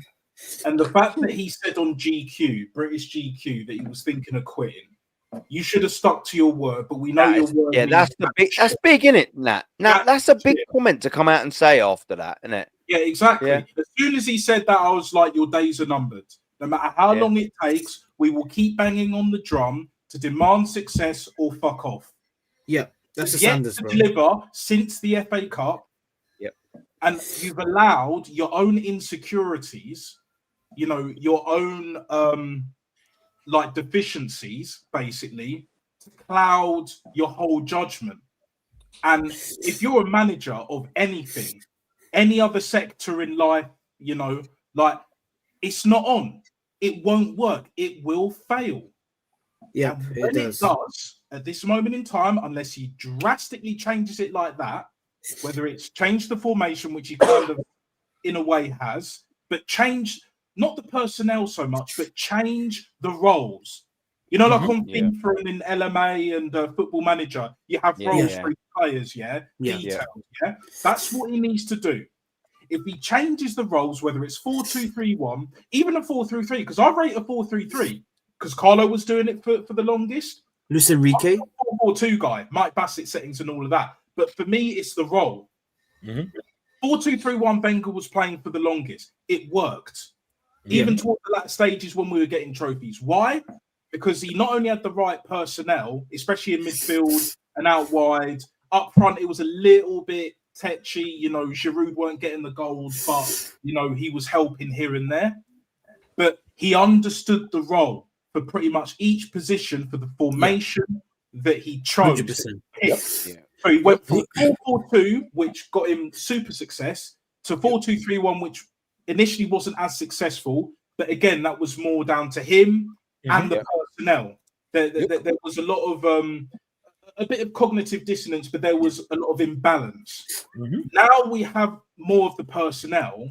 The imbalance is still there because of the manager. The manager refuses to change the roles, like I was saying to Coach earlier, and you were saying, Gianni, as well. You put Zubimendi like in that role that he's been playing for Sociedad and Spain. You play to his strengths. You play Declan Rice to his strengths, because basically, let's be real, Declan Rice is an outgrown kind of centre back. He started out as a centre back. Yeah, you play centre back, Aaron. You know, yeah, 100. Yeah, at Chelsea. Yeah, at Chelsea. Yeah, Declan Rice playing Chelsea. Yeah, he's calm, but he's a ball winner. Do you remember? Do you remember what is it like? FIFA 7 days. You remember fucking FIFA 7 days, like where you get all these. He loves it, doesn't he? You get midfield maestro. Do you know what I'm saying? You get box to box. You get counter attacker, dribbler, and all of that. Just think of it as that, just on a basic level. If Arteta goes back to that, and he was in that game, that's how fucking old he is. I mean, he don't look that old, but we know, you know, Lego head. Yeah, it is what it is. But point I'm making, before I digress, like for me, he has to go back to the fundamentals, back to basics. To win this league and or the Champions League, he has to change the roles. That's the most important. Changing the formation ain't enough, as Gianni mentioned earlier. Change the roles for Zubimendi and Rice to start with.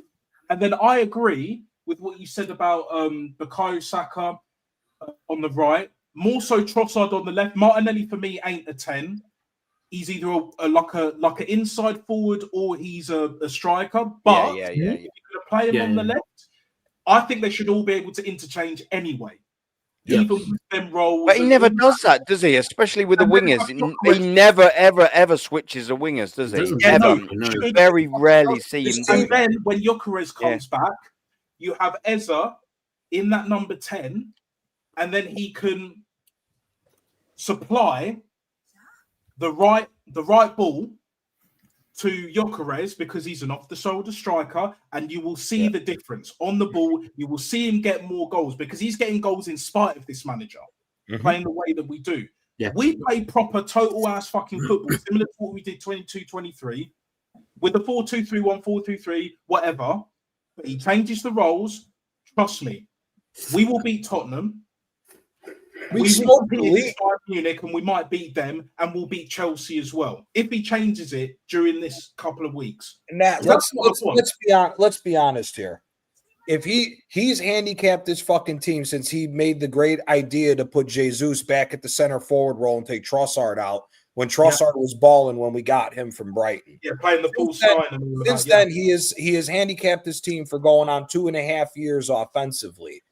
If Saka, and whether it's Trossard or Martinelli on the left, played off the edge of the 18-yard box rather than being touchline wingers, with the way we know Eze could play and we know the proper way that Gyökeres plays, this team should be running up 3-4 goals every fucking game.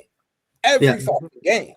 The problem is that we're doing it once again. Primed. It's there, ready to be managed. Exactly, bro. Ready to be coached out. We'll get to him, and I'll say what I have to say when we get to Gyökeres. But again, the problem is we have handicapped everybody else because he is so scared of giving up a goal. Guess what? The best defensive teams still find a way to go up and score goals when they have to, not constantly just sitting back the whole time.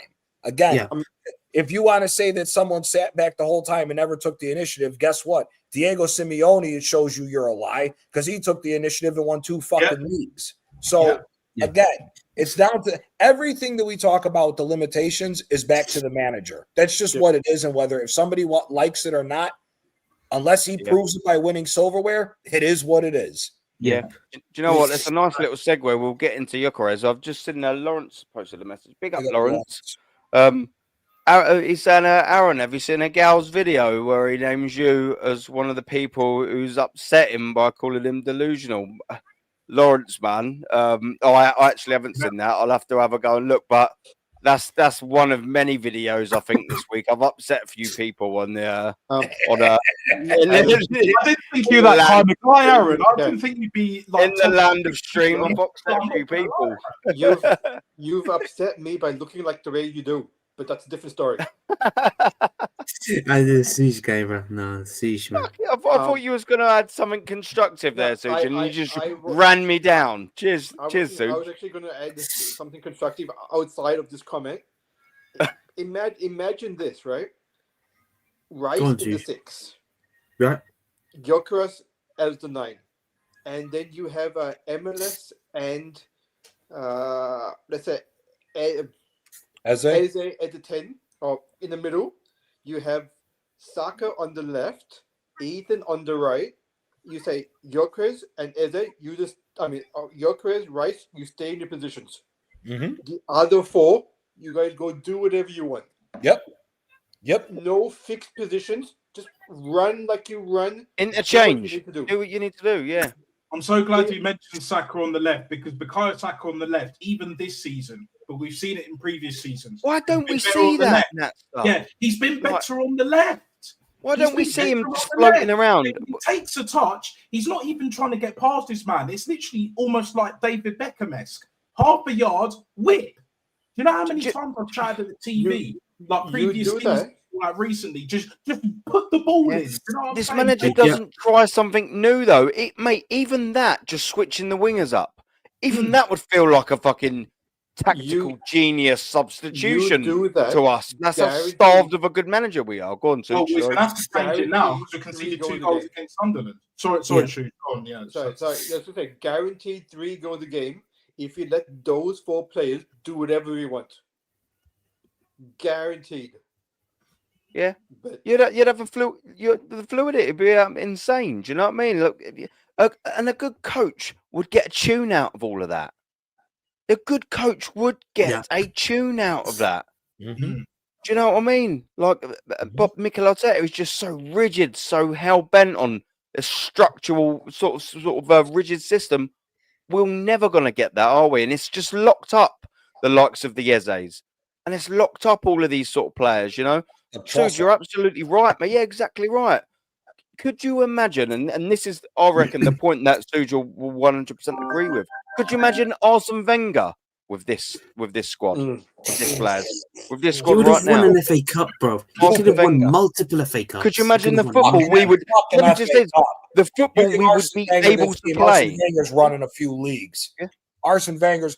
You give Arsene Wenger this team going back to 22-23, we're winning 2 out of the 3 last Premier Leagues. Let's keep it fucking real here. I don't care nothing about this bullshit where people say, "Oh, Wenger went 9 years without a trophy." Wenger didn't have the money. You give Wenger $1 billion, we're winning some leagues. I'm not hearing nothing else of the sort with that shit. Wenger didn't have the structure. Wenger didn't have the structure behind him. He didn't have like a Berta and all that. If he had a Berta instead of a Gazidis and fucking Dick Law and all of that. But now we've got Berta, we've got Michele now as like head scout and all that. If he had them 2 around him, you know, just a little, just a little word in his ear here and there. Not even telling Wenger what to do. Just be like, look, we know who you are, what you are, and all about and all that shit. We know how you want to play. We love it. But we have certain players that I believe would suit what you're trying to do and what you want to keep doing. Do you know what I'm saying? That will help you out with the campaign going forward with all the ridiculous amount of games, especially with the added time. You're telling me even Wenger, especially today, now would adhere to that. Whereas Arteta won't, which is why he's on borrowed time, which is why he has to win the league. He has to win the league. For me, the league ain't enough. You've said it, Gianni, as well. But for me, the only way he stays is if he wins the Champions League. But even then, I would be like, do you know what? If you win the Champions League, I want him to go on a high. Just if you're the bad man that you claim to be, if you're a real bad man, leave on a high, rather than get the Andrea Mafioso bad boy Berta treatment. Sayonara. If you know, you know. Phone shop and all of that. Check it out. Do you know what I'm saying? Like, it is what it is, people. But this is what needs to be done. Just tying back into the theme of the show, okay? Gianni said $1 billion that we spent, right? Is our current squad $1 billion worth? No, not even close. No, not even close. Enough said. Not even close. Not even close.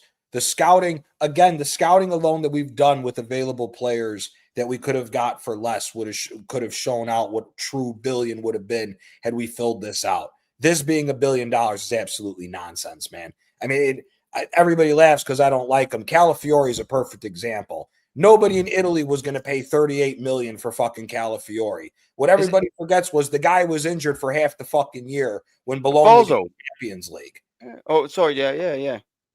Well, he wasn't a big responsibility for them getting there. The whole reason why Calafiore gets hyped up is because he got the assist to Zaccagni when Zaccagni scored that top bins goal to get us out of the group stage of the Euros. That's it. The guy's dog shit. If we run down the list of all these players that we've spent money for and we start looking at other players around Europe, we'll be here for 5 hours showing that this ain't $1 billion worth of a squad. Yeah, Let's be real. Yeah, that's the facts, bro. That's facts, man. Yeah, man, that's absolute fact. I mean, you could do that all day, couldn't you? This squad just clearly isn't worth that sort of amount of money. And do you know what as well? They haven't won anything. The squad hasn't won anything. Like, how many FA Cup winners are in this squad? And it's his squad. Let's always keep it 100 with this. This guy has spent $1 billion to overhaul a squad that wasn't his, that won him an FA Cup. He's built a squad in his identity that's his team and has not won. And again, the biggest indictment to go into what Suj said, to Suj with what he said, that this isn't $1 billion team, we're hoping that a fucking 18-year-old in Wanyeri and a 15-year-old in Dauman can come off the bench and create fucking chances for us. If you're hoping for them, How much money did you spend for this? Like match winners. That's what we're hoping on. Individual fucking brilliance. And you're spot on, Gianni. It's like we're at a situation now. Well, really and truly, Legohead's in a situation now where he has to win the majors, aka League or Champions League. He's put himself in that position. £1 billion, there's nowhere to run and hide, which is why Andrea Mafioso, bad boy Berta, mate, is the one. And I've stuck by it. Same with Matty, same with others. I'm sure Gianni as well. Like, the reason why we stick by Berta, even before Michele has walked through the door, probably strolled through the door at this point, but it is what it is. I digress on that. But it's because Arteta's ass is on the line. He knows he's shitting bricks. Because a few bad results, we're out of the title. Yeah. You know, like everyone's saying, oh, calm down. It's only Sunderland and all of that. Yeah. When was the last time we conceded 2 goals in any competition? Facts. PSG. Don't worry, I'll wait. I'll do the Cat Williams. Don't worry, Liverpool. Liverpool. You know, Johnny. You know, yeah. Don't worry, I'll Pimp wait. Chronicles. The Pimp Chronicles. First one. Nah, never. Loves it. Woo! Yeah, go on. Do you know what we get to do as well? We get to round it off, and we're going to go to our final player. Rating Victor Gyökeres. Oh, by the way, just before that, quickly, sorry, Lawrence, I didn't mean to do that. Sorry, I didn't see you responded. Sorry, Lawrence. This video is titled "Enough is Enough" and says that you and DJB have an agenda against him. I've had a fucking nap. Can I just get this out of the way? Yeah. Good shit. I don't know. Big up to you, brother, man. Come on, big up Gianni, man. I haven't been on a panel with him. Egal seems like he's a chill dude.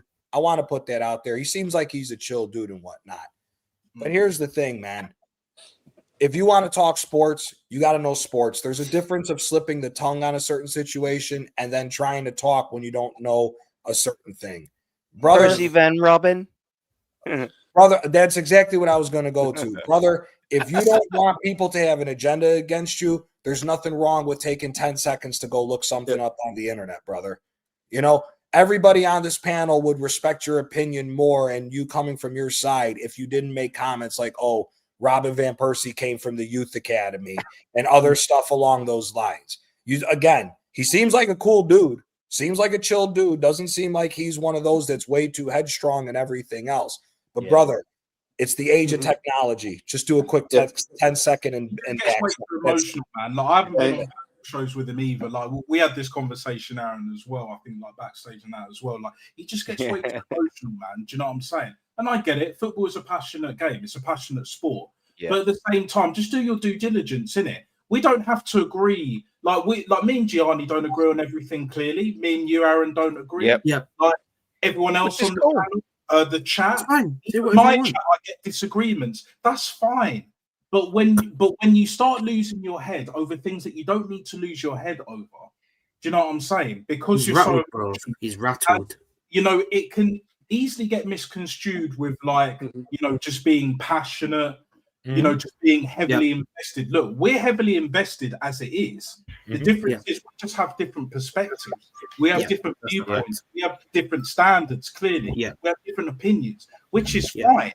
But at the same time, I'm not going to sit here and say I know more about Serie A than Gianni does, because then I'll get cooked. And then I'll get 100%. If I say I know 100% more about La Liga than Gov and Matty, I'm gonna get cooked.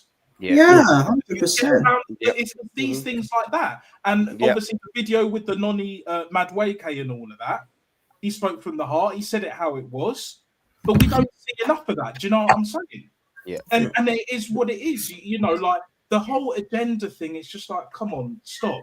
Just take a chill pill. Relax. It's the word that they can use, isn't it? It is what it is. Yeah. It's one of them buzzwords. Conspiracy, hate, Go on, and Suj. all this stuff. Yeah, Conspiracy, before we go into your credit, I would like to say the thing is Go on, brother. not mocking anyone's age, but I know Karaja is probably the youngest person here. Yeah. Everyone age thing, but the old people like me, Adam, yourself, Gianni, old people. We didn't grow up in this age where everything's sugar-coated, right? Yeah, You no, know, and fuck that. it's not sensitive, right? No. Now You tell it like it is, or there's no point of speaking. Yeah, exactly now right. This generation is a bit We're more. from there. Now, I don't want to get Adam cancelled because it's a 4-hour stream. I don't want to get him cancelled, but everyone is sensitive now. Yeah. And it's being sensitive is fine. It's a bitch generation, isn't it? Yes. Soft. Soft is Way too soft. Yeah. Way too soft. Yeah. It's okay. We all have opinions, all have different takes. But when your facts are wrong, then that's when you need to be called out. Without being disrespectful, but if you call REP Arsenal person who came through the academy, you're going to get called out. Yeah. Without being 100. respected. And do you know what? I'm sorry, Suj. Sorry. You're allowed your own take. We all respect that. I mean, even today's episode, I disagreed with half your takes, but respect is earned and given, basically. And those who want respect, give respect. The entire community, 100%, mate. Yeah. The entire community only wants one thing: the best for Arsenal. Nothing more. Yep. No entitlement. Yeah, mic drop, brother. If you come into this space, or if you're an Arsenal fan, whatever, and you have this entitled mentality, and you get too giddy over a few results, like Igal's done, even Hook and others, Stricto, Christian, etc. Don't be mad when you get cooked. It is what it is. I mean, now, Hooks, to be fair, is like, you know, it's not. He's not fully like Igal and all of that. Granted, and all that shit. Yeah, you know, I've never been on stream with him as far as I'm aware. And he made some decent points too. Let's give up coach. Yeah, exactly. I'll give come on, if you make decent points, we'll agree. But the thing is that there's a difference of knowing ball and then just saying shit for likes and clicks. There's a big difference. And like Stu said, bro, we're all of the age. We grew up in a different time period. Respect is a big thing. So if you don't show respect, a lot of shit's going to go right out the window if you're not going to. All of us here are adults. All of us here are adults. We're all respecting one another to start, which is why we have good streams like this. Respect is a big thing that people cannot forget about. Everyone knows I give Adam and Shane the biggest grief. Everyone knows it. But at the end of the day, I respect both of them and their opinions. Otherwise, Yeah, I would that's not be here. yeah, Yep. yeah. That's facts. That's Yep. fact. Do And you know what I mean?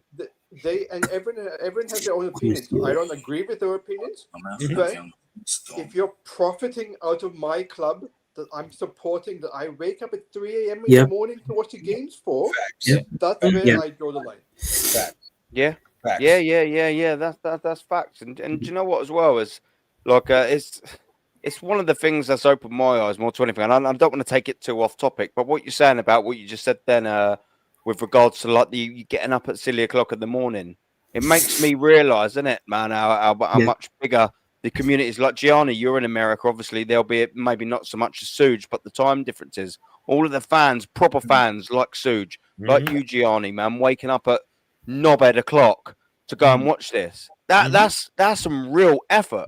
Granted, you might not be, say, like me, spending money to go to the games. Doesn't make a difference. You're putting significant effort in other areas of the team, in other facets of it, and also paying for it, by the way. Do you know what I mean? We're all doing our bit, paying our effort. Like, The biggest I thing think it'd be is harder paying for me the to do time. what you guys do, man. It's fucking wicked. The biggest thing that we all do, whether it's money or not, it's the time. Yeah. Time Yeah. is the most important The most thing. precious commodity on the And planet. the That fact- ever has been, never was, never will You can't be. get the time back. That's You can always facts, get bro. the time back. Facts. Correct. You can never The get most the time precious, back. bro. Hence why time well spent or money well spent is time well spent. Really and truly. I even is what had my it is. missus go up to me and say, "Why do you hate how the club's going at the moment? Why do you still wake up and watch every game?" It's the love of the club. It's the love of the club That's and it. the love of the game. That's You can't. nothing That's more, it. nothing It's less. done, isn't it? It's there. Nothing It's else. there. Do you know It's what, not- Suge? That's it's not why the as well. A money, lot club.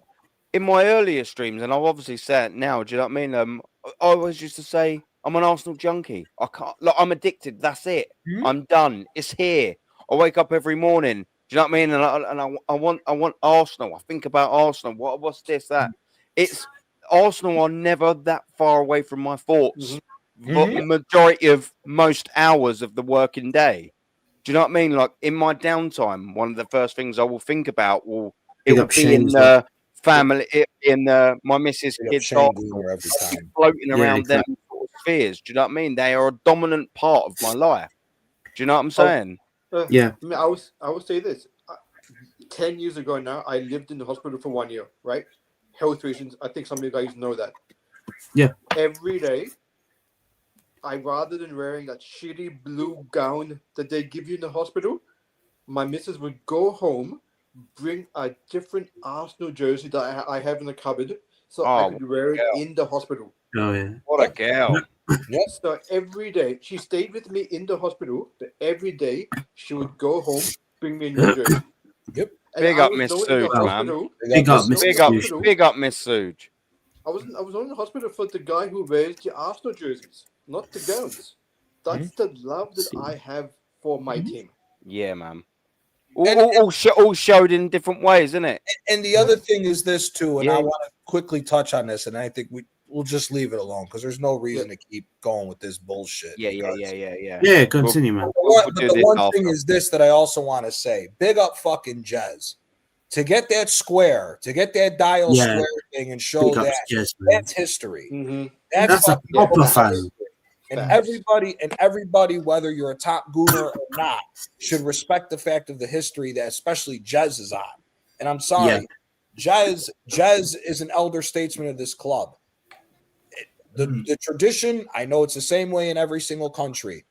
If you're a young fan, you listen to your elders when it comes to the club. You learn the history of the club and you learn the standard of the fucking club. And you pass Imagine calling him a fake fan. It's crazy. Down to the next generation. Yeah. That's why people, and then people wonder why that we get upset with what's going on. Again, we're coming from a different generation where the quality and standard of football is 10 times better than what we're seeing right now.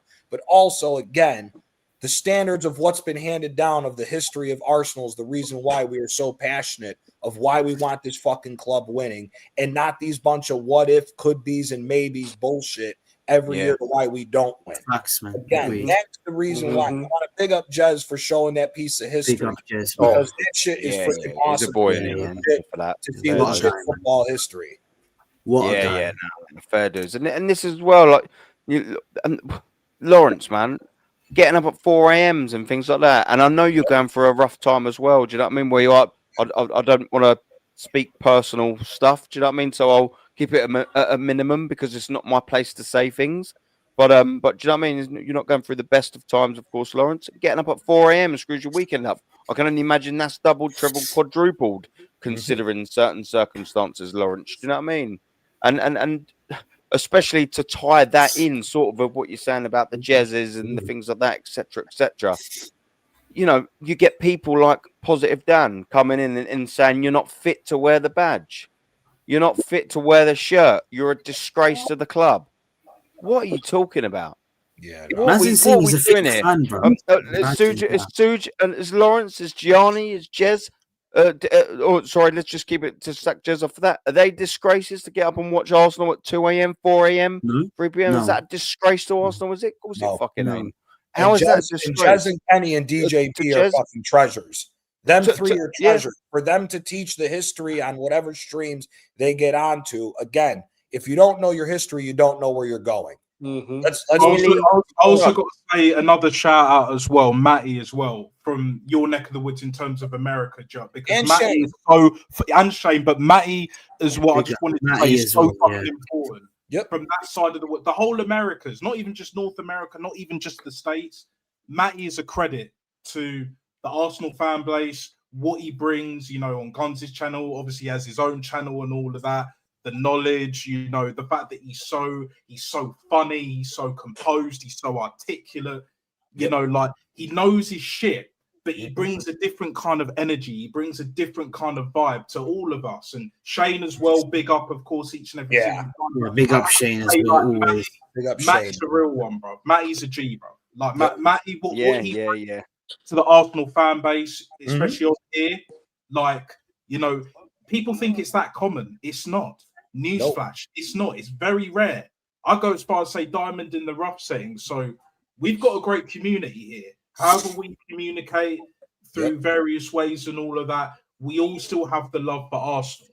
Disagreements are fine, but we don't need to get like personal on some But like no disrespect. real world shit. Because real world is real world. We're all going through shit. I'm going through shit. It is what it is. But I'm not gonna, you know, cry about it. Definitely not on here. Do you know what I'm saying? I'll just keep living my life.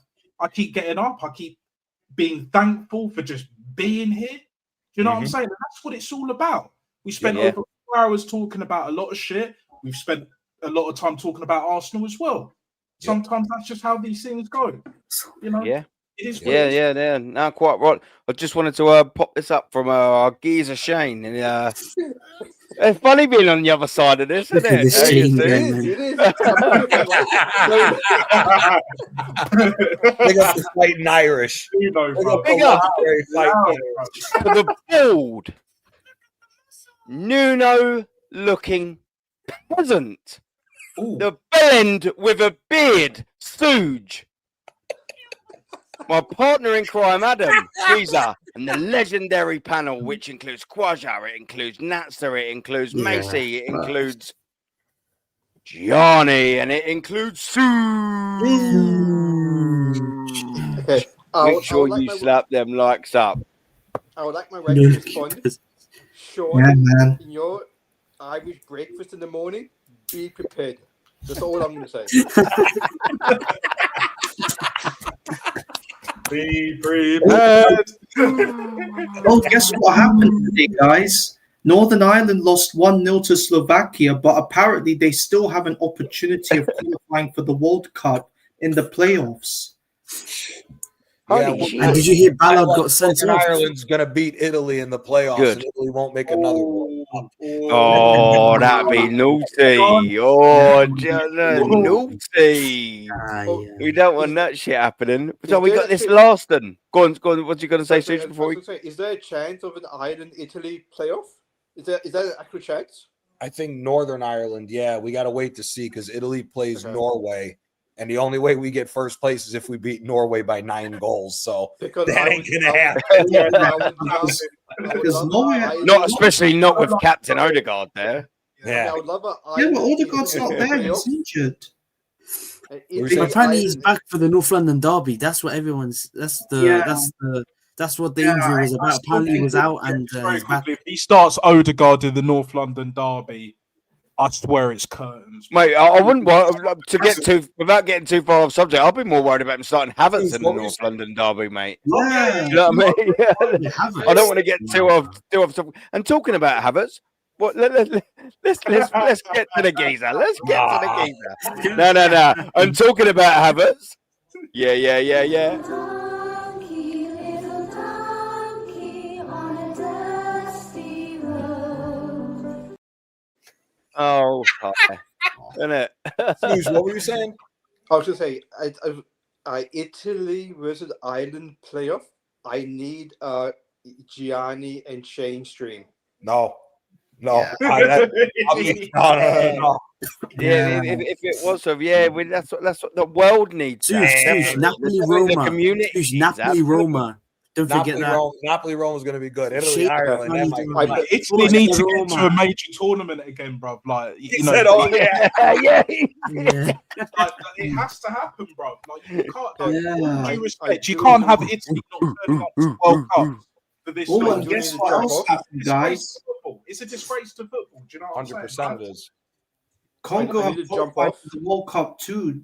Have you heard? Congo have qualified for the World Cup. Yeah. Is Balassi still playing? Yeah, for oh, Congo? fucking Is good for them, Yannick man. Balassi still playing for Congo? Because if he is, Whistle plays for Congo. come out of retirement and all of that. I'm all for it. Yeah, Wissa. I think Wissa is also from Congo as well. Yeah. Yeah. Oh, Yeah, and He said he had to bounce off. So, I didn't hear, but Suge, big up. Every Thank time, you very man. much for giving me your time, Suge, as always, man. We love a bit of Suge, don't we? Yeah, big up to that kid. And you know what, as well, big up to Mrs. Suge. Big up to Mrs. Suge. Yeah, that was awesome, wasn't it, man? Yeah. Double big up. Didn't you know what? Sorry.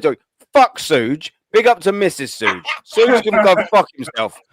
The blunder from down under, whatever. Mrs. Suge. Double, treble, big up to you, my dear. How you put up with Suge, I'll never know. You know, she must be a treble sweetheart, you know. But no, big up to them. Victor Gyökeres, we will get there. The final one, the final one, Victor Gyökeres. Rating Victor Gyökeres. It's been almost like a copy and paste with some of these signings, really, ain't it? Because you almost sort of feel like you can just say, yeah, well, you know, he probably would have been better if it hadn't been for Mikel Arteta.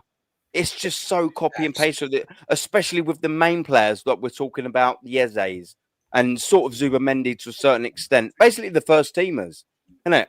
It's basically the first teamers. Mikel Arteta has got his bastard little claws in there, and he's managed to turn Eze from a sensation at Crystal Palace to, you know, an underperforming so-so, and he's doing that with, well, in the last 2 years, Europe's most clinical striker, isn't he? Who wants to come in on the Gyökeres first? I think Gyökeres again. Gyökeres for me, it would be high. I think I'm going to put Gyökeres in the same category, more so like Zubamendi. He would be much higher, but again, he's being held back. And again, here's the other problem that I think for me, I think is funny that a lot of the top Gooner side doesn't want to bring up. And I said it earlier. Who does Gyökeres remind you of? Aubameyang. Oh, yeah. Minus the pace, yeah. Minus the pace and dribbling ability and how much. You know what? It wouldn't surprise me. Sorry to cut you, Johnny. It wouldn't surprise me if like Arteta's putting like fucking lead in his boots or something like that just to try and slow him down, just to stop him from like playing off the shoulders. You're like, look, you're too slow. You know, I don't know why I'm doing a Arsene Wenger impression, but so here when we had Aubameyang, because it's your press conference, Arsene. That's why. Yeah. But when we had Aubameyang was an off-the-shoulder striker. He's a guy that you need to put the ball behind the defensive line, let him use his pace, let him use his dribbling ability, and go on and score. It's the same problem with Gyökeres. But again, Gyökeres is feeling the effects of him screwing up both Zubamendi and Eze. If you give, and his formation again, if Eze, Trossard, and Saka could be interchangeable number 10s to be able to pass and play off of one another, to be able to play link up with Gyökeres. Gyökeres is scoring goals for fun. Again, Yeah. we've seen it before with Aubameyang. When we Yeah. played I'm Aubameyang, pissed. Yeah. is the fastest Arsenal striker to score 50 goals for this club because we played to his strengths up until then. The problem, once again, is that we are not playing our players in their best positions. That is what it is at the end of the day. That is what it is at the end of the day. And again, Gyökeres should be higher up on the numbers, but again, we're holding him back. Only this guy could take a guy who's a pure finisher and say, no, you need to play false nine. For what? For what? It's just an absolute shit.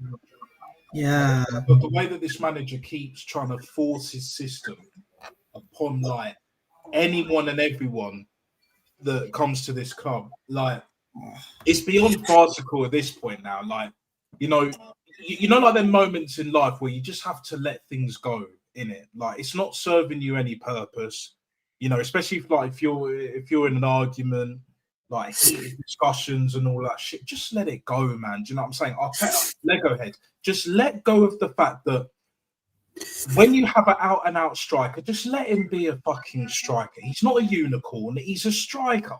Yep. You know, let's not play any games. Let's just keep it all the way James Brown, ain't it funky? Yeah, let's keep it all the way funky, right? Gyökeres, we know exactly what he is. He's an off-the-shoulder striker, like you've mentioned, Gianni, multiple times. I've mentioned it enough times as well.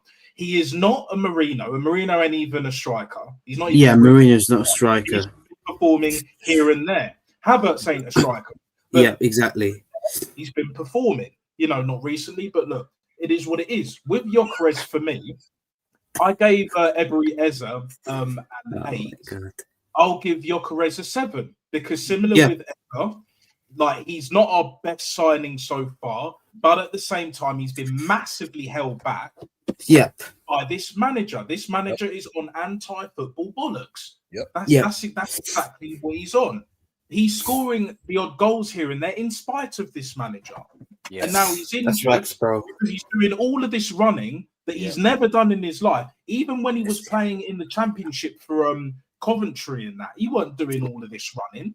He was just old school throwback centre forward shit. You know what I'm saying? Which is what we should be doing, especially because we play, you know, backwards football. Like this would be the perfect opportunity for Arteta to just be like, you know what, mate? We're so defensive. Just be the out and out forward that we desperately need. But he can't even do that. He has to combine the Tony Pulis, aka Pio Pulis, with the fucking, you know, he went away from fucking Pep, but kind of like Moise. Do you know what I'm saying? Like where it's like, whatever. Do you know what I'm saying? It's what I call whatever kind of football, innit? You know, trying to do this like next level, next gen, you know, like new age kind of bullshit. Where it's just like, no, my striker has to be a false nine. He has to link play and not link play like a target man, like a Luca Toni used to do. Do you know what I'm saying? Because like, I've watched Luca Toni. Obviously, you have, Gianni, many of them. Luca Toni's a boy, man. He was fucking sick, bro. He was holding the ball up. He got some goals, of course he did, but he linked play. Not because of him playing false nine, because he was a target man. Because we all knew his attributes, 6'3" and all of that, absolute tank, but he could play. He had the fundamentals, the touch, the lay it off, make the runs when necessary, get them poacher-esque goals, supply the lines, do the ting in it. Do you know what I'm saying? You know, pass it out wide for those that don't understand. But with Victor Gyökeres, he can't do that. When we have players to do it, even with the injuries, the Ezes, the fucking, even Saka, who can barely walk, Trossard, fucking Declan Rice, Zubamendi, when you give him the right role. Do you know what I'm saying? Like, we have all these weapons in our arsenal, pun intended, to actually do a madness. But Arteta won't use it properly. It refuses to play proper football, and not only proper football, winning football. Because Wenger was playing proper football till the end, but it wasn't always winning, as we know. Yeah. He was winning trophies towards the end. Can Mikel Arteta win them trophies at the end? Not playing like this. And hopefully, ideally, after this result against Sunderland, because if he pulls this bollocks off against, if he pulls this bullshit against Tottenham, in the toilet bowl, well, I think we might be playing at home, but either way, regardless, when we play that shite down the road, if he does this fucking bullshit, yeah, there's trouble. Evil afoot. Do you know what I'm saying? Evil. Do you know what I'm saying? Playing this fucking satanic football, bro. Well, what is this? Haram ball. What is it? Haram ball, exactly. Terrorist football. Negative football. Wrong with Negative it? football. Because if he does this against Spurs, it's over, bruv. I'm telling you, it's over. Even the Eagles, etc., etc., it's done. It's done. They can't defend it. That's basically the point I'm making. 100%. Yeah, I agree, bro. I agree. Yeah, no, 100%, man. Yeah, Shane just quickly is right. I know, yeah, Gyökeres, the best defensive striker in the world. Do you know what it reminds me of when I coined the phrase of Martinelli being a defensive winger? Notice how all of our attackers actually have defensive in them, though, to be fair. That's what Mikel Arteta's done to this lot, man. It's ridiculous. Oh, man, it's fucking hilarious. Apparently, we have the best defensive striker in the world. That is absolutely retarded, isn't it? Man, come on. Man. Add to the best attacking goalkeeper in the world, and it's one hell of a mess. What have we created, man? It's a Frankenstein, isn't it? It's a Frankenstein team. Yeah. It's just a bit of this here, bit of an ear at left wing. Do you know what I mean? Someone else's lips. Do you know what I mean? Someone else's nose. Do you know what I mean? It's all over the shop, isn't it? Yep. Get the electricity, guys. Pull the electricity, guys, and try and get it. But team get it top, a fucking guys. move. Squeeze the Roll the lemon, switch. guys. Squeeze the Do you lemon, want to guys. play- You know, switch, guys. Do you want to It's the play light bulb, guys. It's the Guys. light Yeah, bulb. Squeeze the the leg lemon, comes on, guys. guys. For the Squeeze the electricity, lemon, guys. It's the goal, guys. Do you want to play in the Champions League? Do you want to play in the Champions League? Do you know? I would Yeah, even Pep as well. Like Pep Squeeze continues the to lemon, guys. even Pep as well, like he continues to big up Arteta and he's saying, "Oh, Arteta, that is a masterful. That was incredible." Like, I mean, Pep, I like Pep, but I don't know, but he has to stop like bigging up Arteta. I know they're good friends, but like they're coaching different clubs, so like I understand that Pep and Arteta are close with each other, but they're not they're not like on the same side. They're now coaching different clubs now. So Pep has to stop bigging up Arteta.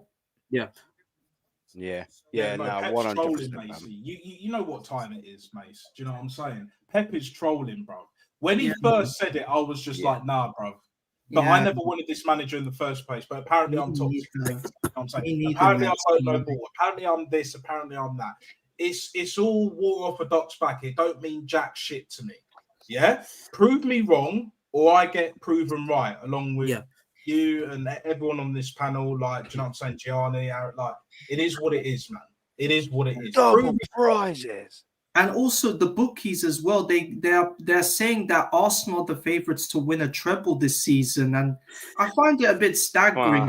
Wow. Why are the bookies now? The bookies do that because there's fucking idiots like the Eagles and everyone. Look at this Look at this geezer over here. Look at him. Make it I'm going to ask you where you got that from, mate. But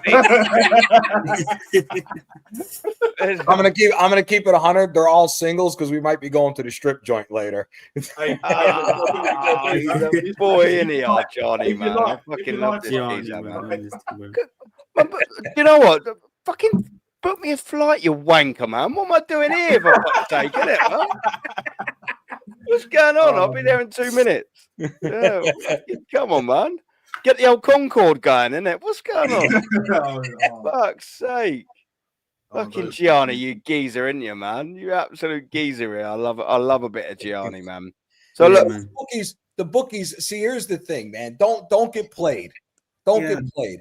The bookies will let you put a bet in for you to buy out early so they keep their money. That's why they do certain things too. So if you know the tricks of the trade, don't buy into everything just like that. Again, if Arsenal lost the next 3 fucking games and City won, City would turn right into the favorites on a dime by the bookies. So the bookies are they breeze like the wind. They're just smarter than the rest of the culture because everybody else gets too emotional when they bet. So that's the reason why the bookies are always normally 90% undefeated. Well, What are we saying? Arsenal play boring defensive football. Arsenal play ugly brand of football. Looks like YouTube content creators should stop watching games, skip it, and wait for the parade of doom and gloom. Well, I actually go and watch the games, to be fair. So, do you know what I mean? What can you do? What can you do, old Charlie boy? Do you know what I mean? It's just not my fault. They play shit football, is it? I just articulate what I see. What can you do? Well, that's all, my friend. Do you know what I mean? It's I don't set up defensively. It's not my fault. Do you know what I mean? I just articulate what I see. But just believe in the manager, though. That's the main thing. If you can just believe in the manager, trust the process, everything will be fine. Honestly, smiles, happiness, giggles, clouds. There's no clouds. Sorry, no clouds. No rainbows, sunshine, sparkles, happiness, and glitter. That's what it's all about. Be a part of the family, guys. Do you know what I mean? Squeeze the lemons. Squeeze something else.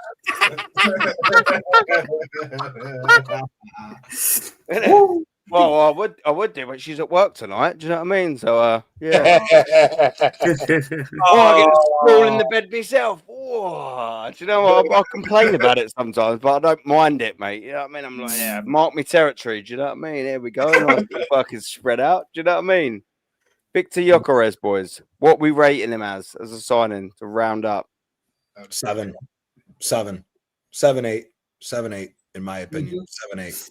Gonna give him a 7. Yeah, 7 to 8 is fine. Yeah, 7 to 8 for me as well. It's just held back. I mean, I don't think anybody on this panel would disagree with me with what I say. If you took Havertz off in the last 3 years and we still had Pierre-Emerick Aubameyang, we got 2 Premier League trophies. Yeah, we would win the league easily, bro. Yeah. So for me, I'm going to stick with a 7 on Gyökeres because similar playing style to Aubameyang. Yeah. Yes, he's not the dribbler that Aubameyang is. Yes, he doesn't have the pace, but he's a finisher. We're just not utilizing him properly. Definitely, yeah, agreed. A new manager to sort of like, with these players would absolutely have a field day with this squad because it's a really talented squad, isn't it? It is an absolute talent, and with the right man, which isn't Mikel Arteta, with the right manager to be able to get his feet under the table, you know what I mean, and proper have a go at this squad.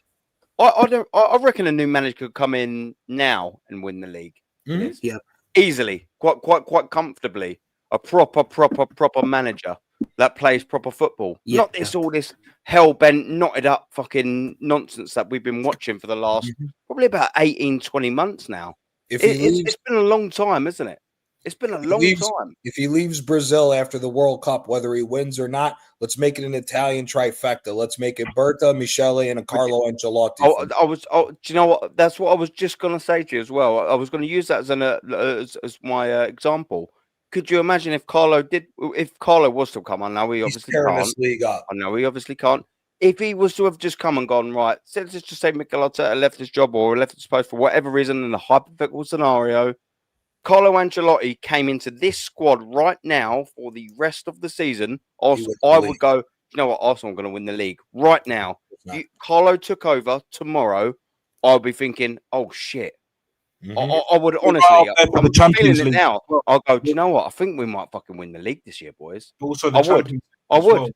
Because of the pedigree. Maybe. Because of the pedigree. No, I'm not saying we would definitely win it, but it would increase our chances a lot more. That's what I was just going to tie off on that. Yeah, just because it increased our chances and everything. Just across the whole fucking board.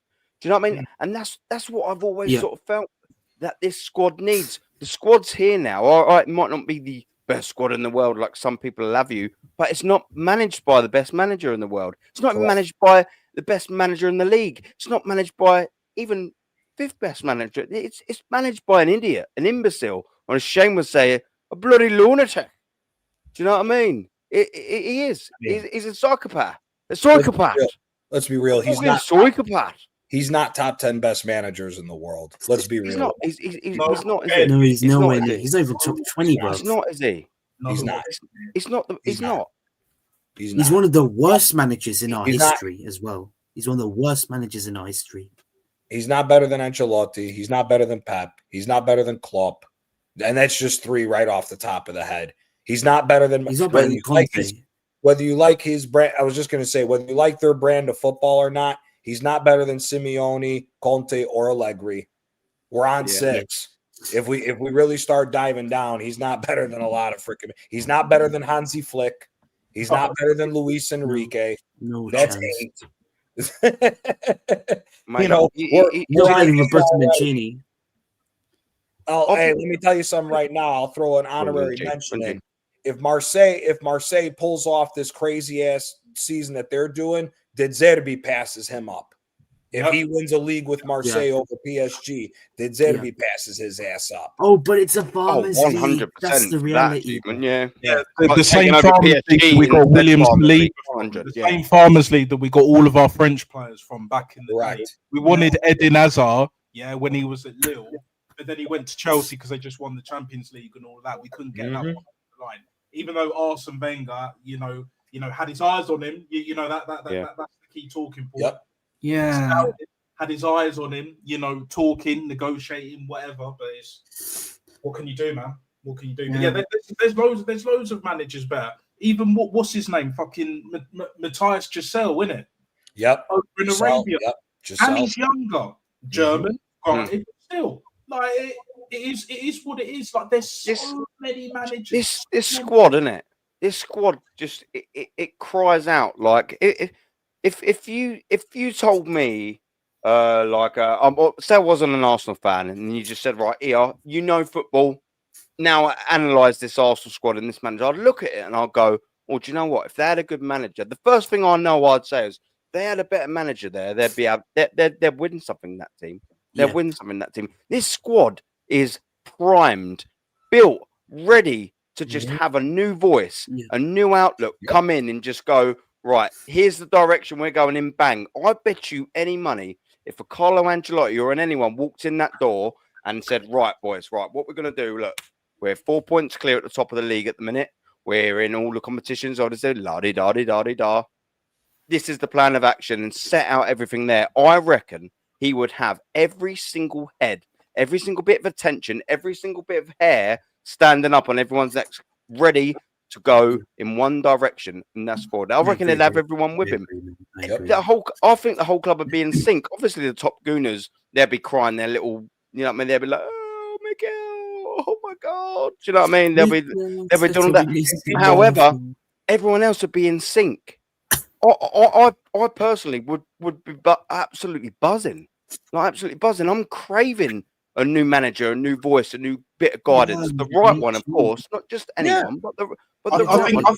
Because I reckon a new manager comes in and harnesses the talent in this squad. There's so much talent in the squad, and there's so much attacking talent in this squad, and it's being fucking wasted. Massively, massively, massively wasted. But the problem is, Aaron, if another manager comes in, then our fan base won't back that manager because they always want to rate the manager that they love, because now they love Arteta. So if we keep saying Arteta out, then they're gonna keep saying, oh, you guys just hate Arteta because he's got you top of the Premier League table. Like fuck off. Arteta always lets us down in the very last second because, like, the amount of times we always finish last, like last season in the Champions League, where we finished like we were this close to getting to that final of the competition. PSG absolutely outmuscled their way past us, and big up to them for finding out where our weaknesses were, and our weaknesses came from our left-hand side. Because apparently, like Skelly, because Lewis Skelly was the main target for PSG, and they targeted him, and the free kick that they scored as well, like Fabian Ruiz absolutely blasted it into the middle of Raya's net. So, like, for all you top gooners that say, "Oh, you guys have an agenda against Arteta," yeah, we do have an agenda because he's a failure, and no matter how many times we win games, we always finish like near as the nearly club. You know what I'm saying? Nearly results that lead to nothing mean jack shit. Yeah, just quickly, let me jump in, Charles. And we still win nothing. If the squad is ready, if the squad is ready, give the person who made them ready a chance to take it first. How many chances have you already had, dude? This is the thing. Exactly. How many? So How many many has he chances, already bro. had? How many more do you give? There's only so much. Do you know what I mean? There is We've, only so much. we've had enough, Charles. That's the bottom line. We've had a Yeah. fucking enough. 8 Like, points I'm clear, glad, 22-23, by the way. I'm glad you mentioned Carlo Ancelotti, Don Carlito, Gianni, because he was the manager that I wanted after Arsene Yeah, Wenger. he went to Everton, bruv. He Yeah, went exactly, to exactly, Everton. mate. The same He was time the frame. number one, yeah, Oh, the yeah. number one choice. Went to Everton, bought James Rodriguez, and he bought a few other men as well that should never have gone to Everton. You know, this guy, you know, we talk about, you know, the Arsenal pool. Arteta don't have no pool. It's this. But once you take away 15 million Arteta, a year, bro. Carlito, I could understand most of the fans not wanting Ancelotti at this point, but even then, no. But still, like, let's just say, for argument's sake, you don't want Ancelotti at this point now because he's managing internationally, managing Brazil. Okay, cool. Well, if we're the elite club that you say we are, why don't we get Luis Enrique, who's just done a fucking treble with PSG? A lot of the fans would be on board with that. So you say you don't want to Don Carlo now because he's washed, he's this, he's that, or whatever. I don't think that's the case. I know you don't, Gianni. Yeah. For me, Don Carlo's the best manager I've ever seen. Better than Fergie, to be honest. Better than Wenger. I don't know if he's better. I don't know if he's better than Fergie, but definitely he's better than Wenger. I think for me, like, yeah, Fergie, I think has won more trophies, but I will say this: if Ancelotti wins, and the type of football, and if Ancelotti wins a World Cup with Brazil and brings them back, he's got a fucking shout to be the one to go up against Sir Alex Ferguson. I'll say that. Yeah, no, that's fair enough. But like for me, like regardless, for me, like Don Carlito's number one, but I would be fully on board with a Luis Enrique. Because then no one can sit there and tell me, oh, what has this guy done? Well, this guy beat us in the semi-final. Usman Won a then treble with Barcelona. Was it Aaron? You went to the was it the semi-final? Wasn't it the first leg at home against PSG last season? As soon as Dembele scored, 4th minute, and that was in front of our shower curtain tifo. Not even a tifo. It was, and that was where I was sat, North Bank, that end. I watched it come in. I'm on the left-hand side of that goal, so I literally watched the ball go in. Absolutely schooled us, schooled our manager, schooled our players, won a treble, and they beat an Inter team that made the Champions League final a couple of years before, where Man City got the treble. Do you know what I'm saying? So City barely beat them. Yeah. City barely beat him. He embarrassed Inter. He absolutely embarrassed them. He absolutely destroyed them. Hands so down. we get a Luis Enrique, 5-0. £15 million a year plus. We can't get him. Bollocks to that. Bollocks. We put 15-20 mil down for Luis Enrique, and we've got the money. Jez has, you know, done the company's house thing and all of that. 600, 500 mil, whatever it is now, in the bank. Yeah. We have the funds. We have the heritage in terms of more so English football. We don't have it in Europe, but that's what we want. That's what I fucking want. Because if we want to be top three, like other than maybe Atletico, but even they've won Europa League / UEFA Cups, right? We can't be considered a top team in Europe, in the world, if we haven't won a Champions League or haven't won anything in Europe since before I was born, bruv. Since the Cup winners. 1994. Yeah, 94. That's the disgrace, bruv. Bring Enrique in or bring Ancelotti in. We should be right up there for Champions League. Will it be easy? No. Will there be a lot of competition? Yes. Well, at the latter stages, you know, you have the Bayerns, more so PSG now, Man City, Liverpool, if they get their act together, and then obviously the Real Madrid, the Barca, maybe Atletico might be up. But like, you get what I'm saying? Like, our European record is a shambles. Yeah. We want to be the best. You have to be the best. Now, granted, you don't have to be the best to win the Champions League. I hear that. It's more the league. But my thing is, it's not you could do with this or you could do with that. No, it's not that. It's not that. Have both. Oh, which girl do you prefer? This girl or that girl? No, I want both, bro. I don't give a fuck. Yeah. At the same time. Why have one or the other? If you want at both. the same time. Yeah, we're fucking right and all. We don't want trebles, we want freedoms. Then fuck all of that shit. Like, have both. Have the Champions League, have the league, because let's be honest, Chelsea have not won the Champions League and won the league in the same season. It's only been Liverpool have done it way back. Man United have done it, and now Man City have done it. Yep. So if we win the league and the Champions League, we've done something that even Chelsea hasn't done. Yep. Do you know what I'm saying? Being the best in the country while also being the best in Europe, really and truly. Yes, there's a lot of luck involved, but facts. we put a statement in. Maybe a treble, even though it's a very long shot on quadruple, is nigh on impossible, which is why no one's done it. But hey, I can dream, can't I? Do you know what I'm saying? So toxic and negative, I'm still dreaming, bro. I'm still here. Catch up trophies. Doc said that's it. Yeah. Backstage, we was having a little chat about, the catch up money, catch up trophies. We need some catch up trophies. Doc's absolutely fucking right. For Big the up gold. to the Docs. Don't forget, Still in you the have to keep building, the digging for the Doc, man. gold. Big up to You the have to keep geezer, digging man. and digging for the gold. Arteta said, keep digging and digging for the gold. Keep digging, I know. Digging like the old miner is, the We'll be halfway prospector. to China innit? by now. Do you know what? Guess what? I finally get to say this. Rating, Gianni.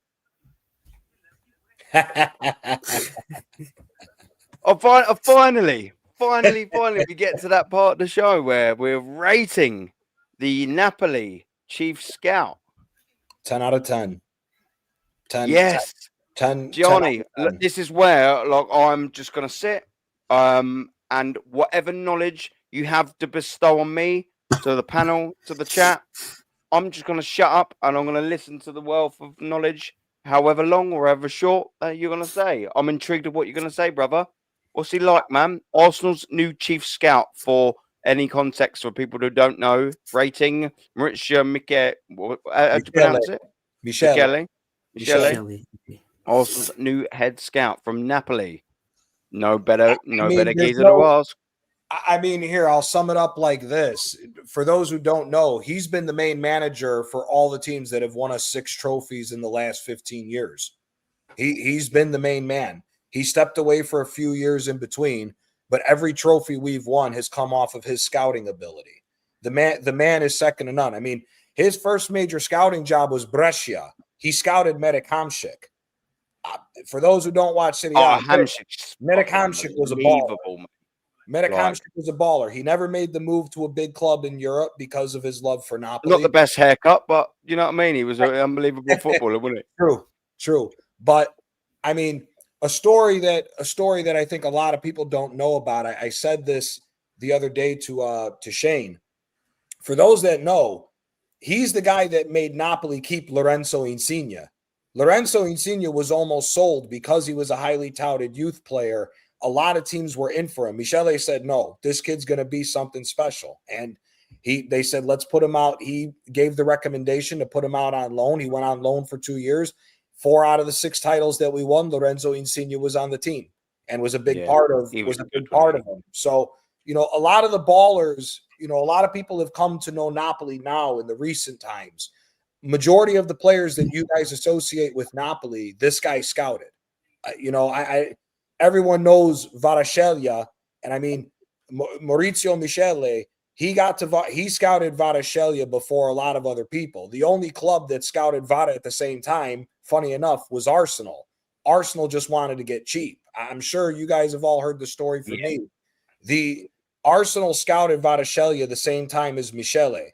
The team that he was on wanted 10 million euros. Arsenal offered 7.5 million. Napoli offered 10. Arsenal was given a shot to be able to go over it, and they said no. I mean, there you go. I mean, the guy's scouting capabilities and network is absolutely insane. He scouted Kim Min-jae at Fenerbahce in Turkey. Scouted him way before anybody else knew who Kim Min-jae was. There was rumors about this guy, but Michele said he saw him 3 different times play and said, we have to have him. And then the next year he won best defender in the league when we won the Scudetto. I mean, we can run down the laundry list of players. He is responsible for everybody knowing who Kalidou Koulibaly was at Napoli. Arguably top 5 center backs in Europe when he was at Napoli with the way he was playing with us. He scouted Dries Mertens. Everybody knows who Dries Mertens is quality. Yeah. He scouted Dries Mertens. He scouted Kalidou Koulibaly. He scouted Insigne, like I said, he was already in the youth academy. but he was the one that told Napoli to hold on to Lorenzo Insigne. He's the one that scouted Jorginho. He's the one that scouted Allan. He was the one that scouted now hold on, I'm forgetting. Now I'm starting to forget. He was the one that scouted Chucky Lozano when we brought him into the team from the Eredivisie. He's the one, another funny one. He was the one who brought in Giovanni Di Lorenzo. We got Giovanni Di Lorenzo for $7.5 million. Giovanni Di Lorenzo is the best right back in Italy right now. We got him for $7.5 million. Nobody knew who this kid was. He was playing right wing back in a 3-5-2. This guy, Michele, he scouted Osimhen. And the funny thing about his scouting with Osimhen, he knew about Osimhen before he went to Germany. Yeah. When he was with Wolfsburg, even before he tore shit up with Lille. So the guy is one of the best scouts in the world, in my opinion. I mean, I forgot if I can find it again, I'll send it to you. If you look at the amount of money under him Napoli has spent, the return on what they've gotten on the money is at least three times the amount of money that they've gotten back for what they spent. I think they said in total with signings and everything under him, it's like around 375 million, but Napoli's brought back close to 800 million. Wow. A $375 million and success. We're in that time frame as well, though, isn't it? It's not just that; it's success in that time frame.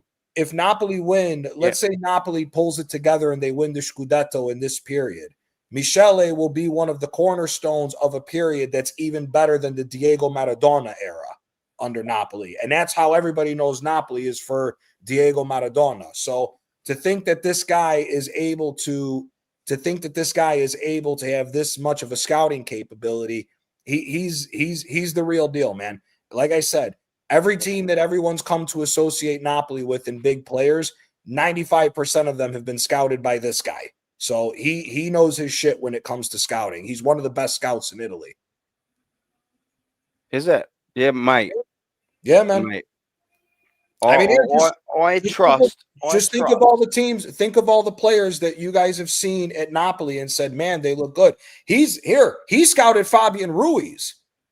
He was the one that got us to beat out. He went to Betis for a single year and was okay. We scouted him and got him. He got Zielinski. He got Allan. He got Insigne. He got Mertens. He got Koulibaly.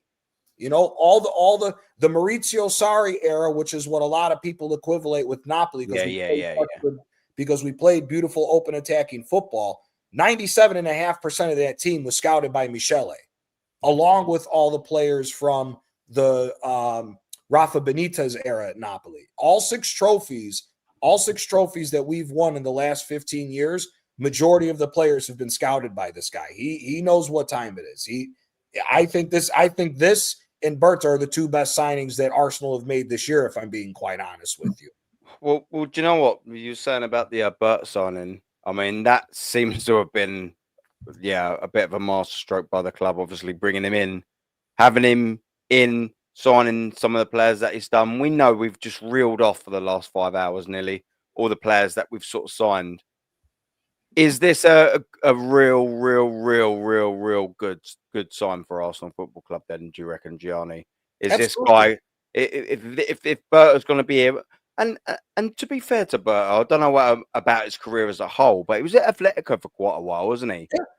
Yeah. I'm hoping that the Kroenkes, who've obviously employed him, have employed him for the long haul, for the 10-year project. There's such, you know what I'm sort of saying, down the line, a 5-year project. You know what I'm saying, to get an infrastructure properly set in. Is this part of it? Is this part of what Berta's doing? Get him in here. He will give us what we need in the next 5-ish sort of so years. Et cetera. Yeah. Sorry, Gianni. Before you go on, man. I was hearing in the background as well, like how great Michele is going to be for us and how he was with Napoli and all of that. Yeah. Much appreciated. I know you obviously know a hell of a lot about Italian football and of course Napoli as well. But big up Aaron for inviting me on stream. Big up Gianni. Well, we'll wrap up anyway. Yeah. I'm going to bounce because I've got pizza in the oven. Do you know what I'm saying? Well, and I realise the time it's 5 hours. Jesus Christ. No worries. Thanks again. You're great, Aaron. all the best. Like and subscribe. You know what to do, people. And yeah, take it easy and enjoy the rest of your weekend. Peace You're out. absolute legend, man. Big up, man. Yeah. No, we will obviously wrap up there. I just realised, wow, nearly 5-hour stream. We ain't done a little call in it. We ain't done a little call in a little while, wasn't it? Do you know what I mean? And when we come back, we come back with a big one, didn't we, boys? Do you know what I mean? Yeah, man. A whammy. Huge signing. I mean, it's a big sign, is it, G? Yeah, man.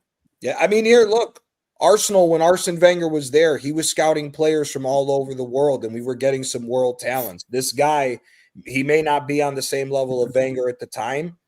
That's up for debate as well, because I think a lot of players that he signed at Napoli, bless you, Macy, a lot of the players that he's scouted at Napoli, again, I think are some top talented players, and I think, you know what, as long as he's doing it and it's limiting the amount of stupid signings that Arteta could have a say so on, I think anything like that is positive for the club. But yeah, man, overall, fantastic signing, absolutely fantastic signing.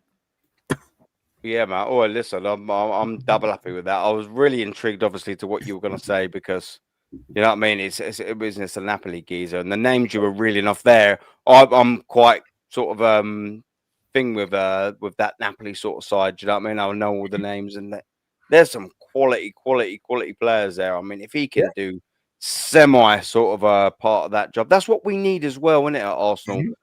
You know, we've seen it sort of with Berta coming in, and we've seen it with Mosquera a little bit in terms of, like, you know, the low risk, high reward signings.